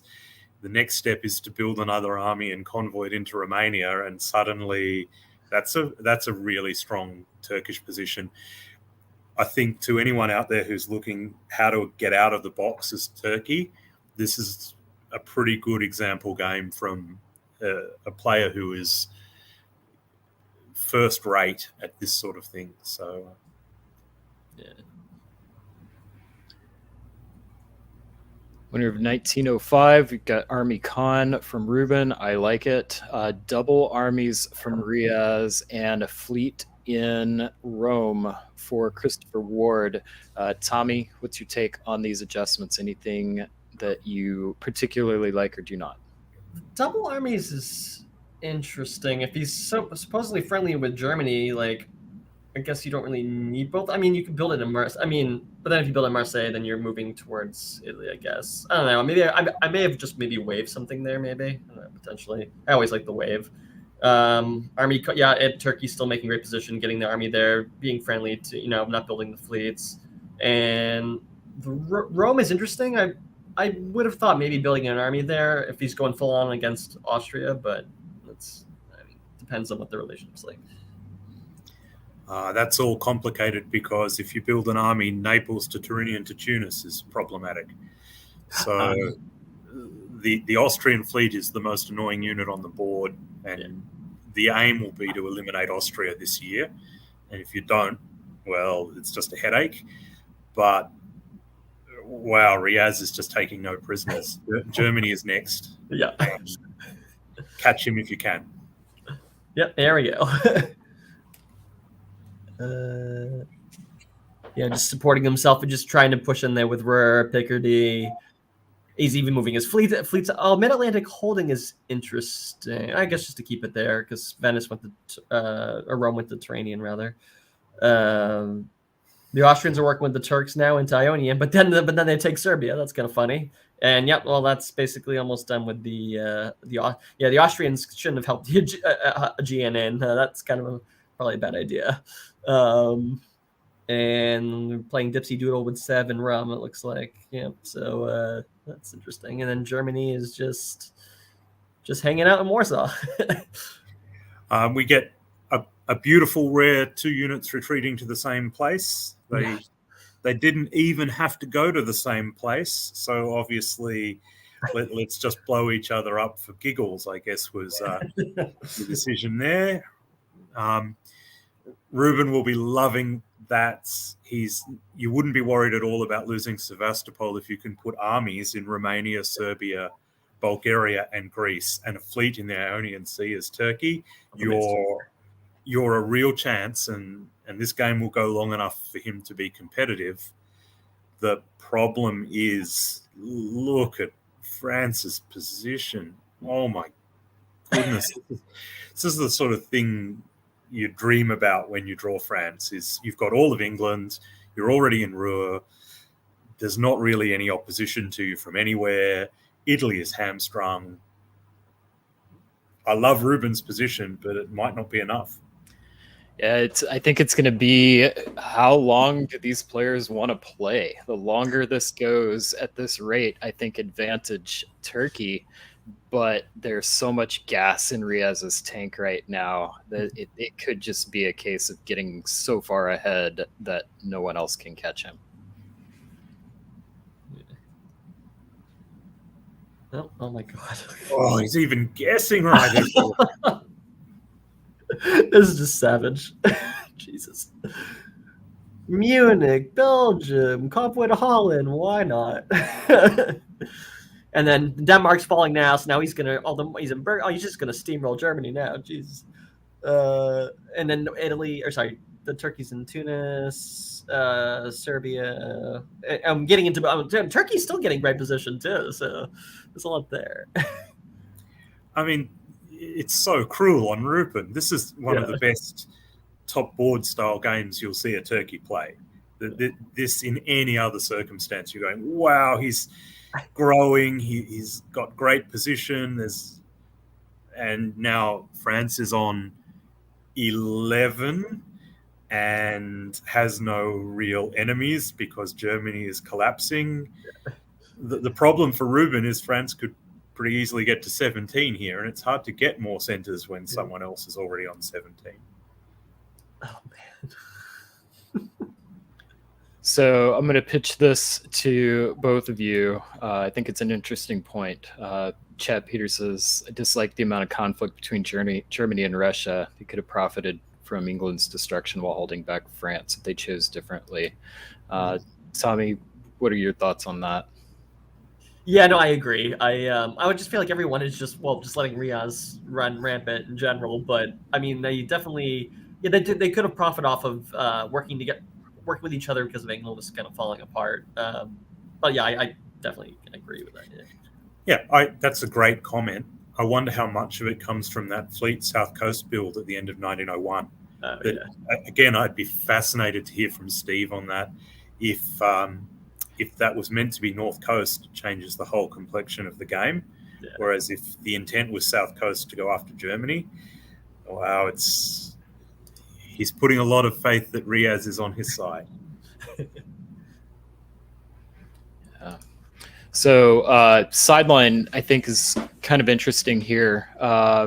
Christopher Ward said to Steve, you and Bradley need to work together. This game is over. So kind of the sentiment that we were just discussing. Steve is accusing Wardy of not going against France while constantly telling everyone else to. And he's refusing to not take Denmark. And then Bradley says, I'm happy I get to prove exactly what I want to this game. And I go into tomorrow with that reputation. So presumably a reputation that he's willing to throw if he's not given the diplomatic situation that he's looking for. So I love secondary motivations. That's a big part of this game. And I think that right now, understanding that could be make the difference between who's ends up on top.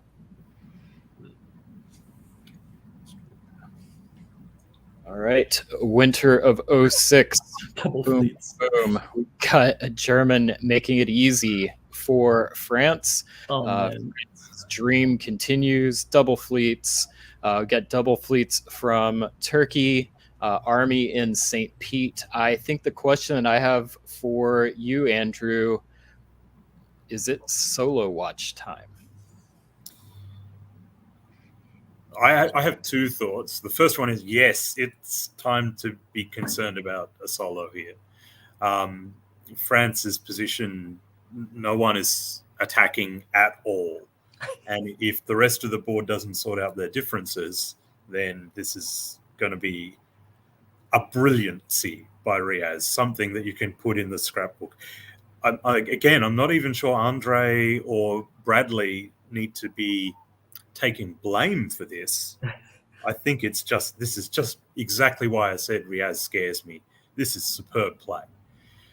The other thought I have, though, that I really want to touch on, I thought Nicola in Italy in the last game that we looked at, it's not often you get 10 centers as Italy and your reward is to come back and play in a repechage.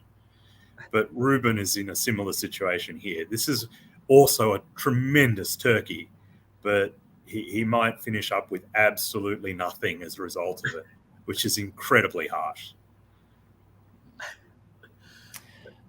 So in spring 1907, what do we see? Oh my god, look at this. Not the fleets. It's just like cleaning up Scandinavia. This is Solomon. He's in Kiel and Munich, Tyrolia, Lyon, Western Med. Jesus. This is solo. This is. And then I really feel bad for Turkey. They're in Romania now, moving all their armies forward. Like Russia's still just coming down. Like literally, no one is fighting Riaz. Like I don't get it. And some of the problem for Ruben here is it's not even enough to stop a solo. Yeah, you have to stop Riaz getting 16 because otherwise it doesn't really matter if he gets a solo or if he just tops the board by 4 centers. Yeah, it's the same result. So Ruben has to take chances that someone else is going to act. And yeah, I don't see it happening at the moment. I think Riaz might just take the solo to prove the point. Yeah. But also you could see a draw very soon because I don't think anyone's catching Riaz from here. What a great game. This is fantastic. In the spring of 07, there was a draw vote that was vetoed. And it looks like Bradley and Riaz were already on side, and it looks like Wardy is upset at Ruben for perceived or actual stab, it looks like. And so Ruben apologized and said, hey, I'm sorry, but it doesn't look like that's enough to keep him on side. So now Wardy is joining in, and Bradley, Wardy, and Riaz were all in a room together trying to figure out how to get Riaz more dots. This is hilarious. Oh my god, no.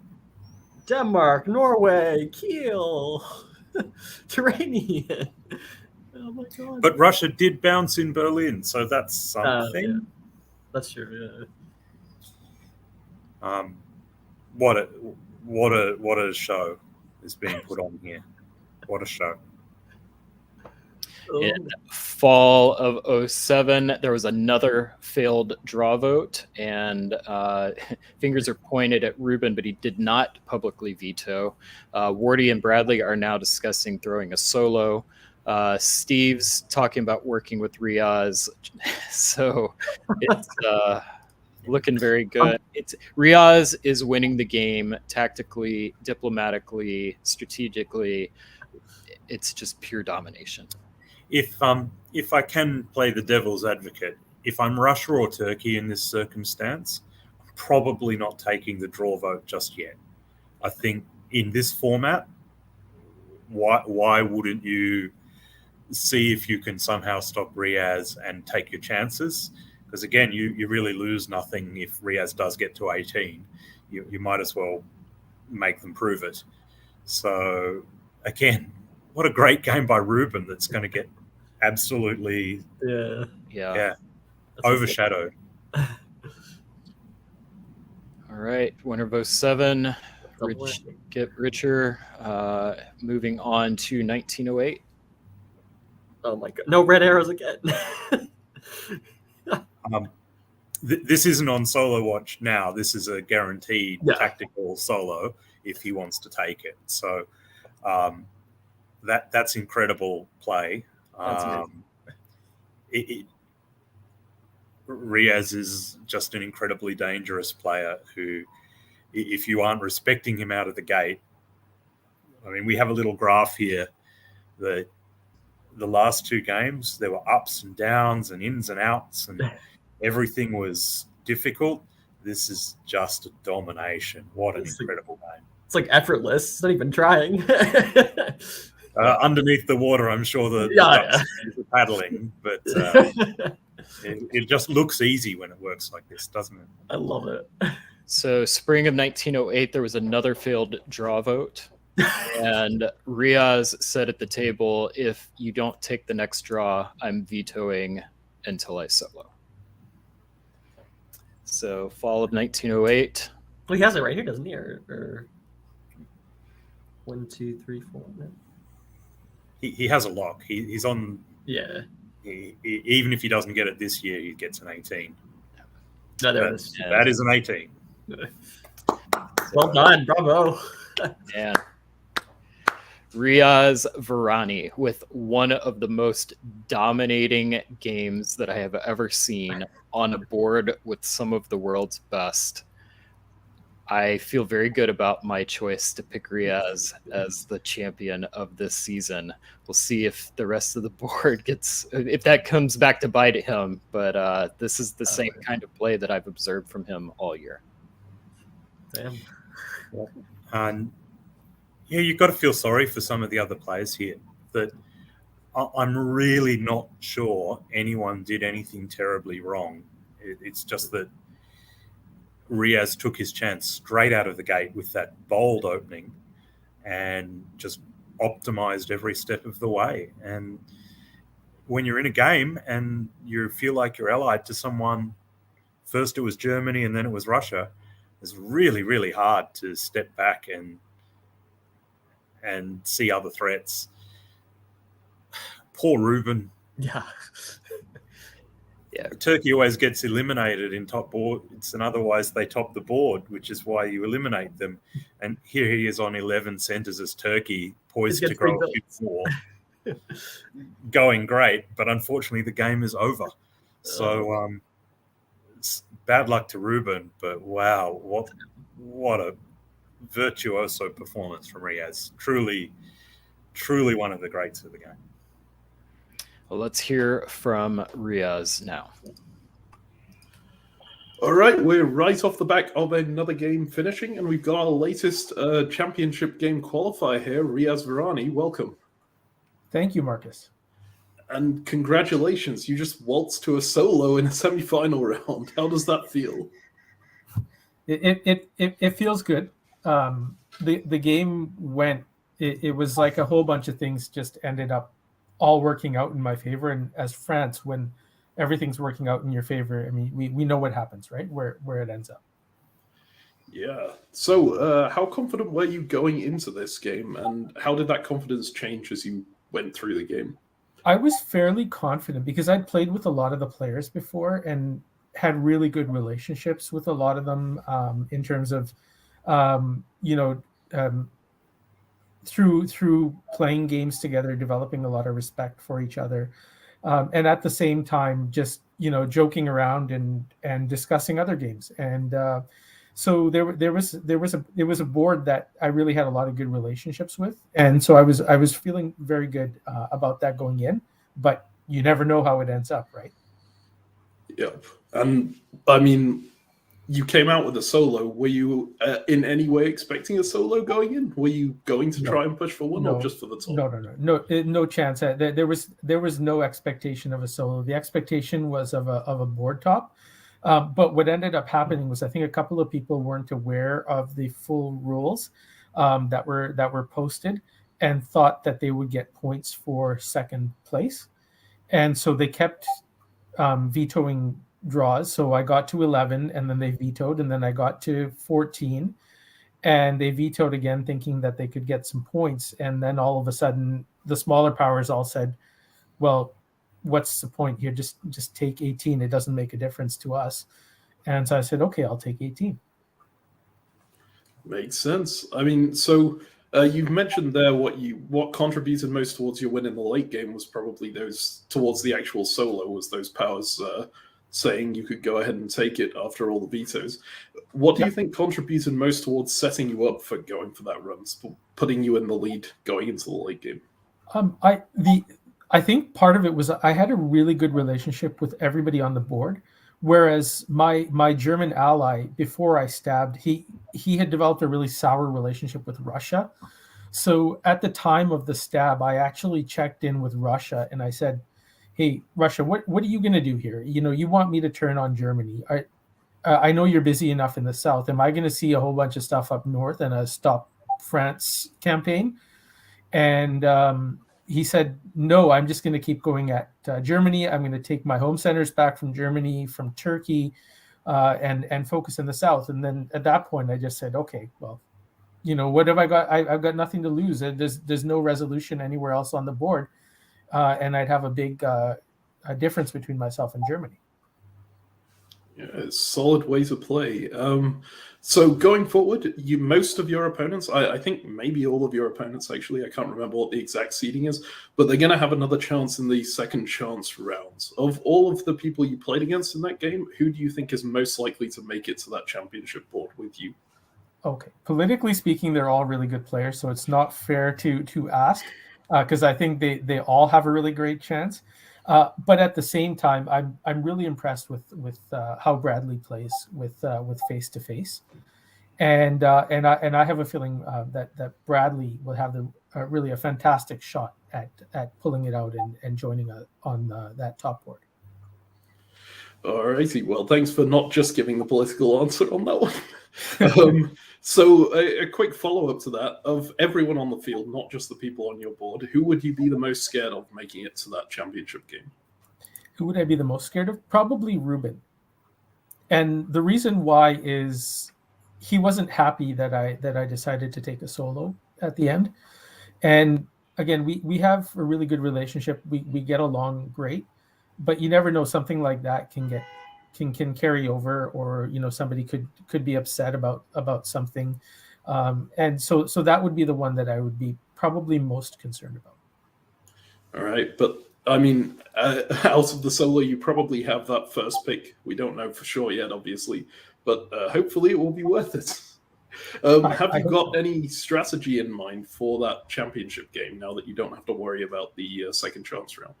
No, I think the strategy will just be to watch the DBN broadcast, watch how others are playing their games, and once I have an idea of who that top board is, start to figure out what power would it make most sense for me to play, and who do I want to surround myself with? Who are people that I get along great with? Who are people that will work with me, and they won't just say, "Hey, look, he got a solo as France in 1908, so I'm going to attack him, and I can never work with him."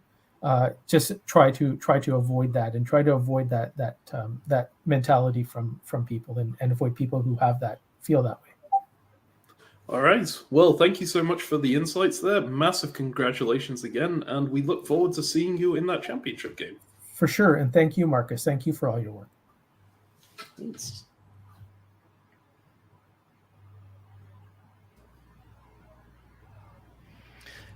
Once again, salute to a fantastic player, really good human being on a very impressive win, and also to Ruben. That was got a little robbed. That was very, very impressive display from Ruben. Michalis, your take on that game? I mean, that was obviously an exceptionally well played game by Riaz, both strategically, tactically, and diplomatically, just completely dominated from the outset. I think that sideline comment you mentioned about Bradley saying that he was proving what he wanted to prove, that's the sort of thing I think may backfire for him tomorrow, because if I read into that how it seems like he wanted to work with France from the start, he didn't react to Riaz getting that brilliant start. He really started the fight with Russia when Russia offered the ERG. If the sidelines are accurate, I think tomorrow a lot of people are going to look at Bradley and go, no, you are just being eliminated, because that is the wild card you don't want there in this sort of top board game. So I think reputationally Bradley may suffer for that. Yeah, no, I'll be careful. Just caveats as usual. That's someone overhearing something and then me translating someone else's notes. So take it with a grain of salt, but we did see the behavior on board, and we can definitely all respond to that. One other quick thought before we move on from that game. Wow, Riaz is going to have a decision at the Paris selection in the final board. He will almost certainly get to do exactly what he did in this board and pick first and choose France. But after what he just did, wow, there's going to be some thinking going on in his head, I suspect, right now about that. Very, very interesting to see what he'll do. Yeah. So going into the championship game, players will be seated. Basically, if you soloed, you go into a first group. And so all of your soloists will be grouped together and then sorted by your regular season seed. So Ruben being, I believe, the number 3 seed going into the event would have to have Peter McNamara was ahead, who did not solo. So the only way that Riaz does not come in as the top seed in the championship game is if Brandon Fogel also solos.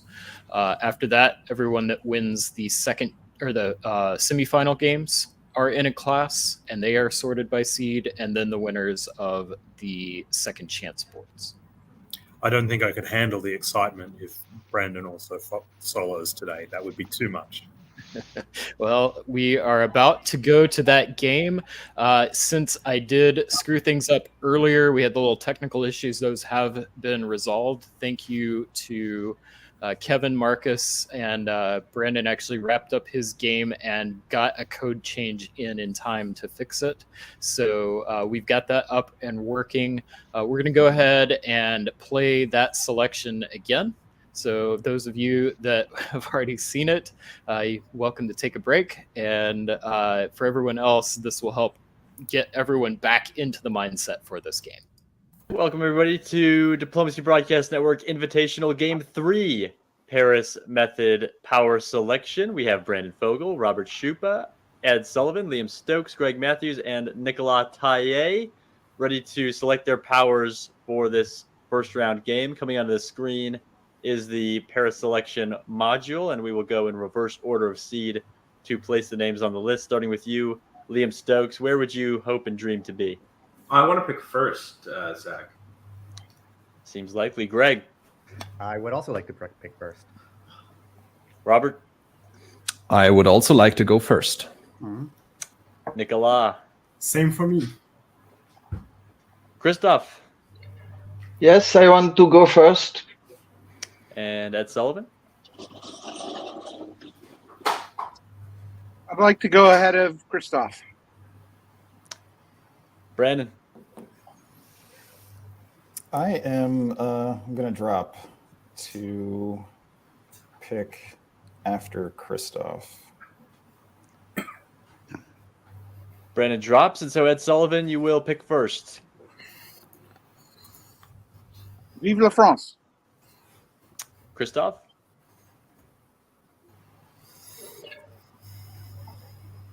England. Vogel?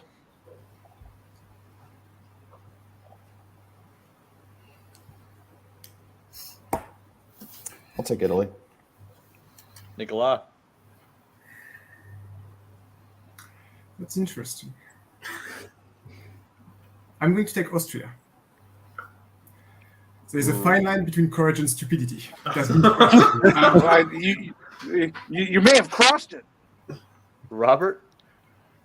I would like to pick Germany. Greg? I'll take Russia. Liam Stokes, go ahead and say it. Oh, I'll pick Turkey. Yes, you will. And here are your powers for Game 3 of the Diplomacy Broadcast Network Invitational. Congratulations to the 7 of you. We will get to the game. All right, we've got the courage or stupidity for that Austrian pick. Very, very curious to see how that pays off, or if it does. Michalis, I'll start with you. Impressions from power selection. Greg Matthews picking 6th will be absolutely delighted to be Russia.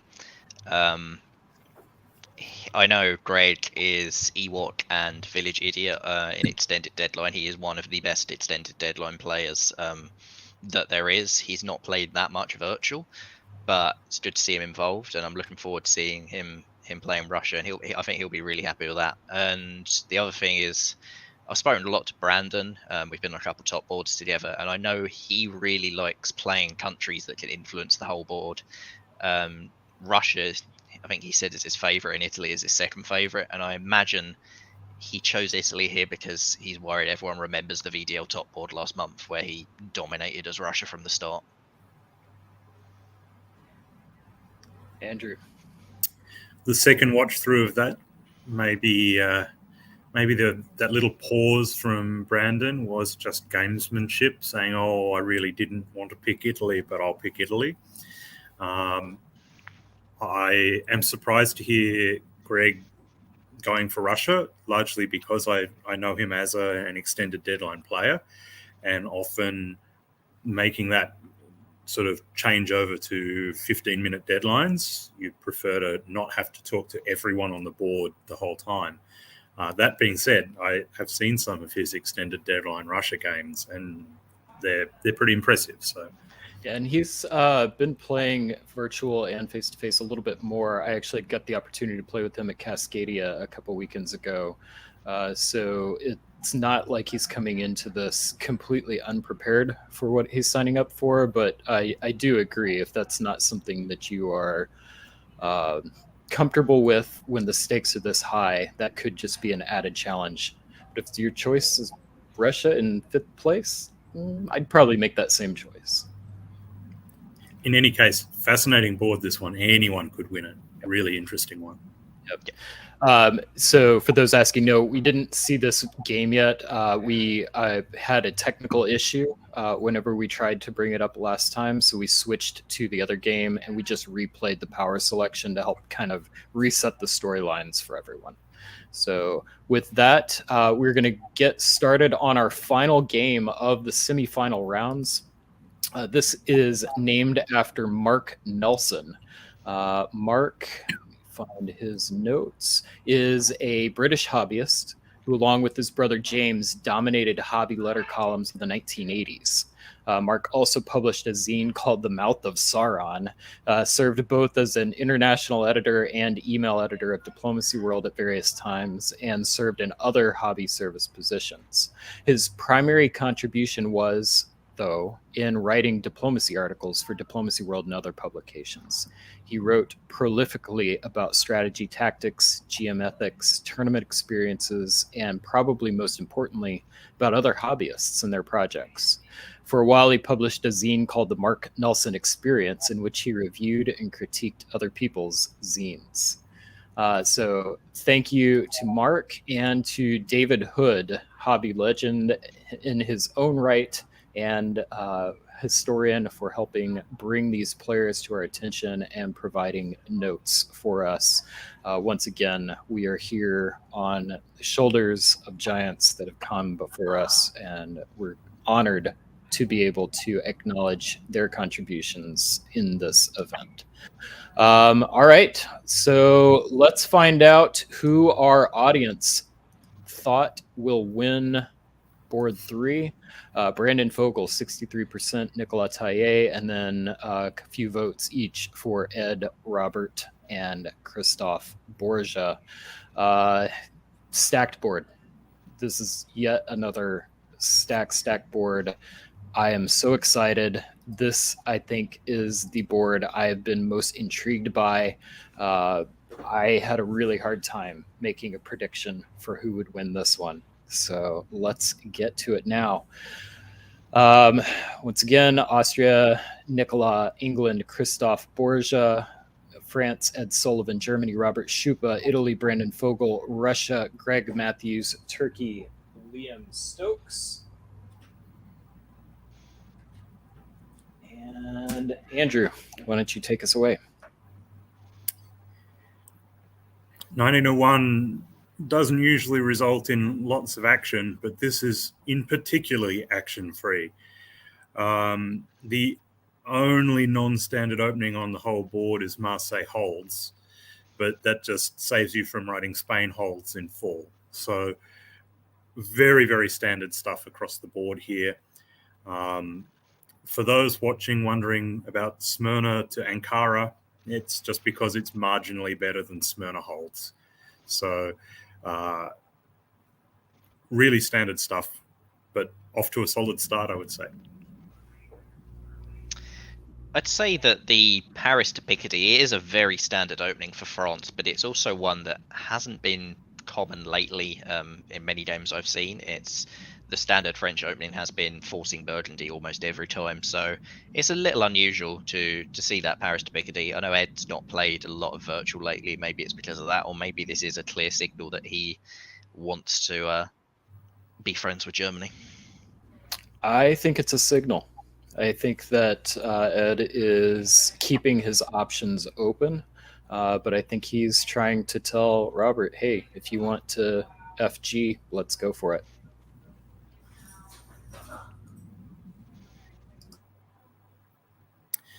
And then he supports England into Belgium, but in fairness, so does Ruhr. So there's a whole lot of love happening in the western side of the board.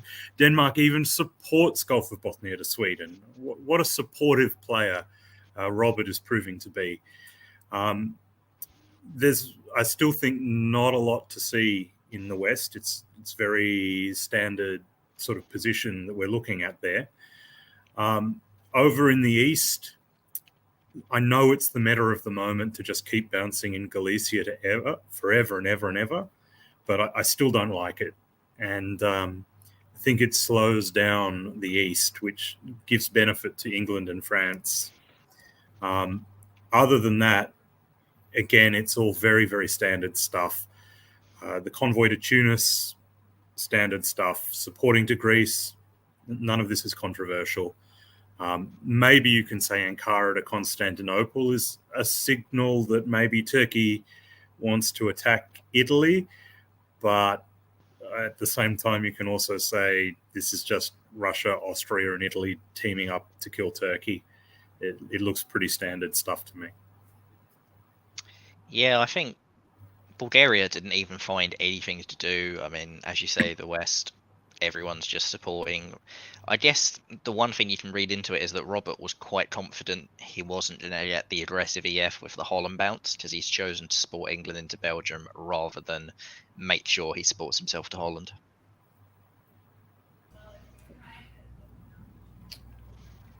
So let's take a look at our sideline for this game.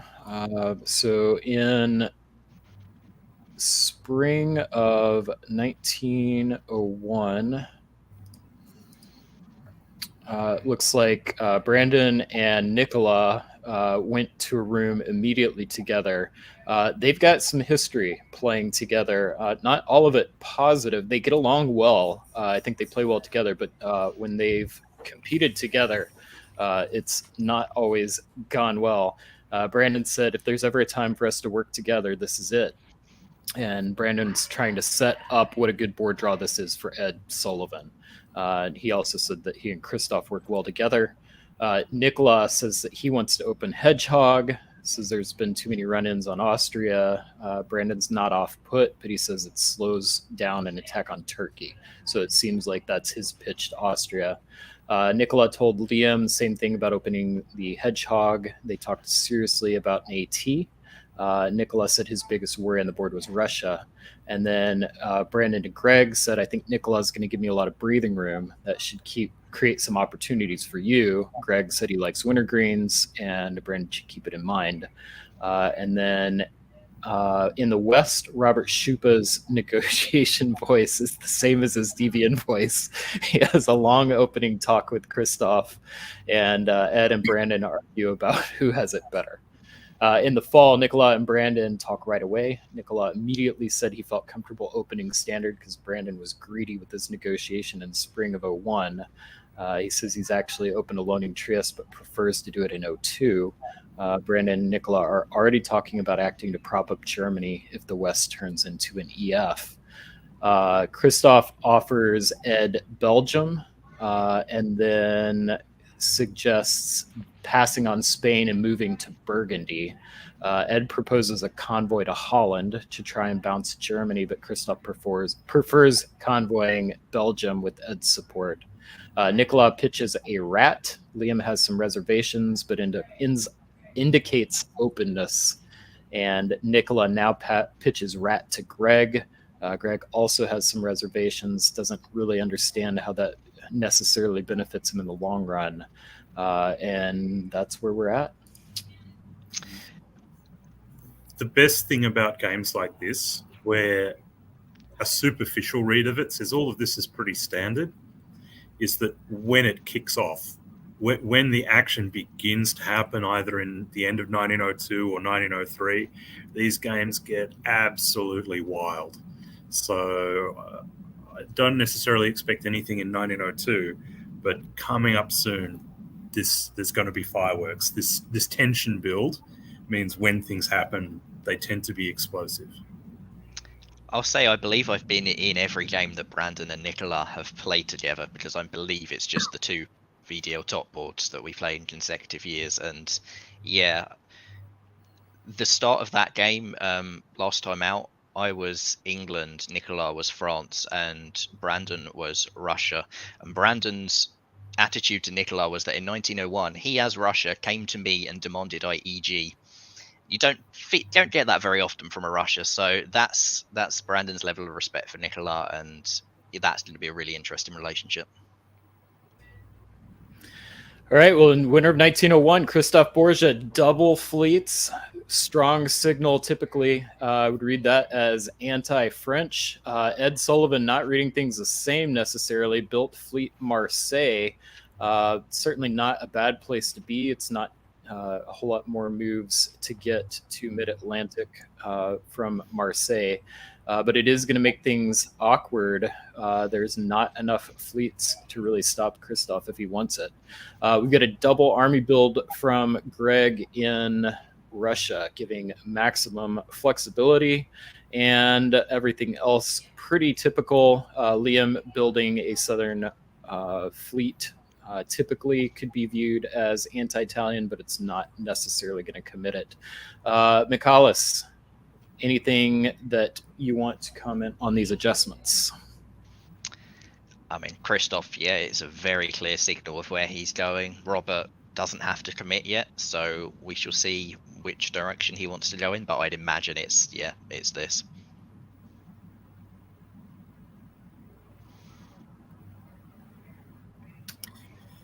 Here we have spring 1902, and Germany looks like they are jumping in with England to try and take down Ed Sullivan. It's not an easy attack. There's opportunities, but it's also a very defensible position for France. It can take a long time to break this position.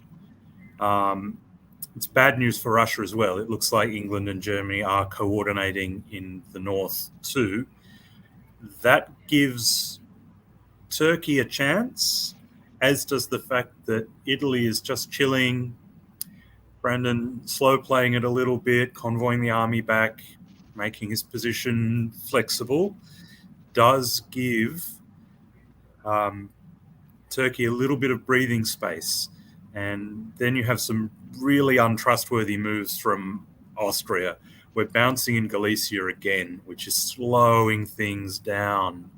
And then you have Trieste and Serbia bouncing in Albania, which, I get it, you don't want Italy to convoy to Albania, but it's really showing very little trust. So maybe Liam can get out of the corner in this game as well.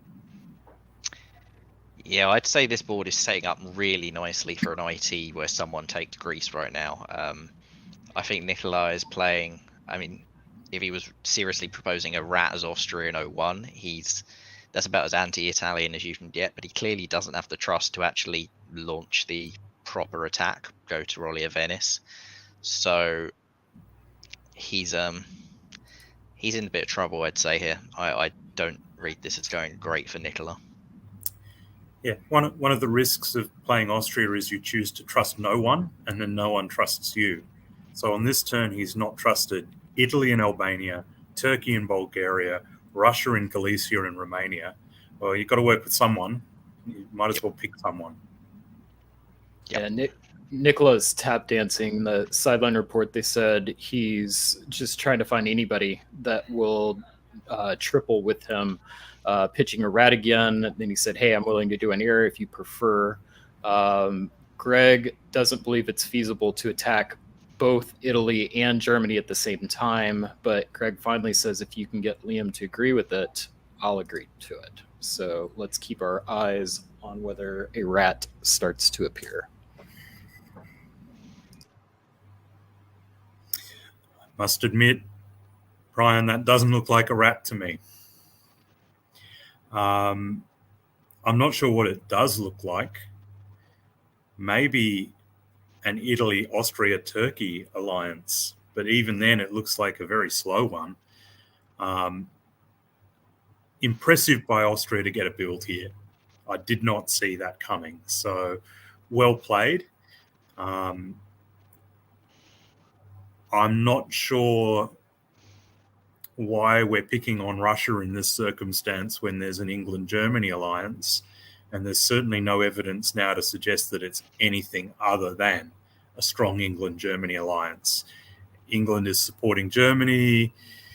Yes, it's slow. Yes, it's probably going to take a while, but Russia is sort of your buffer against that alliance. So yeah, some interesting strategic decisions, but yeah, I suspect 1903 we will see even more fireworks. I think this is building to anything but a boring game. I think for me the biggest move from here. I know that there's the move on Rum is big, and Nicola's done really well for that. But it's Brandon Fogel going west. That's really huge, because if you're going there to prop France up, that's probably what he's selling it as. But I'm not too sure. I think this is Italy seeing that he doesn't have a clear path to any sort of growth in the east, and he's going west, and he wants dots. So I think that this is catastrophic for Ed Sullivan, and I know he's guessed right in both fronts. He left Brest and Marseille open, and neither of them got walked into, so it looks like it's gone great for him. But I think his long-term prospects just took a massive knock, even with those correct guesses. I'm not convinced that Brandon is committing to going west. I think he may just be positioning a unit in a way where he's got some influence and ability to communicate and have conversations with some other players. That'd be very much in his style of play. But it is a very interesting choice. In the negotiations, we find out that Brandon is making a substantial pitch to Greg for an heir. He says he's worried about EG. He's saying it's going to threaten both Austria and Russia, so he'd like to work together with both of them to quickly clean up Turkey, so you've got time to respond to the West before it's too late. Greg agrees, but he insists on it consolidating to a wintergreen in the near future. Ed's feeling the pressure. He said, "I'd just like to note I'm already on my third cigar. Usually it's an hour per cigar, but today it's been 35 minutes per cigar, and I want you to know it's your fucking fault." Sounds like Ed. All right, winner of 1902. We've got Army Keel for Robert Schupa and Army in for Nicola Taillet. Just keep pressing on. 1903. Well, Italy is it's a very confused East.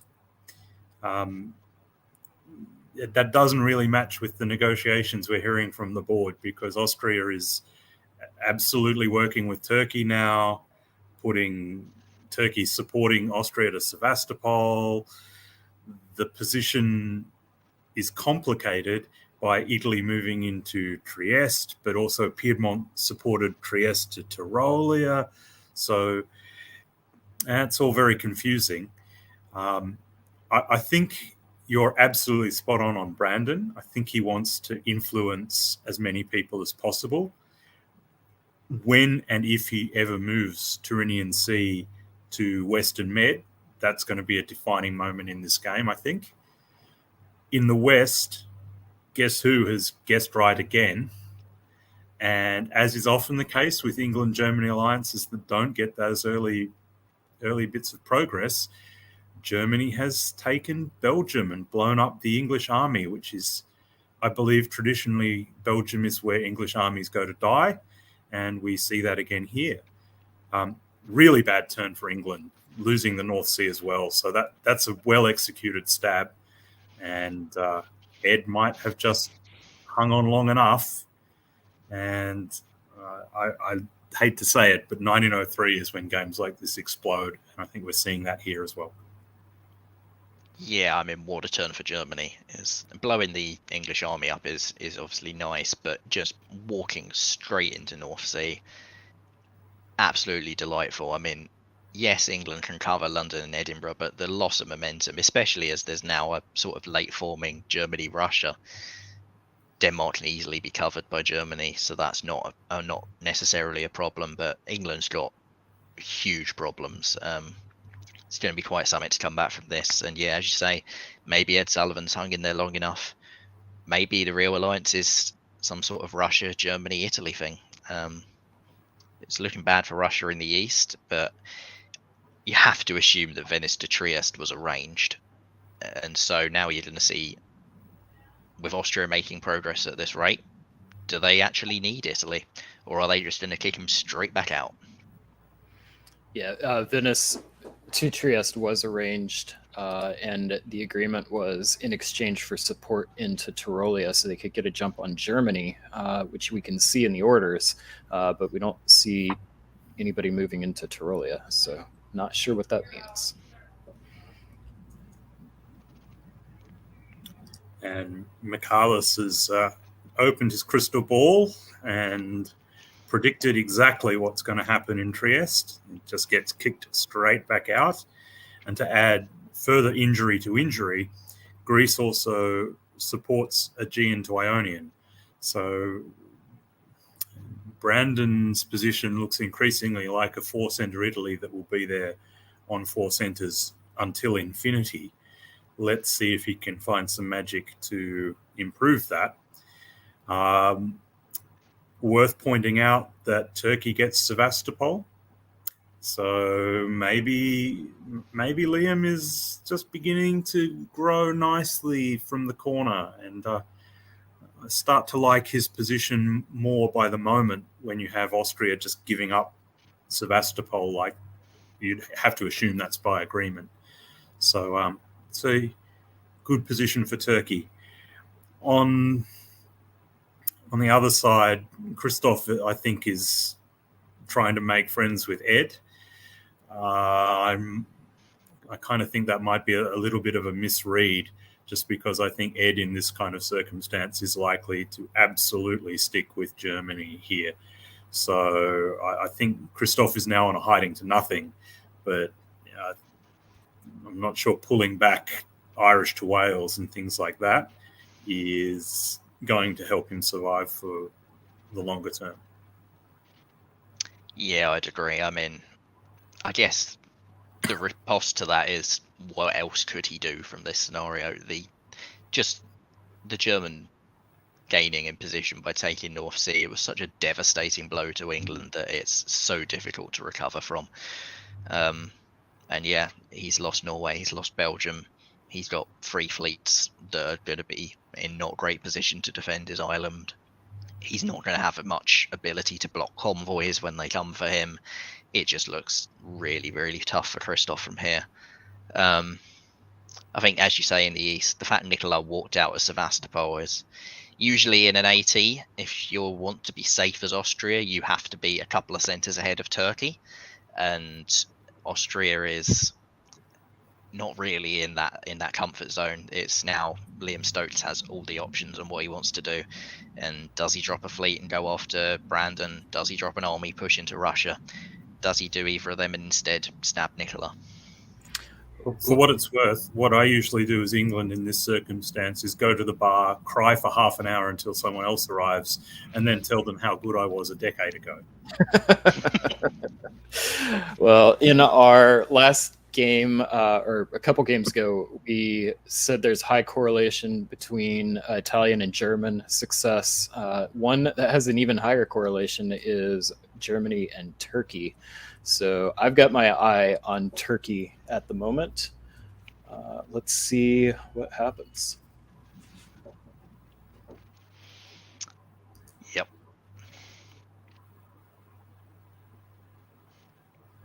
I don't know if anyone's noticed, but Brandon is a good diplomacy player.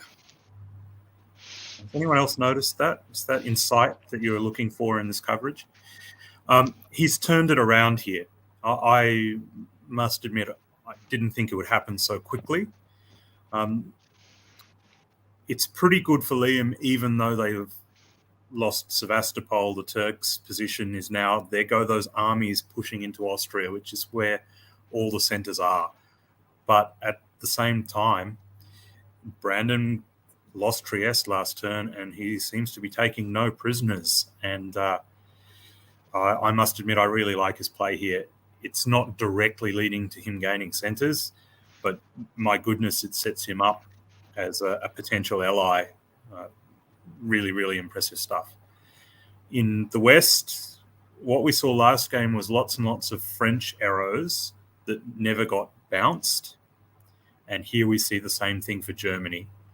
It's obviously not on the same scale as Riaz's game yet, but that is a very impressive turn. Convoying into Yorkshire makes it. Holland to Belgium unopposed. There's not really many threats on the horizon there. And Sweden just walks into Norway. That's a very, very good turn for Germany. Nothing bounces. A few more turns like that, and we might need to start thinking Robert might be the favourite for this board. Yeah, I mean, that thing about Norway, one of the most interesting takeaways, I think, from the recent Cicero AI papers was the valuation put on Scandinavia. That the AI said it was really, really powerful, and we've seen that last game. Noam Brown got it quite early. Last time I was here, Noam Brown got it quite early as Germany and went on to top the board, and now Robert has walked in. And it's hard to see. It's almost looked arranged, because why Greg had to pull back to St. Petersburg, I don't know. So perhaps this was just a plain diplomatic win of, hey, I could take it anyway, just give me Norway and I'll leave you alone. And maybe Silesia's there to help Russia. Thinking about that from Brandon's perspective, as you say, he's not getting anything right now, but the other thing that he gets from this Austria and Turkey fight breaking out is that Russia could return to viability, because Sevastopol is going to go back to Russia right now, almost certainly. And even though Russia's losing Norway, they're going to be some sort of southern power. If Silesia is friendly to them, Galicia could fall, and maybe Brandon will be able to get himself options, not necessarily next year, but a year after that, with a potential alliance with Russia as well, if he doesn't stick with Liam. Agree with all of that. Just really quickly, that's always blown my mind, that the Australian meta for decades has been that Scandinavia is critical, that people focus on St. Petersburg or, nonsense, whereas Germany in this kind of position, this is what you're aiming for in the Australian meta. So it may have come as a lesson to everyone else, but us Aussies, we're down with what Cicero is putting out there on that one. There's a few Australian players that know a thing or two about diplomacy, several of them playing in this tournament this weekend. Andrew, you definitely called it. Brandon went to Liam and said, hey, I will do anything you want to turn on Nikola, and offered him the support into Greece. And basically, I think, saw the writing on the wall. He needed to make a diplomatic change, or his time on this board was limited, or probably even worse, boring, sitting at 4.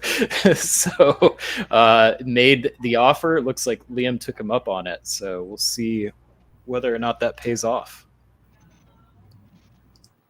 Wow, that's complicated in the East. There's arrows going in every direction.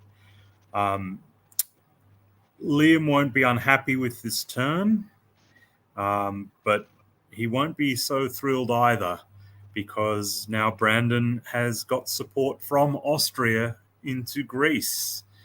And, I mean, this is, I think, how a lot of good Italies get going, is they have this complexity and unsureness in the other powers. And then you get Greece, and then maybe next turn you change sides again. And it's not even really stabbing. It's just playing each turn on its merits. And, Brandon seems to be doing that exceptionally well at the moment. Russia, you got that spot on, Brian. That's recovering and coming back into real contention, especially because, having talked up how important Scandinavia is for Germany, Germany just walks out of Norway and gives it straight back. So, I mean, okay, I get that that's really good positioning against England. Makes it impossible to defend. Next year, England is looking like an elimination is coming. But for mine, I'd rather have position in Scandinavia than attack England. So interesting stuff to play out there still. And otherwise, the Ed is nothing if not reliable when it comes to this kind of tactics. That he sees his opportunity and he'll now just execute professionally. And it's a bit black, but execute might be the right word too. I will say I mean, obviously, yeah, I completely agree. This is Ed's speciality, but I'm not so sure about his midterm prospects if there's a proper GR alliance like is looking like is happening now, with Germany leaving Silesia, openly friendly to Russia on that front as well. It looks to me like Germany is sort of playing around biding for time, and that the second England dies, Ed's going to be his next target. The positioning on Edinburgh and London is really strong. It looks like Ed's probably limited to just getting Liverpool unless he can pull a real diplomatic win. So, yeah, I fear a little for him, for his midterm prospects, and I do like it a lot for Robert. And as you say, for Greg, this is a stunning turnaround that really puts him back into full contention. And for Liam, that if Austria doesn't pull that army in Armenia, he's in all sorts of problems. So how vengeant is Nicola Taye?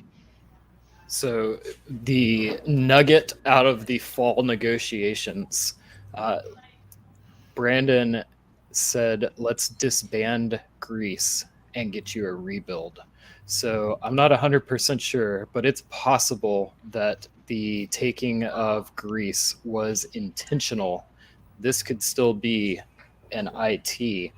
If that's the case, Andrew, what build would we see here to signal that the IT is still on? From Italy, you would see a fleet in Rome.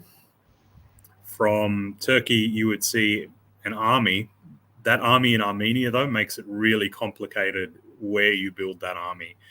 We mentioned in the previous game, a third Turkish fleet is really trouble for an Italy-Turkey. So if we see a third Turkish fleet, then we'll know Italy-Turkey is probably not going to be a thing. I expect an army. I expect it in Smyrna just because that's the most flexible if Armenia gets taken off. And surely Armenia gets taken off. That's just vicious, mean, horrible nastiness if you keep Armenia on in this situation. I will say that I wouldn't have expected anything to signal an IT, because if there's an IT, they're going to be disguising it as much as possible right now. I feel good about my predictions.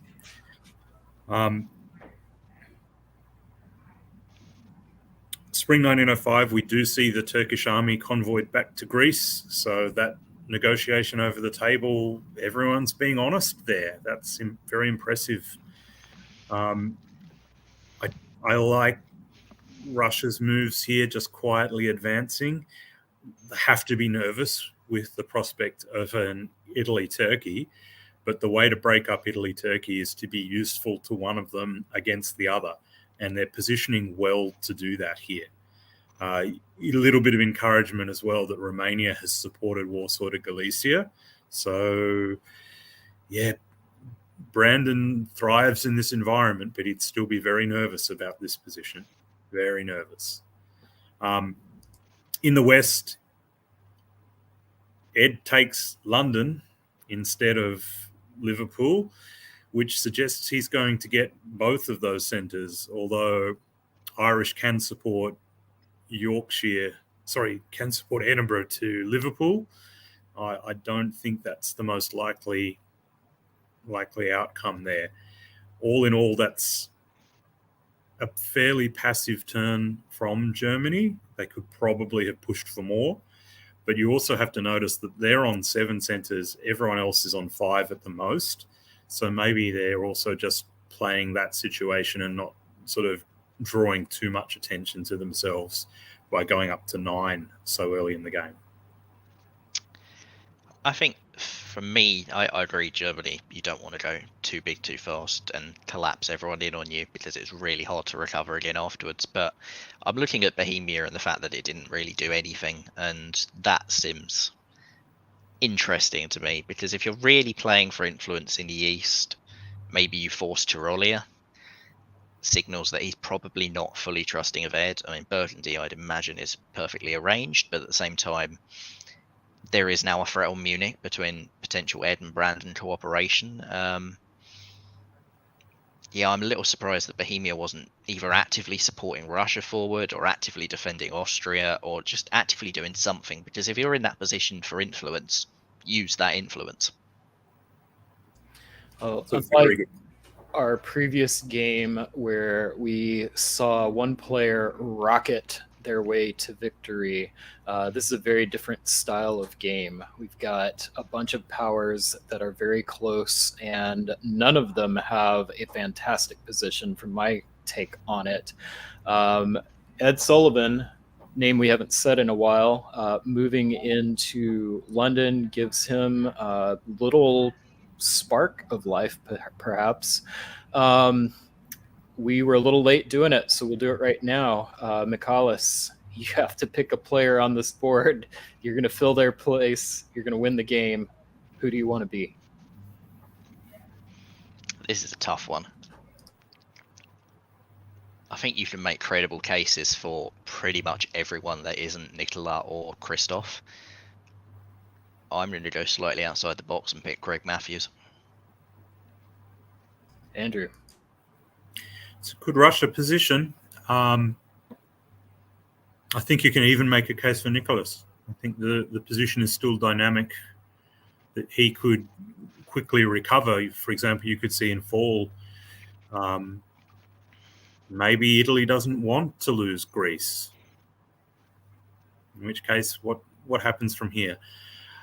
I like Turkey's position just because they're getting out of that box. And once they do get out of the box, it will be hard to push them back.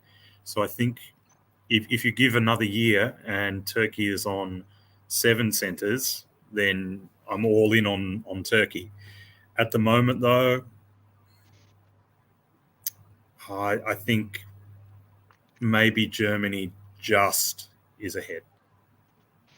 I think for me with Turkey, is the one thing I'm concerned about is that Brandon is not in a position to go west at all with his fleets, which suggests to me that as soon as Austria is down, those fleets are going east, and he really wants the wintergreen is how I'm reading this right now, which is also why I think Greg's got such a good path, because I'm also seeing the west as more likely to fight than to stab Russia.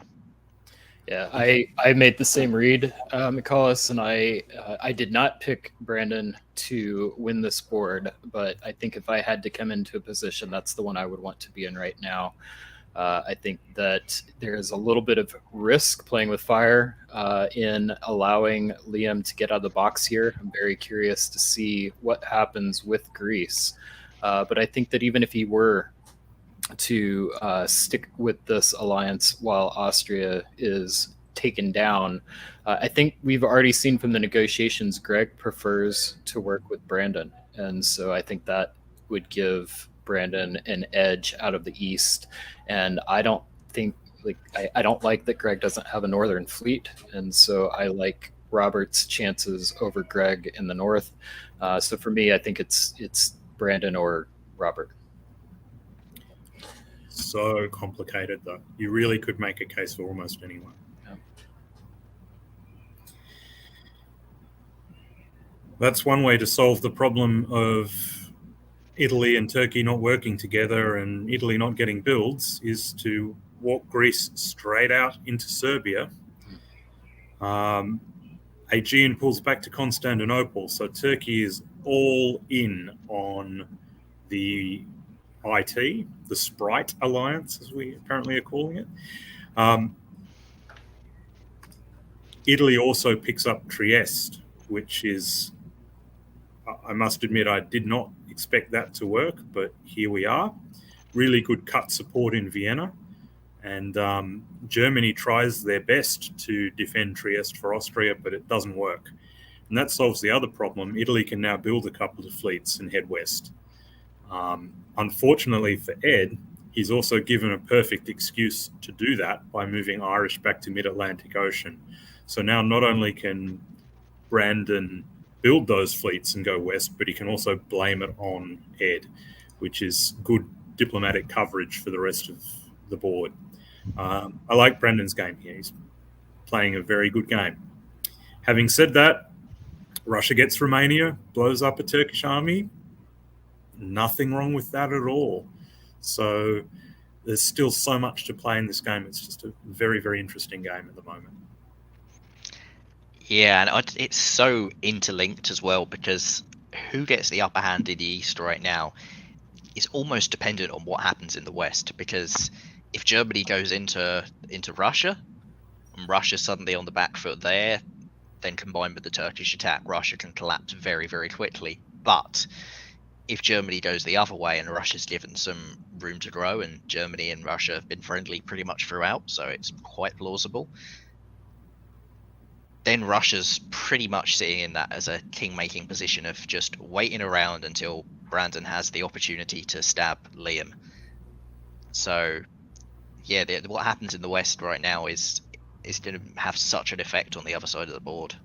And I think it's really notable that Ed, he's pulled away from Irish Sea, so there's not really an immediate attack on England here. Yeah, I guess London can try and go to Wales or Yorkshire or whatever, but that move to Mid-Atlantic is a really interesting one on what Ed's plan is, because you could quite easily be seeing Fleet Marseille drops right now. I agree. Yeah, the negotiations, it looks like Ed and Robert are friendly, and it looks like Greg and Brandon are friendly. Do our adjustments match that? Fleet Brest isn't quite Fleet Marseille, but it's still sort of heading in that direction. The build that stands out to me is Army Naples, and that suggests what the negotiations were supporting as well, that maybe it's a wintergreen. Yep. What we've seen in this game so far, though, is it's so flexible, anything could happen. I think it's getting to the realm of being silly, predicting what's going to happen in 3 years at this point. It's always silly. It's just very fun. And that proves the point that it's a fool's game to predict this kind of thing, that you have Ed, instead of going towards the Mediterranean at all, Mid-Atlantic goes up to North Atlantic, and he supports himself to Belgium, which I can't imagine was agreed. So it looks like Ed is trying to mimic Riaz's 18 here and just get all of the centres on that side of the stalemate line. He's just starting his push 6 years later. So, again, this is what Ed does really, really well. He just works through a position like this, calm, steady, stable. It's hard to see him going backwards from here. So he's in a good position. It's excellent news for Brandon, though, that no French pressure there. Really, he must have been worried about that. And even though his convoy of Naples to Trieste via Adriatic and Ionian might be considered a little bit too fancy, he still now has lots of time. So his position remains good. And Germany takes Norway, but the timing is off. So now it looks like Germany has picked a fight with Russia on the same turn that France has picked a fight with Germany, which it'll be really interesting to see how Robert deals with this. The position is not hopeless by any stretch, but he has challenges now that he didn't have 10 minutes ago. Are you really sure that that's picking a fight? I look at that, and the fact that he took it from Sweden so that there wasn't pressure to follow into St. Petersburg in any way. Again, we've already seen Germany put one fleet from Sweden into Norway in spring and walk straight out in autumn, and just the fact that he went from this direction makes me suspect it may have been the plan to do that again. But I think for Robert, he went to Bohemia, didn't do anything for a turn, and therefore let Austria essentially fall to Italy last turn. Now he's trying to recover that position. It's that Bohemia unit seems to have really distracted him from what was happening with the West, and I think he's going to have a little bit of trouble now.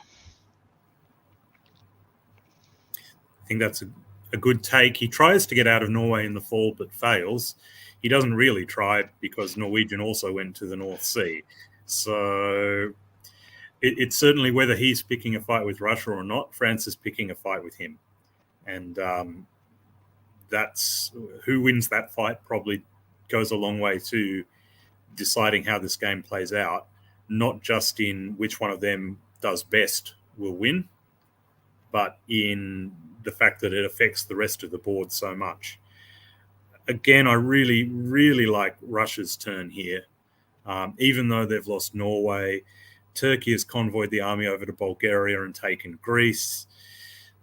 That whole side of the board, anything could still happen, and it's just chaos, and it's so much fun playing that kind of game where anything can happen.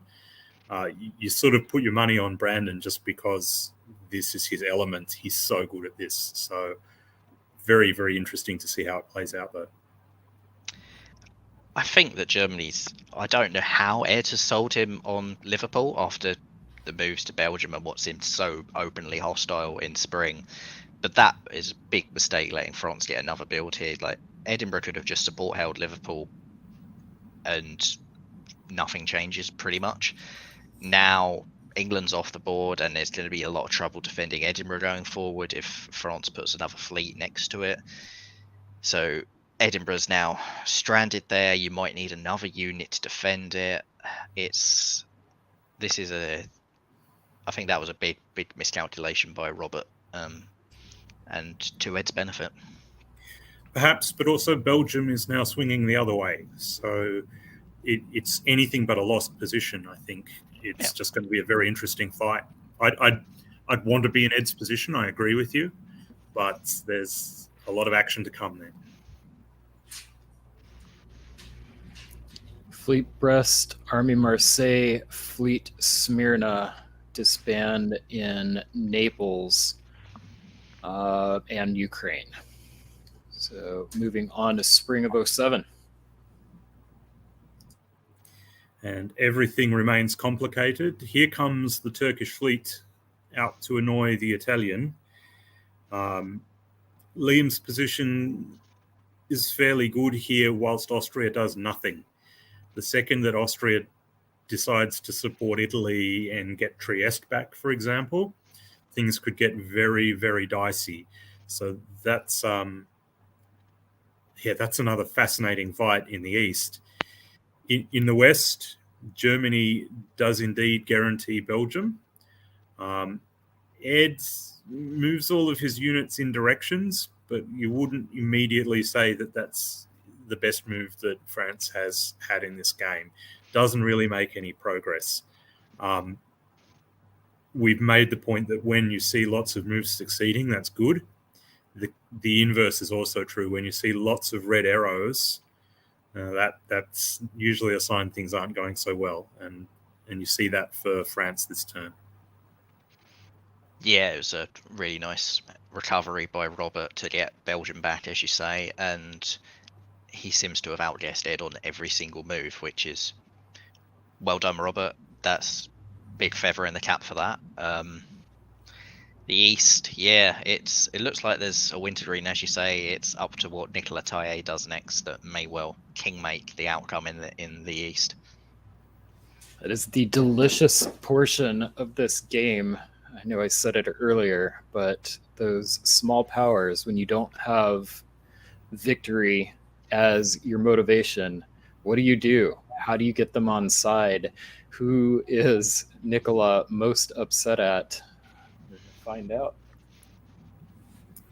And the other question worth asking is, can he make a comeback? And the answer on the basis of this move is maybe. He doesn't even support Trieste into Serbia, he just takes it himself. And yet at the same time, he's cutting Galicia. So he's not picking the wintergreen over Turkey so much as he's picking, I want a centre, give me a centre, yum. Great play. Again, not giving up in a position when you're on 2 or 3 centres and instead fighting like this. Really, yeah, that's really quality play. So excellent work there. Liam won't be happy with this, but at the same time, at least the damage is limited to Serbia. So now we go back to the negotiation table, and every alliance is possible in the East once again. This is so much fun to play in games like this. I hope everyone is playing in good spirits and enjoying it. In the West, Robert's had another reasonably good turn. There is one big question mark that I might leave to Michaelis, because what's that about? I don't really know. Whereas everything else went really nicely. He's guessed right again, and he's forced Burgundy. He's still got the North Sea. He's got his armies in the right place in the middle. But Carlos, what is happening with Norwegian Sea? Can you explain that one? Because I have nothing. I have no idea what that's about. I have no explanation. I mean, as you say, another excellent turn everywhere else. Got into Burgundy. Ed does not have a build, and therefore he has 3 armies to defend 4 provinces from that in Picardy, Paris, Gascony, Marseille. Ed is very much on the back foot, to the level that if Brandon ever had the slightest bit of respite and could come into Piedmont, then Germany and Italy would have so many possibilities together. So just why you walk out of Norwegian Sea and suddenly vacate that area of the board to Ed and give him the lifeline, because Ed was going nowhere without that. He had no growth really anywhere. He couldn't drop into the Med unless he pulled back from Robert entirely, which brilliant for Robert if that's what he forces Ed to do. And instead he's given Ed a reason to keep fighting between them, and that it looks like a big miscalculation. So it looks like in the fall we had a couple of interesting negotiations. The main ones were between the FGT, France, Germany, Turkey, basically saying, hey, we need to go disengage and go south. And then the air. So a lot of conversations about how to divide up Liam's dots, but Nicola and Brandon are not on the same page. Some quotes here. Nicola, you were clearly threatening me here. That's not the way to do it. Brandon says, was I threatening you? I've been discussing things with you, and it's been like banging my head against iron spikes. I've been straightforward with you for the entire game. You're the one who turned on me. Following that, Nicola went into a room with Liam and promised him support into Trieste. So there's some emotions are building. Who has the advantage? My gut feeling is, and I could be completely wrong on this, that Liam is being honest with everyone, but no one actually wants to work with him. So people are getting annoyed at each other and then working with Liam for a turn or two, and he's being honest with them. And then they patch up their differences and they take another centre off him. So the East is just fascinating. It'll be great to see where that finishes. I mean, for me, I think the advantage in the East, if you only look at the East, is actually with Greg, because it looks like he's the one not upsetting anyone, really. Brandon and Nicola have had this going back and forth from the start. Liam, as you say, seems to be being quite honest and then getting screwed immediately as soon as it happens. It looks like Greg is sort of just sitting there while everybody else screws each other. And quite often when that happens, after a while they just go, screw it, I like Greg. Greg, you can have this support, and he can end up with all of them, or at least 2 of them, helping him into dots. But Norwegian's been pulled off the board, and now that attack on St. Petersburg doesn't look quite as crazy by Robert. So, not so good news for Greg there. The Norwegian disband is a gift from God to the German. Yep. That you'd see that and you'd go, yes, and internally you'd just be fighting the urge to sort of run around the board and celebrate. I really agree with your take. Let's see if Turkey and Russia can get things together as the other one. And the answer is no. No, they cannot. Turkey has decided that getting out of the box is not a good idea and has decided to go back into the box. And leave these other people to sort out their own situation. I'm not sure I would have done it, but if you know Armenia is coming, why not just bounce it instead of convoying Greece back it looks like it's very passive, and yeah, I'm not sure I love those moves by Liam there. But this is Brandon's territory, so it doesn't surprise me that he's the winner out of that circumstance. You're seeing moves like Silesia and Bohemia, so perhaps finally Austria, Italy, and Russia have got their act together. And then Barents Sea moves back to the Norwegian Sea, which it seems like that fleet is put on this earth just to confuse me. And that's okay. I recommend that as a strategy. But it's very hard to understand what Germany's motivation here is. Are they going to now work with Ed? Or are they just sort of feinting backwards and forwards, hoping that Brandon puts some pressure on in Piedmont? It's quite unclear at this point what happens next, which is makes for a very interesting game. Yeah, I'd say for Germany, like, you took the risk going to Barents Sea, letting France into Norwegian Sea. France then disbands that Norwegian Sea, so you got the reward. And now you just go back. So what was the point of it? Again, like, it could just be misdirection, but it also seems like a bit of a wasted year. It's not really improved his position against Ed. If anything, Ed's improved his position against him now that Robert has pulled out of Burgundy. And the question you then have to ask Robert is, where are Ed's next centres? And I cannot imagine for a second that Ed is about to charge all of his fleets into the Med with 4 German fleets in the north. And yet, here we go. Norwegian Sea moves back to the Barents Sea because that's what we do in this game. Now it looks like maybe Robert and Ed have patched up their differences, and here comes the alliance to deal with the East, which is still a complete dog's breakfast. And we're seeing, we can complain about Norwegian to Barents to Norwegian to Barents, but here we have Vienna to Bohemia, Bohemia to Vienna, and Galicia to Silesia, Silesia to Galicia. So there's a lot of back and forward, and it suggests there's still a lot of dynamism in the game. If France and Germany can keep this alliance together, then one of them will top the board. And I think it is worth just remembering, for all the shenanigans and diplomatic undertones, the center count is what decides it. At the moment, Germany is on 9 and France is on 7. Germany can get St. Petersburg whenever they want. I can't see France getting 4 centers in Italy. Maybe they get Tunis, but all 4, that's a big ask.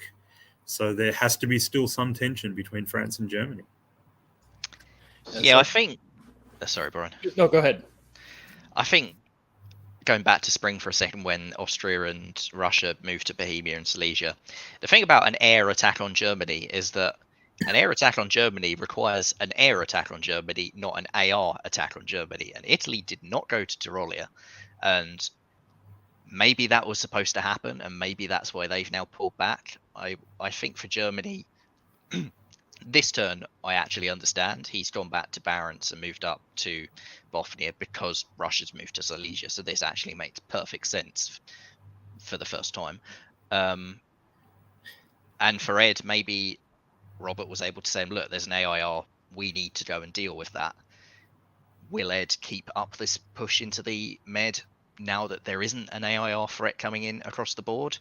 Because again, as you say, I don't see Ed's path to a top going this route. I don't see Ed's path to a top going any route that isn't through Germany. So maybe now that the potential air has been headed off, he turns around again and we keep seeing this back and forth. Because, I mean, yeah, it's 1908, but this is halfway through the game. This is not near the end stage like it is in quite a lot of virtual games with the 1910, 1911 deadline. So, and I would not be prepared to bet any money that Barents doesn't go back to Norwegian Sea next turn. Yep. I think that's the best move given the position right now.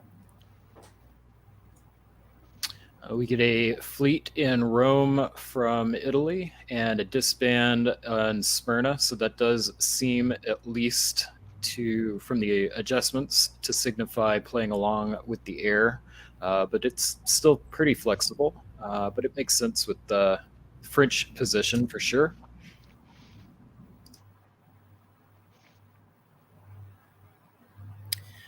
Well, St. Petersburg finally falls, and it's Bothnia that moves back, not Barents, which is reasonable. Germany gives up Edinburgh to Ed. So I guess if you're not going to take the centres by force, the other way to get them is just by being given them. Well played to Ed, getting Germany to agree to that. I don't know what the negotiation was like there, but I would have loved to have heard it. Now, it's exactly the same as last time. You have that Russia, Austria, Italy attack, but this time it's Italy and Russia, and Austria stays home. So it continues to be complicated.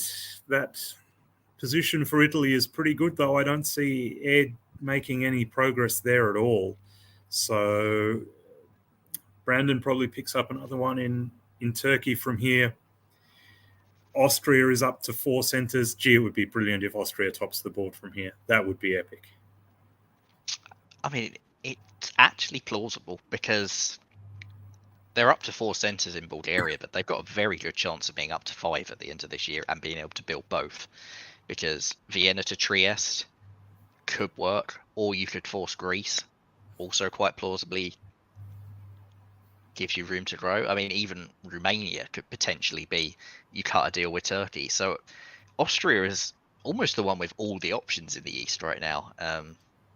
Could also walk Bulgaria straight through to Constantinople and Serbia into Bulgaria. So, yeah, the East is just fascinating. This is, again, every turn is going to be negotiations. And I know whose strength that is, and that's Brandon, but he has an Ed Sullivan problem to deal with. Ed is also pretty good at negotiation, kind of does that for a living. In spring of 1909, we had a failed draw vote, and Ed and Brandon went into a room immediately. Ed said he's not attacking Brandon. They can bounce in Tunis and Piedmont if they want. And he said, Robert is not my master. I'm biding my time. Brandon's getting frustrated, saying that Russia has just been terrified of taking risks, and he gets the air together and makes a hard pitch. He said, if we go to the line, Ed will turn around. Yeah, I mean, I'd say that it's not just Brandon who's really strong negotiating in the East. Like, Greg is obviously fantastic in extended deadline, and Nicola Taye, his results have backed that up as well.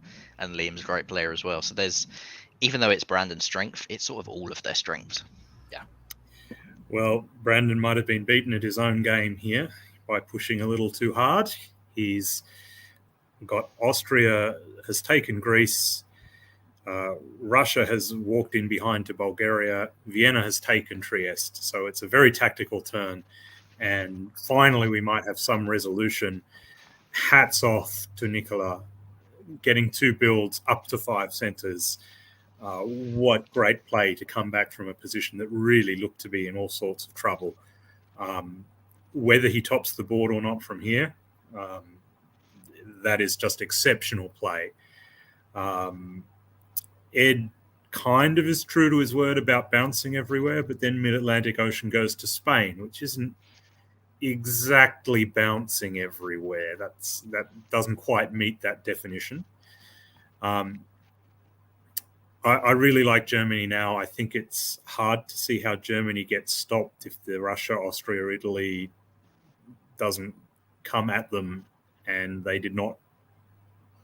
Another army gets put down.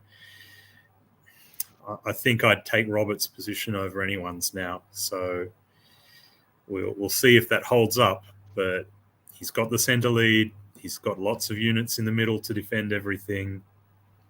Russia, Austria, Italy not coming for him. Looks pretty good to me. What do you think about Livonia? Because I look at that and think that an army should have been convoyed to Livonia.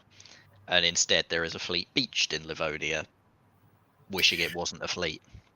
To be honest, that's the kind of move I love. So we're going to have to disagree on that one.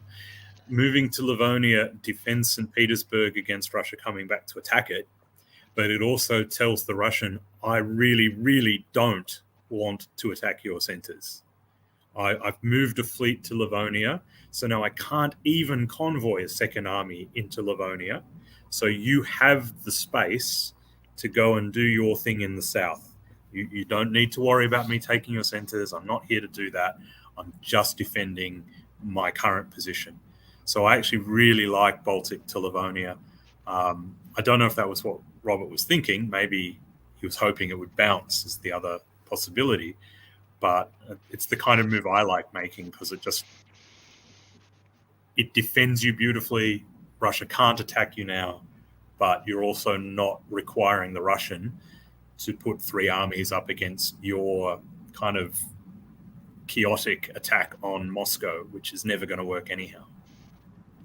Yeah, and I think we have to point out that Armenia's just walked into Ankara for free, so Russia's building, going up one. Diplomatically, with Nicola attacking Brandon, huge win for Greg on that front. He gets to build. He looks like he's got a solid ally in Nicola. It looks like AR is the outcome that has been formed. Maybe it won't. Maybe it will change yet again. But with if that is the position, and Nicola and Brandon, their relationship is finally toast after so many times when it looked like it was and it wasn't quite, then you look at this and think that Greg's going to get all of Turkey now. And then, yeah, he may not have any fleets on this board. He may not even be a northern power, but those armies, once you take Turkey, you can go into a lot of places with those armies with this many years left in the game. Well, Michaelis, after this orders were revealed, Nicola Tay said, in the words of the great artist Britney Spears, oops, I did it again. So with that, double armies from Austria, Fleet Brest from Ed Sullivan, Army Moscow, pushing on to 1910. And also worth noting, Italy's disbands are extremely pro Ed Sullivan, and Ed says, thank you very much. I will take advantage of that situation. To Robert's credit, I think he sees that and convoys an army back to Yorkshire, because that looks like the fight has to happen now. If Brandon is just giving Ed 3 or 4 centers, then Robert can't just sit back and do nothing. He has to be moving on Edinburgh. He has to be defending his position as best as he can as well. So good move by Ed, really good move by Robert, I think, in the circumstances. St. Petersburg back to Norway, Livonia to St. Petersburg. There's that space I was talking about, that Russia now is free to head south without any worries from Germany. Maybe we have a Germany-Russia alliance now. So the complexity of this game is still very much there. It's beginning to ring out, but we've certainly still got some play left in this yet, I think. Yeah, I'm quite confused by Constantinople and the fact that Russia essentially let Turkey in there, because now it's going to be, there's possibilities of losing dots in autumn, losing Ankara, Turkey somehow becoming viable again. Bulgaria's technically vulnerable, especially if you're moving to Galicia and pissing off Austria. So Greg sitting on the fence yet again. Robert enjoys his little fleet swaps around in the north as well. And as you say, yeah, that convoy back to Yorkshire was critical on ensuring that Ed doesn't run away with us. Really great move. The only thing I can think of for Con is that they're worried about Ed and fleets, because Russia and Austria combined have a total of 0 fleets, which means maybe Liam has done a deal that he will be a spearhead for them and provide fleets to at least slow down Ed. It seems like 1 Turkish fleet isn't enough, but 2 might be. 2 might be, and that's one way to get 2, whether it was by agreement or not. Gee, you have to feel for Nicholas here. Now we have Russia and Italy taking centres off. So Russia gets Serbia, Italy gets Greece. What has Nicholas done to deserve that? So even he's lucky that Piedmont cut Venice, which I can't imagine that Brandon was expecting to happen there. So actually he did have that supported, so maybe lucky isn't quite right. But it remains chaotic, that's for sure. Germany takes Edinburgh, which I think is important. He took it the risky way, putting the fleet in rather than the army, but he did take it and also defends North Sea. So once again, the position remains very flexible there. It's not clear who will win between Robert and Ed in that fight. I think my money is on Robert, but wow, there's very interesting still lots of play in that fight too. Yeah, I think for Ed, I get not pissing Brandon off and taking too much too soon, although you're looking at Venice and imagining that wasn't arranged, in which case, what are you doing leaving Tyrrhenian Sea and pulling that second fleet back to Spain? I think you should have been either taking Tunis and trying to keep friendly with Brandon, or at least just keeping both fleets there and making sure you're present. Because as you say, there are no Austrian or Russian fleets on this board, and that's a vacuum that France should be rushing into, and instead France is going the other way, and you're back to asking yourself, what's Ed's path to a top? Because Robert's taking centres from him, and he's walked away from the only feasible route of growth that he had. So I'm very surprised to see that pull back to Spain. And for Greg, what a year. I mean, you can lose Ankara, but it's fine. You've probably got a Turkish ally now. You've walked into Serbia. You've got Italy and Austria, whose relationship is almost certainly unsalvageable at this point. All of the armies in the Balkans to take advantage of that are Russian. Germany is pulled away to deal with France.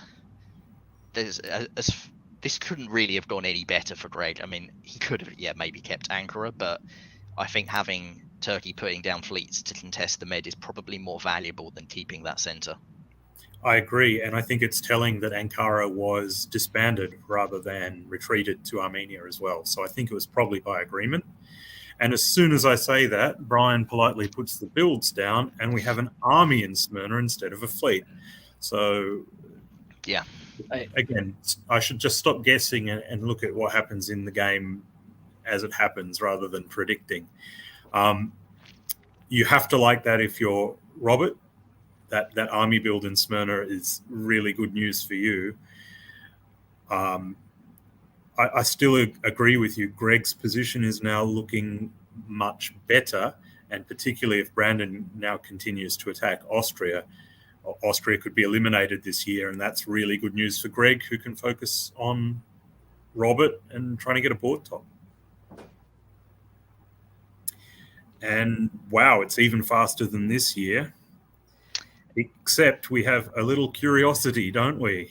That Austria has managed to lose Vienna, Trieste, and Budapest, but Budapest has retreated to Galicia, and it's the only unit next to Warsaw. So Austria looks like they will live to fight another day. Ed has pulled back out of Tunis, so he's off. He's done with the Mediterranean for now, at least. And if there's one province on this board that I cannot explain today, it's the Norwegian Sea. So Edinburgh moves to the Norwegian Sea for reasons. Michaelis, if you got anything there, I don't understand that move. No, that should be clear. There is absolutely no reason why you're going to Norwegian Sea. And to be honest, that's not the only thing I can't possibly explain on this board. Can you give me any explanation whatsoever for why Liam Stokes builds an army and then does that?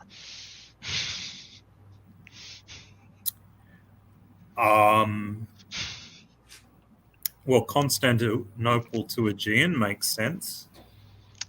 Yeah, but if you're building an army, it seems like you're going after Sevastopol, no? or you're at least covering the back door. So maybe Ankara to Armenia is enough. Maybe there's now play on Bulgaria. But, I mean, what a great position for Greg here. It looks like he can just take more centres, and if he has to give up Bulgaria to do it, then so what? Yeah, I mean... Although Warsaw is Warsaw's a flying problem. medal.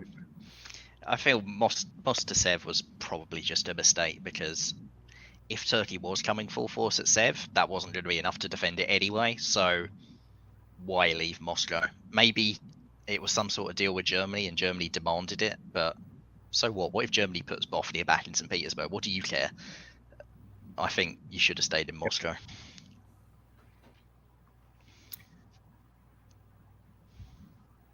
Oh, there's a lot about this game that I don't quite understand, but at least Aegean supports Constantinople to Bulgaria happens. So that's one thing I got right. Galicia does take Warsaw, so Austria gets to fight on. I don't understand Bohemia to Munich. That seems like a very strange move to me, but it happened. Norwegian moves to the North Atlantic Ocean. Yorkshire moves to Edinburgh. I'm not sure why Edinburgh wasn't in Clyde. I think this situation looks so much better for Germany if it had been. But on the flip side, Germany takes Belgium, moves to Picardy. There's now a French army dying in Belgium. The situation is still complicated, but to me, it still looks pretty good for Germany. If it wasn't for Warsaw, Russia would be a huge threat now. But Warsaw is a fact. So Greg has lots of work to do if he wants to catch up. And I still don't see a pathway that Ed gets the board top without going through Germany. If you're Nicola Taillet, which unit do you pull here?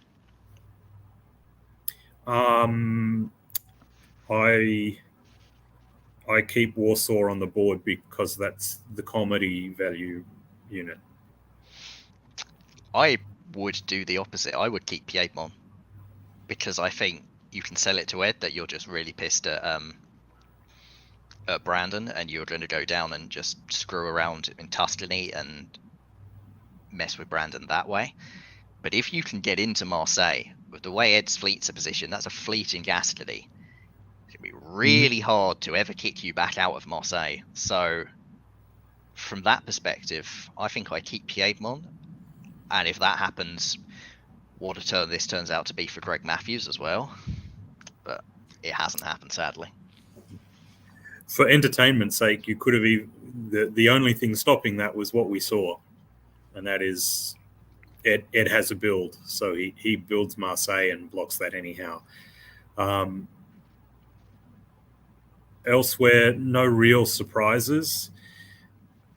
Greg has left a couple of holes in his position where otherwise he would be in a great position. Whether it's, in fact, you can put it down to just Warsaw.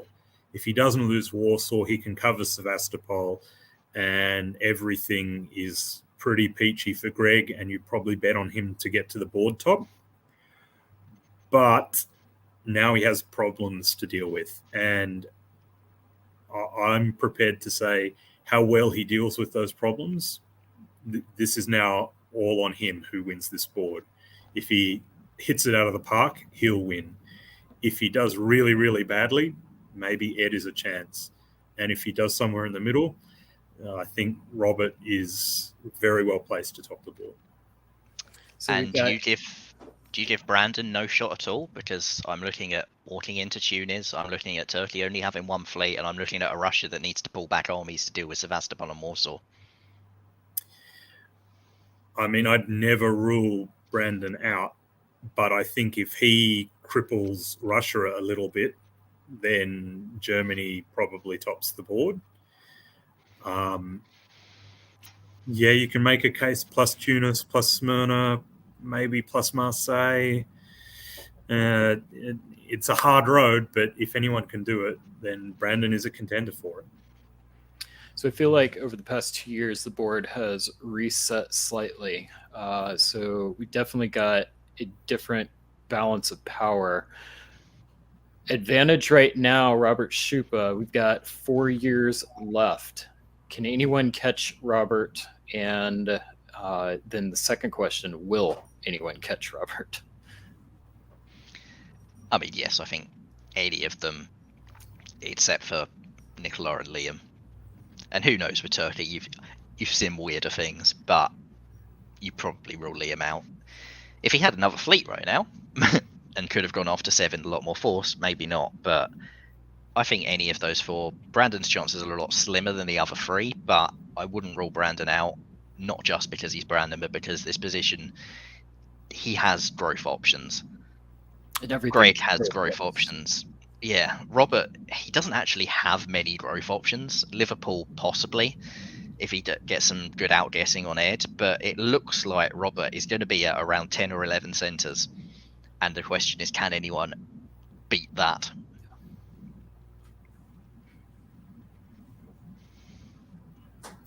Well, I don't understand Liam's play. I think we can now say he certainly won't top the board. Stranger things have not happened. I get what Brandon is trying to do here. I really do. But if I'm playing Russia in this game and I need 3 or 4 centres to top the board, I am taking Trieste. And I probably might have tried to position to be able to retake it somehow. And yeah, I'm not sure Brandon is going to have enough time to top the board from this position. Yeah. I think the controversy here is Russia self-balancing in Sevastopol. I get why you would do it, but gee, it slows you down. And if you're trying to top the board, maybe you just have to take the chance and move Romania to Ukraine there, or support it there from Moscow as well.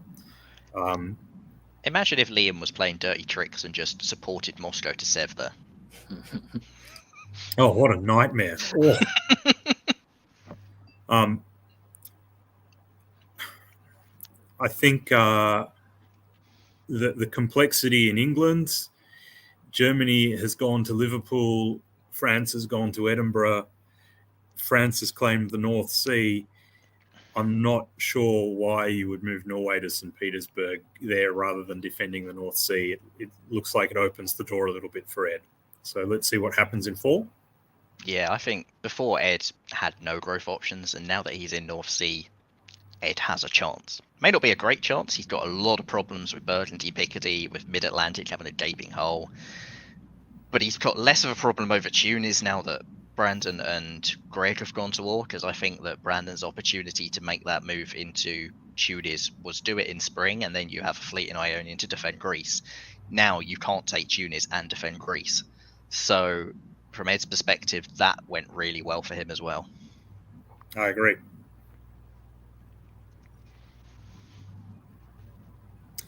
Italy now working with Germany. France walks out of the North Sea, proving I have no idea what I'm talking about. And Turkey moves all of their units to confuse matters without necessarily actually changing the situation at all. Bohemia back to Galicia is one of those moves you have to make, but it's not one you like making. And gee, this could still go any way.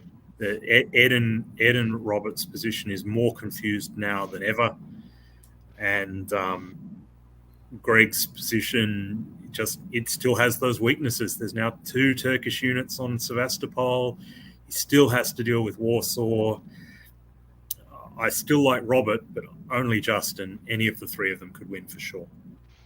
Yeah, I think this goes to show what a mistake that was in spring in not going and just killing Nicola Taye this year, because if you'd done that, you'd have the ability to come back and defend this from this Turkish attack. You'd have so much more room to do what you want on this board.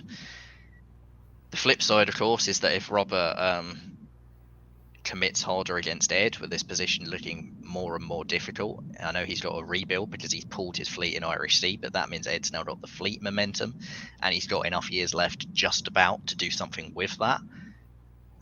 But if Robert is heavily committed in that direction, who knows, Nicola could end up in Berlin or Munich at the end of this year. So there's a lot of places that Austrian unit could now be going. I mean, yeah, I think that was a misclip, but also St. Petersburg isn't completely out of the question. You could make a very credible case for Greg Matthews supporting Nikola Taye to St. Petersburg this year. Russia does get that build in Sevastopol, which helps the situation. There is the lovely tactical trick here of Romania supports Sevastopol, leaving Moscow free to deal with Warsaw. It's slow though, and we're running out of time. And Greg is still 2 centers behind. This is anyone's game. This is going to go right down to the wire.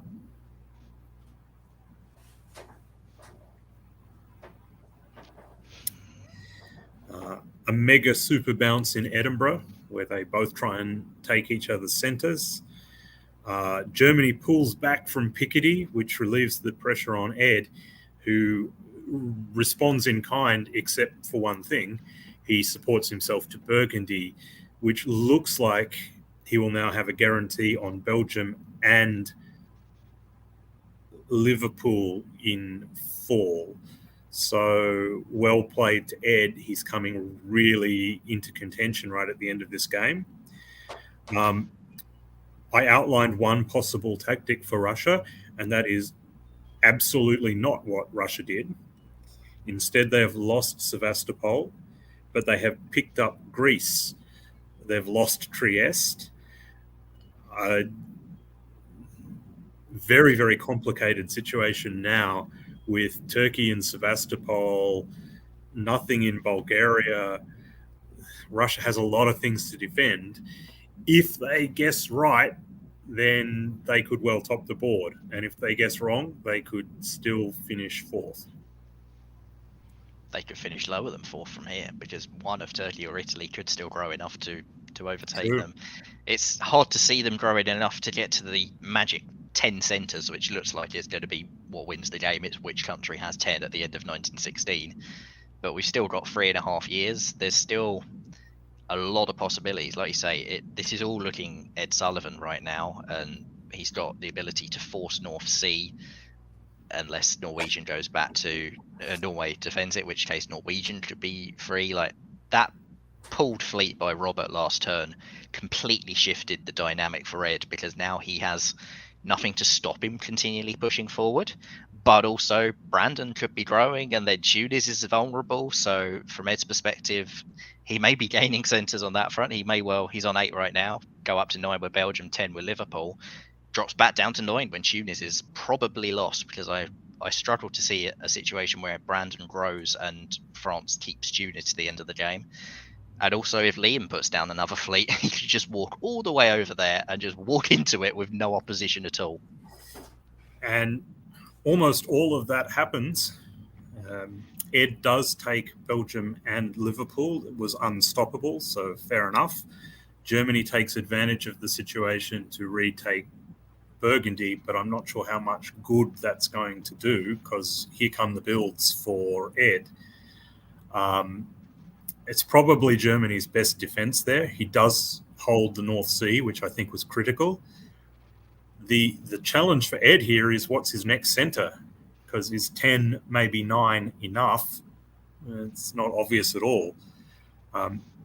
In the east, Brandon does manage to hold Trieste, although it's, again, by the most convoluted means imaginable. Turkey pulls out of Sevastopol to Romania, so they get their build, but not 2 builds. And finally, after a valiant and interesting fight, Nicholas is eliminated. He retreats to Prussia, but that is not a centre. So despite all of the predictions of doom and gloom there, I think Russia does go up a centre, or they're even at least. So it's far from over for Russia as well. Yeah, I think that turn went about as well as it could have done for Greg. Fantastic from Nicola. Well done for sticking around as long as you did. Dropped down so low and then got all the way back up and then dropped down again. You don't see that very often from an Austria. Brandon doesn't get a build, so Tunis is safe for now. Liam does get a build. It's hard to imagine why you don't put a fleet in Smyrna here if you're Liam, but I was surprised last time when he put an army down, and I may be surprised again. It's the fleet in Smyrna, and here he comes to wreck Russia's chances of topping the board, perhaps. But we also need to point out that in this position, Germany can force Belgium, which would make the center count 9-9. And in 3 years, it actually begins to be quite hard to see how that deadlock can be broken, other than maybe Ed losing Tunis. Is 9 centers for Russia going to be enough? Because I believe he picked later, so he could win with 9 on a tiebreak, which would be a thrilling finish. It really is going down to the wire. And if Russia misplays, Turkey... There is a faint path to 9 centers for Turkey here in the last 3 years. That would be absolutely epic. But having said that... This is that path. Having said that, here is the first move that is needed to see that path. Yep. Picking up Bulgaria, Italy supports Turkey into Serbia. That leaves Greece absolutely stone cold dead. So that's not a good move for Greg. Even though he picks Romania back up, that looks like it's very hard to stay above 8 centers here, and I don't think 8 is going to be enough. In the West, Germany does indeed retake Belgium, which will bring them to 9 centers. It's hard to see Ed breaking through, especially since he self-bounced in Burgundy instead of taking Burgundy. The reason he obviously felt he had to do that is because he was moving Marseille to Piedmont, which seems like a desperado to me. That doesn't seem like it's a move with confidence. If it works, he's a genius of the highest caliber. But otherwise, that's pretty suspicious. Yeah, I mean, Brandon and Robert have been working together for a few years against Greg, so you can't imagine that Brandon's suddenly going to help Ed and just stab Robert for no reason whatsoever. Brandon's now going to cover Venice probably, though, so who knows? Maybe Ed gets to move up to Tyrolia and gets actual play on Munich, because it's the only way he was ever getting play on Munich, was going around that way. So I guess that's the logic, but I think I'd have taken Burgundy first. I agree. And Ed seems to agree as well, pulling Piedmont back to Marseille in order to force Burgundy out. He does lose Belgium, so Germany hangs on and retreats to Ruhr. I mean, Belgium could be the deciding factor in this. Whoever finishes with Belgium might win the game. In the East, Turkey supports Brandon to Greece and otherwise holds on to Bulgaria and Serbia, despite a lot of motion.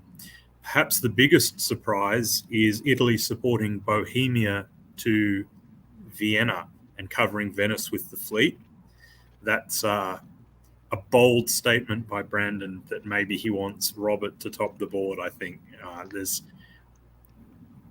My read on that is that Ed Sullivan poached the bear moving to Piedmont, and it's not gone well for Ed Sullivan, because not only has Brandon put his big rival for the top into Vienna, a centre that he's pretty unlikely to lose again from here, Brandon's building and Tunis is vulnerable, and you've poked the bear. And yeah, I think for Ed, this is a big setback. It's a bigger setback for Russia, who I think is now out of contention. You'd almost prefer to be Turkey in this position. And you know what? If you're Brandon, you haven't quite given up yet. There's still got Tunis to pick up, which is 6, and maybe if you can finagle a 7th, and maybe Munich is 8. Whoa. And that's how you have to think in this sort of circumstance. If you think I'm on 5 and I'm not going to win, then I guarantee you won't win. But if you're still looking for the opportunity, as I'm sure Brandon is, maybe he's a sneaky chance. Yeah, if Germany and France pull each other down to 9, then anybody else who can somehow creep up to that Maybe. There's still 2 years left, and all of them would beat Germany and France on tiebreakers, I believe. Spring 1915 sees Turkey certainly trying to grow again, and they probably will in fall, but for now they get Budapest, blow up a Russian army, but lose Serbia, which is going to make for a very complicated tactical situation in fall. They probably get Sevastopol, but they have to defend everything as well. All very, very complicated there. In the north, France, who had snuck into the Norwegian Sea, manages to lose the Norwegian Sea, but they do so by cutting Norway, which means that Germany, who was in the North Sea, gets kicked out of the North Sea back to Helgoland, which means that Belgium is now extremely suspicious, except you've got to love how complicated tactics get. Gascony does not get into Burgundy because Ruhr supported Munich to Burgundy, taking a big chance on Belgium. So what a complicated, interesting situation. Is there enough time for Ed to take Belgium and stay on 9 centres as he loses Tunis? And is that enough? Will Germany lose a centre, probably Vienna, to come back to 9 centres? Ed still doesn't win the tiebreak. This is really a thrilling finish. Yeah, I mean, that not taking Burgundy last year when he did, it's come back to bite him in so many manners. That brief foray into Piedmont has potentially, if he doesn't win this game, that could potentially have been the move that cost him the game. And he can't take Belgium this year if Robert just has Ruhr and Holland support it. He's losing Tunis almost certainly, unless he can pull some diplomatic mastermind move off on Brandon. He then has a disband. What unit do you disband? Possibly Paris once you've taken Burgundy, but then Burgundy itself is going to be vulnerable when you take Belgium, and if you pull a fleet, then you're risking the English line again. And if Brandon, who's in Tunis at the end of 1915, goes, well, there's only one centre that's within range of this in 1916, and that's Spain. So let me go and walk over to Spain now. And Ed's got even more problems. So, yeah, there's Ed's got big problems. Robert, he's got maybe the upper hand on holding steady, but Vienna is so vulnerable to all of that chaos in the east. And if any of the powers in the east think they can win, all of them require Robert to lose centres, which means Vienna probably isn't going to stay as for that final year. So who knows? Unless they can't figure out who gets it. I will say, if you're watching the repeat of this video later, first of all, please give us a like then. It's still very much appreciated, even if you couldn't tune in live. But also pause the video right now and try and guess the orders for Turkey, Italy, Russia, and Vienna. And if you can get all of them right, next time you're at a face-to-face tournament, I will give you Belgium. Oh, this has been a delight. The players probably don't feel that way at this point. I'm sure emotions are very high and exhaustion levels are high, but this has just been a fantastic game. A lot of times when you've got a messy situation like that, it's kind of a failure of one side to resolve something and the other side kind of gets the upper hand.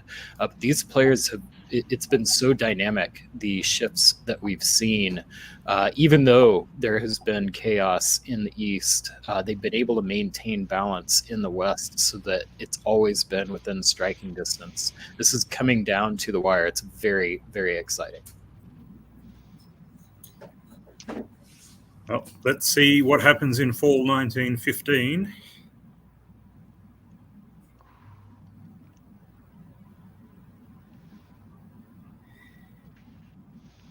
Sorry, I'm just taking a moment to understand what's going on here. It looks pretty good and also terrible for everyone. Turkey picks up Sevastopol. but loses Serbia, but holds on to Budapest. Italy does not take Tunis, which there's that diplomatic genius of Ed Sullivan at work. He should consider a career in the law or something like that. Burgundy is a key focus for him, and I think that's absolutely correct. I think you have to do that. He gets in, but at the same time, he somehow loses North Sea.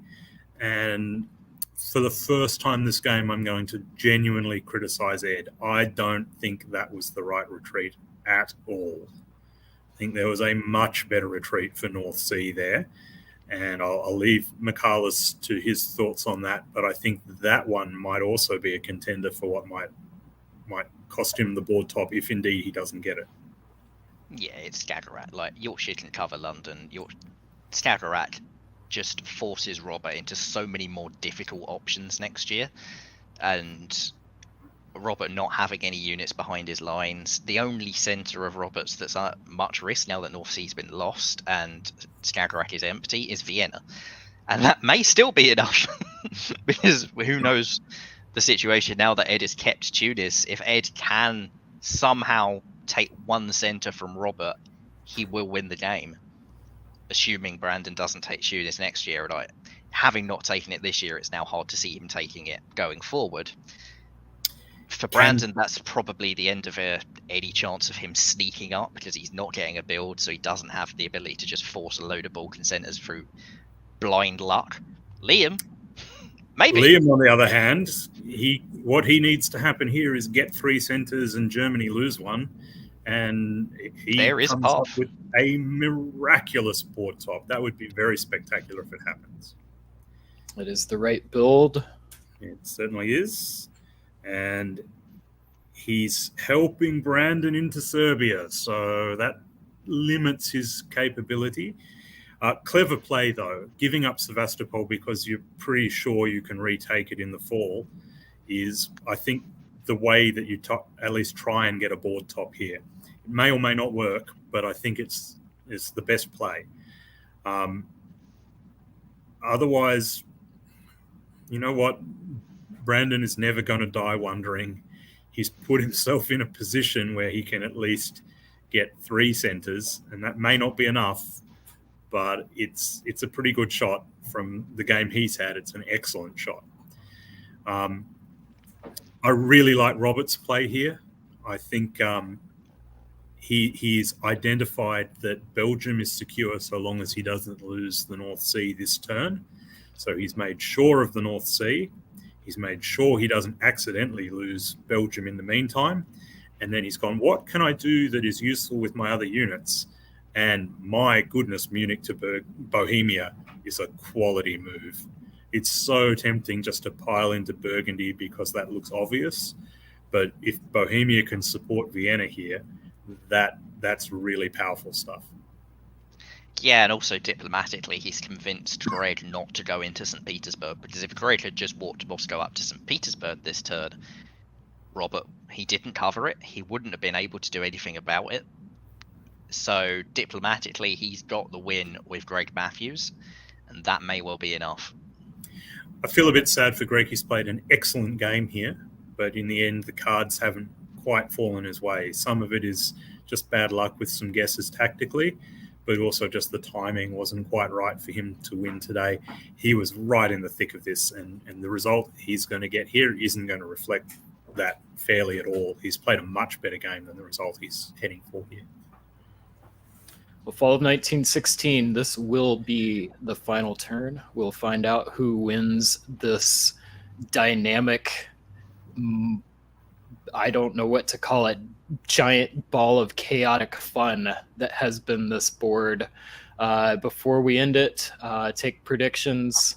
Andrew, who wins? Who wins this Leviathan?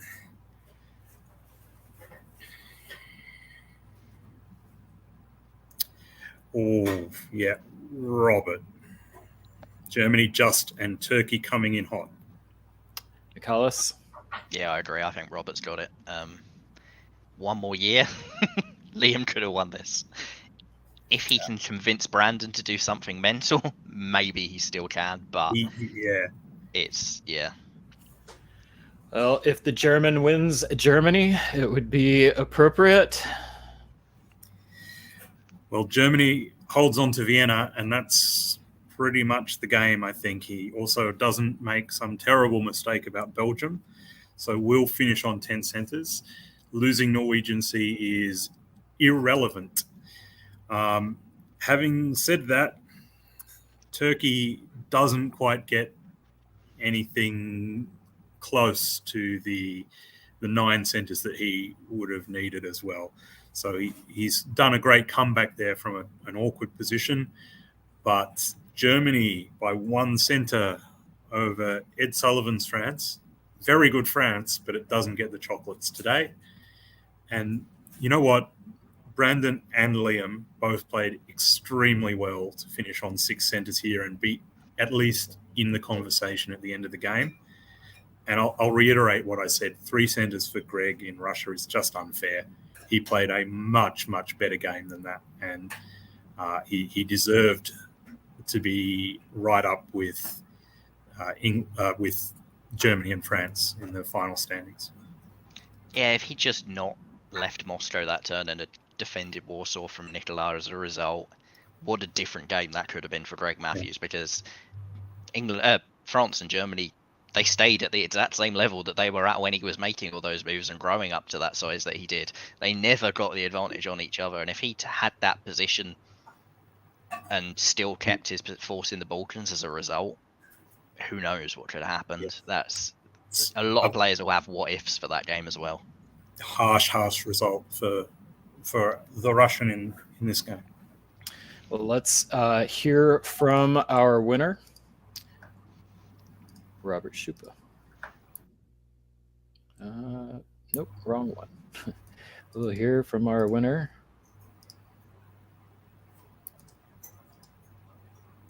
Robert. No, still not. Okay. Let's bring Tommy on. Tommy, get your thoughts on the game here while I realize I overwrote the file. I'll get the correct one. No, that was quite fun. That was fun to watch. What was I going to say? Yeah, I was really rooting for Ed there, but still a great game by Robert. And I called it earlier. I said Robert's the dark horse, so he did quite well. Yeah, it's fantastic. This kind of game I love to play in and to watch. It can be so frustrating sometimes. You just feel like you just can't get any momentum. But when it comes down to the wire like that, my very favorite games have been those that at the last minute, so many different people have a chance to win. To me, this is diplomacy at its best. It reminded me a lot of the 2022 VDL top board last year when so many powers had such a chance, and you'd say everybody in that game played incredibly well. Maybe Christoph didn't get the opportunity. He sort of retired early as England, but everybody else, what a game they all played. And you could have made, if any of them had won, all of them would have deserved it if that had been what had happened. So, and I got a couple of quick thoughts. This is the game most like a lot of top boards that I've played, where it just stays interesting and dynamic and no one's quite sure what will happen right up until the end. So hat tip to all of the players for playing a truly world-class game. But also I get in arguments with people about when the most enjoyable part of diplomacy is.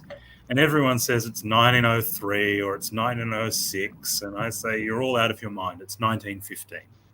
That when a game is played at a really high level like this, and you have a finish like this game has seen, the pressure and the tension and the absolute jubilation if you come out on top, it is so it's just, I love it. And I really hope all the players enjoyed it as well, because this is the sort of game.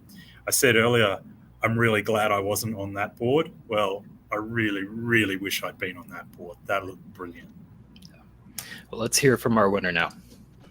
All right, we're just coming off the back of our fourth and final game of the night, and I'm here with the final semi-final winner, Robert Schupper. Welcome and congratulations. Thank you so much. Hello.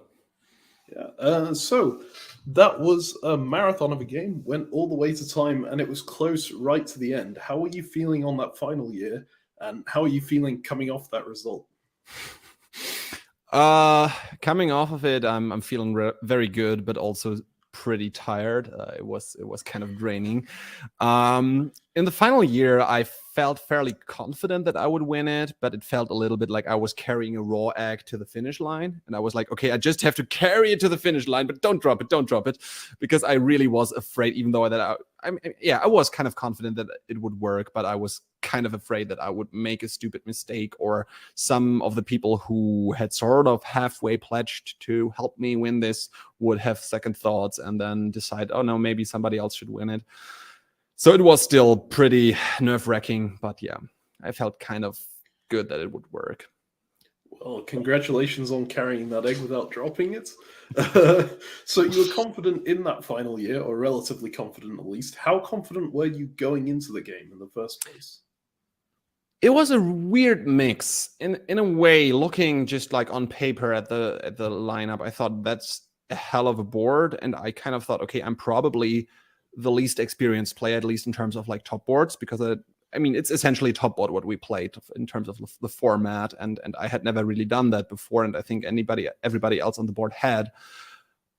On the other hand, I kind of had that mindset that, okay, on a given day, I can be as good as anybody. So I felt like, yeah, I probably wouldn't have ranked myself as a favorite at all. I probably would have ranked myself as one of the worst players on the board. But I felt like, hey, if everything is right, if I have a good day, I can make this work. And so, yeah, it was a weird mix between the two, really. And speaking of making it work, what do you think most contributed towards your win? Two things, really.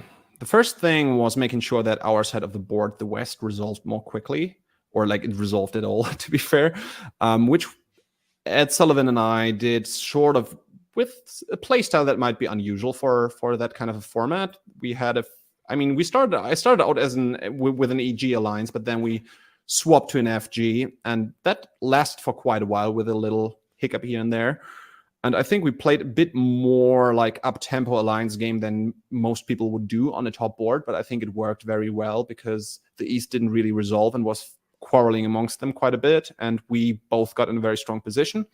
And then in the East, I had to make sure to outrace especially Ed and sort of Greg as well in Russia, who had gotten himself into a good position as well. And I think I mainly did that by having two people who sort of were on my team. Liam in Turkey, just because I felt he wanted me to win. He liked me as a winner, and Brandon because he wanted to see Greg punished, and I helped a little bit with that. And that's kind of what was the decisive factor in the end. And some tactical things, like I think Ed had a few kind of suboptimal tactics in the last few years. So did I, but in the end, it maybe less than Ed. I don't know. Right. Well, so speaking of Ed and your other opponents, they're all going to have another shot in the second chance games tomorrow. Who do you think out of the players you played against there is most likely to join you in that final? To be fair, all of them have a very good shot, I think, even though some of them might not have lived up to their potential skill in this particular game. I think all of them are very, very good players, and I wouldn't be surprised really with any of them to see them on the top board again.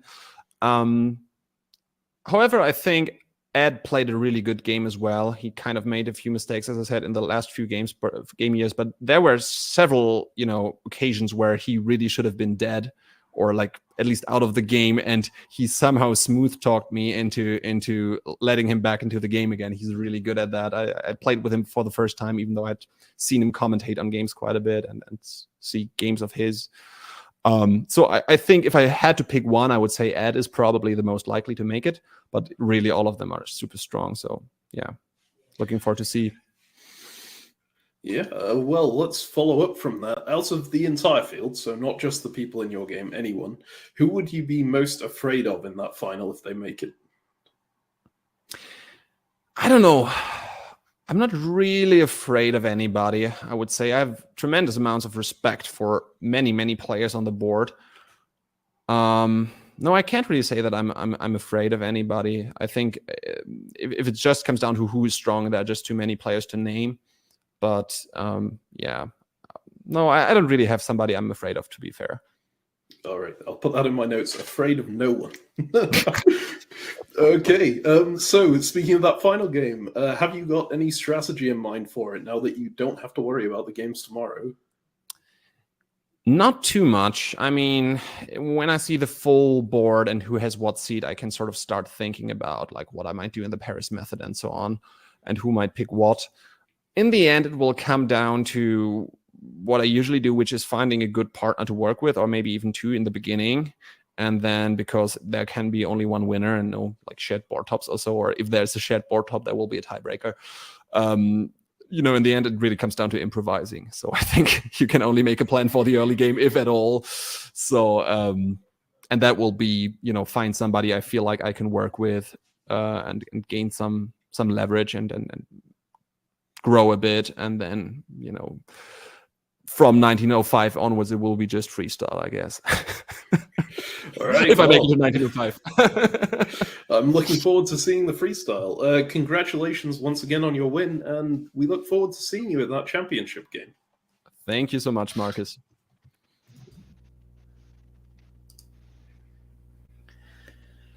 What a delight. Love Robert Schupa. He's got such a great attitude, great perspective, and love the confidence from a player who's only been playing for a very short amount of time. Incredible to see him competing at this kind of level with this group of players. Yeah, did he not win the rookie board on VDL? Not this year, last year. So last year, yep. What a meteoric rise. Yep, absolutely. The kids today, they're just too good. It's too hard. I'm going to retire. Well, I would like to thank all of you analysts for helping provide our coverage for the show today. Before we wrap up, we're going to go ahead and do the board draw for the final round. So anyone that wants to stick around, you can watch us figure out who's going to be on our second chance boards. So let me go ahead and get this set up. We have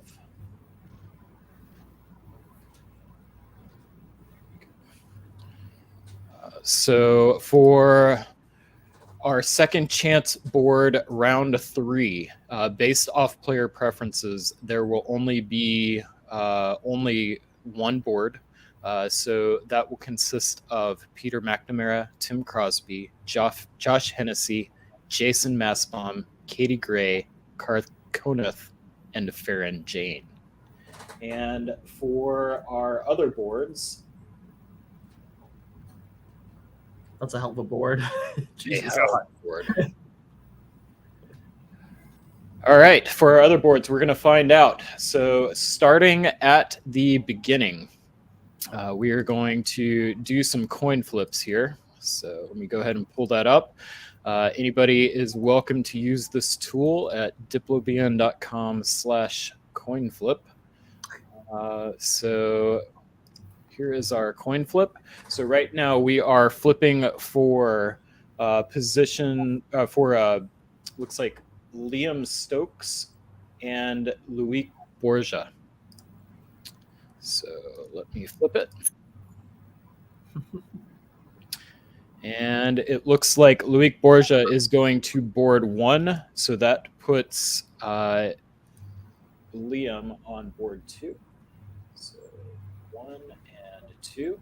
Next up, we have Morgante Pell and Ruben Sanchez. So flipping for Morgante. And Morgante is also board 1. And that puts Ruben Sanchez on board 2. Next up, we have Greg Matthews and Jason Bennett.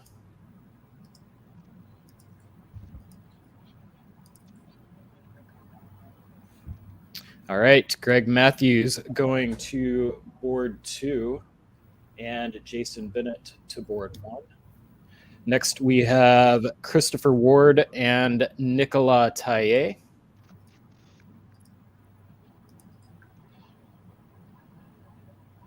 All right, we've got board 1 for Christopher Ward, board 2 for Nicolas Taillet.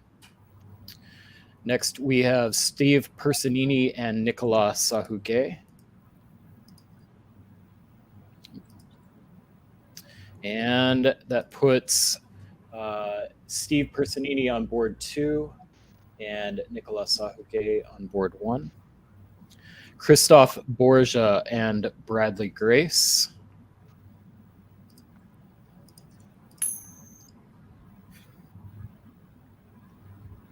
All right, we've got Christophe on board 2, Bradley board 1.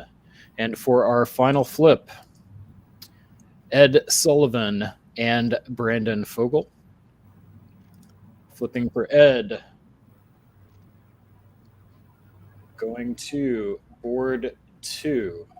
So that leaves board 1 for Brandon Fogel.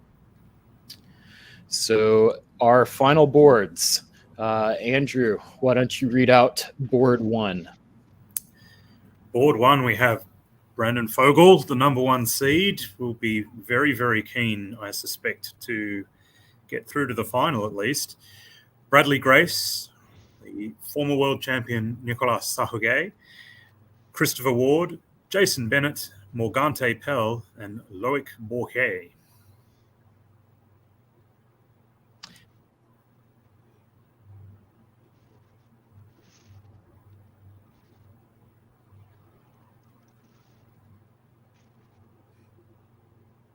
I think you might be muted, Brian. Oh, I'm sorry. Michaelis, I was asking if you could read out board number 2 and was about to say you must be on mute. Yeah, board 2, we have Ed Sullivan, Christophe Borgia, Steve Persinini, Nicolas Taillet, Greg Matthews, Ruben Sanchez, and Liam Stokes. What a lineup. We just had 4 of the best games of diplomacy that I've ever had the opportunity to broadcast and to see. Thank you all to our players. Could not have this broadcast without you. Thank you all for watching today's broadcast. This is a experiment that we decided to try a couple years ago because we had a passion for the game, loved analyzing, loved talking about it, and it turns out there's a whole bunch of other people that enjoy that too. I'd like to thank each of you analysts for joining me. Andrew, Tommy, Michaelis, it was a genuine pleasure. I learn from each of you every time that we are on air. Behind the scenes, I'd like to thank Kevin O'Kelly for helping produce and work the sidelines, for Marcus Zylstra for leading our sideline coverage. I don't think Marcus has slept all weekend. And to Zachary Moore for running this tournament. He is our tournament director. He's been acting as game master and pinch hitting, helping with sideline coverage and anywhere else that he is needed. Tomorrow's broadcast, we've got another fantastic crew. I believe that many of you will be returning to the broadcast. I will not. We're going to have Zachary Moore coming in as host. So a little upgrade there for everyone. But most of all, I would like to just say thank you to the community. This is a fantastic community. I'm honored to be a part of it. What a time to be a fan of the game of diplomacy. We have the largest, most competitive diplomacy tournament in history going on right now. Got a new edition of the game being printed by Renegade Games. We've got just a growing hobby, new players coming in who are some of the most talented players in the game right now. If you are a fan of this game, count yourself lucky. This is an amazing time. So with that, I will wish you all good night. And in the words of Siobhan Nolan, stay safe and stab well. Have a good night.